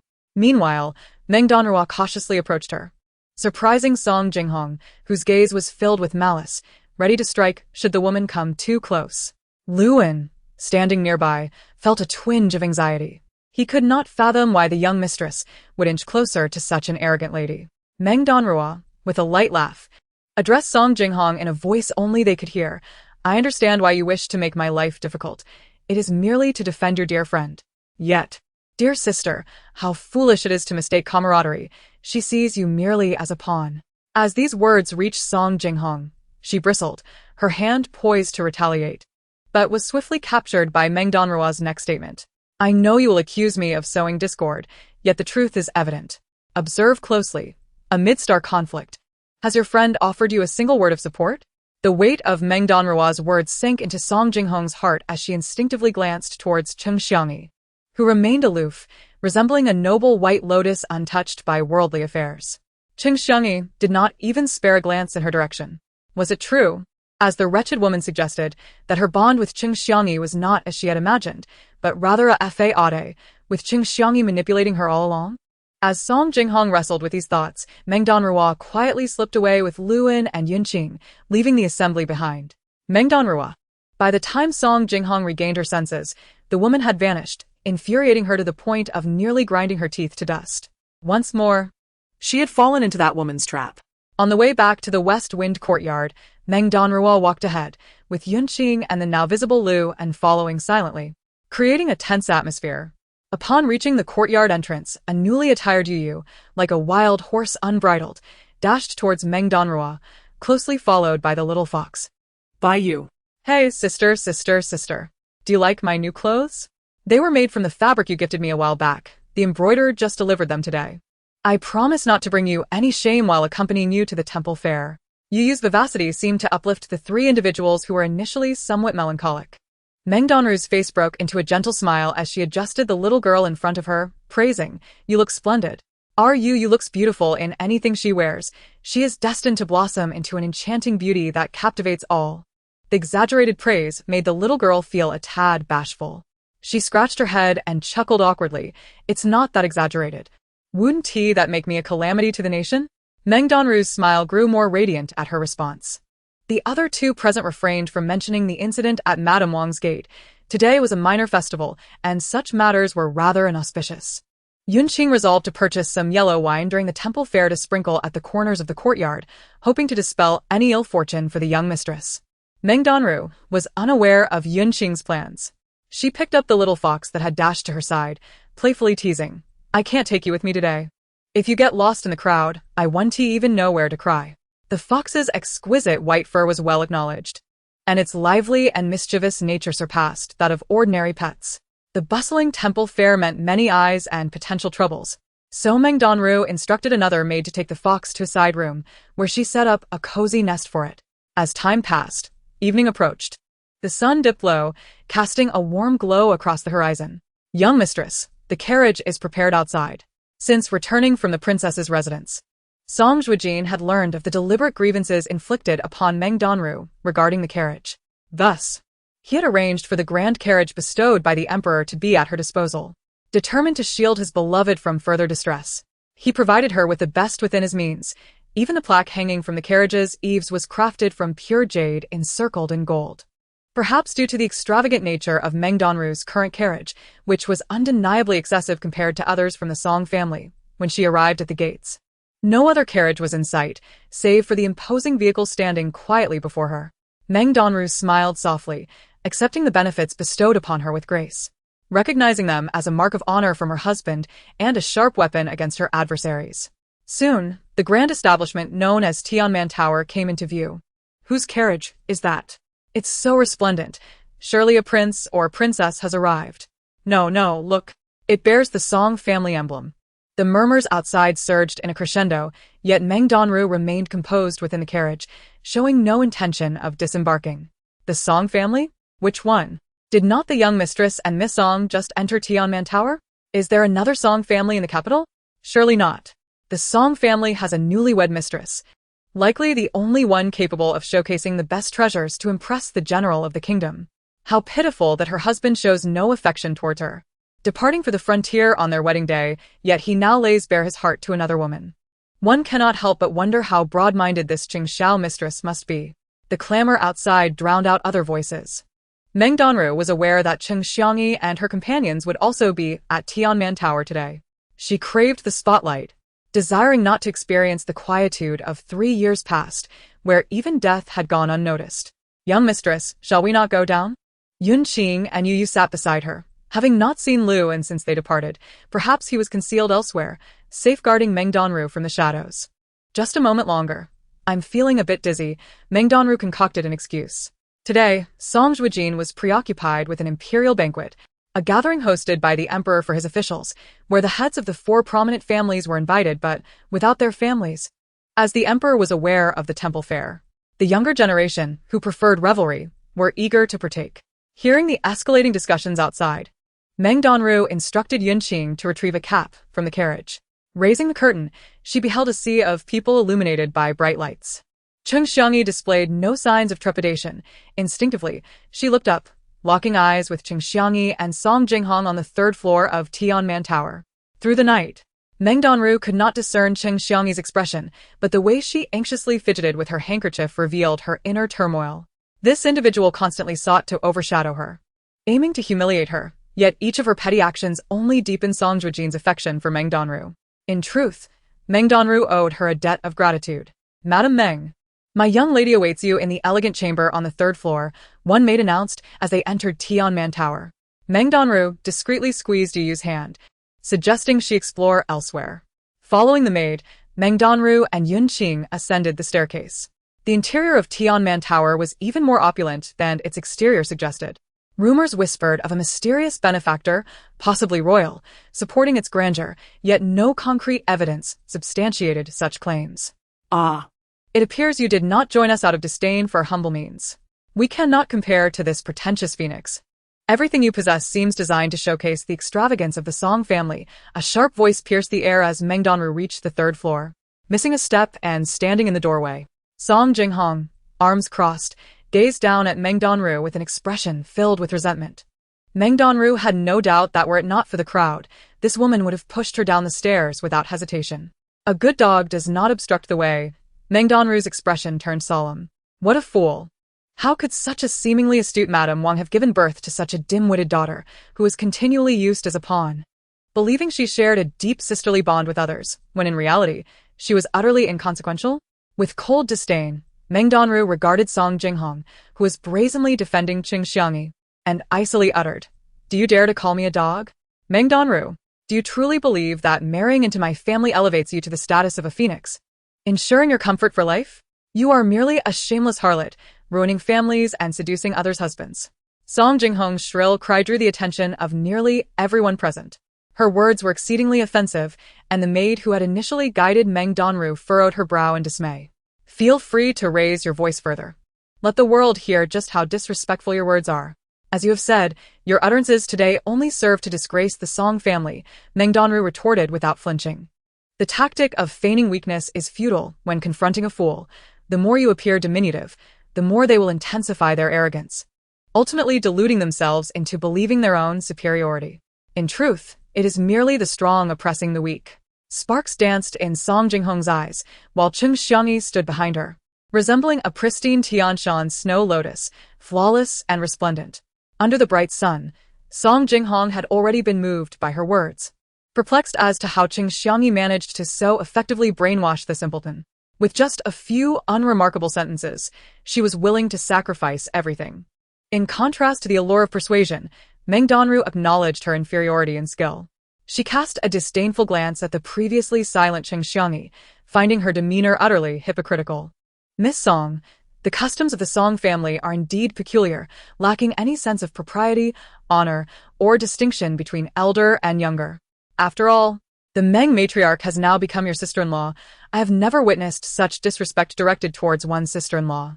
Is this the etiquette of the Song family?" At that moment, a door closest to the staircase swung open, revealing a woman clad in red, who stood quietly at the threshold, her words laced with aggression. "Yun Laosi, what business is it of yours?" Song Zhuojin was taken aback to find an old rival present. Recalling how this person had consistently opposed her at the academy, inserting herself into every matter, Song Zhuojin's retort grew increasingly brusque. Ha! "If I see injustice, I shall lend my sword. Moreover, the Meng matriarch is my guest. How could I allow you to bark like a dog here?" With that, Yun Qianwen forcefully pushed aside Song Zhuojin, and in the instant she turned, her previously dismissive expression transformed into a warm smile directed towards Meng Danruo. "Please, Lady Meng, I apologize for my negligence. Had I known there would be an obstruction, I would have personally welcomed you at the door." Her smile was devoid of flattery, exuding a warmth akin to a gentle spring breeze. Meng Danruo chose not to engage with Song Zhuojin and her companion, confidently ascending to the third floor, and upon Yun Qianwen's invitation, entered the private room. It was only after both had departed that Song Zhuojin slowly processed the situation, cursing Meng Danruo for consorting with her sworn enemy. "Qing'er, it is my fault. Had it not been for my affairs, perhaps you and Meng's sister would have become good friends. In that moment, I wished to speak up for you. But, recalling the last incident where I merely interjected, your brother reacted to me with tears." The weeping voice of Qing Xiangyi instantly dissolved any lingering dissatisfaction Song Zhuojin held towards her.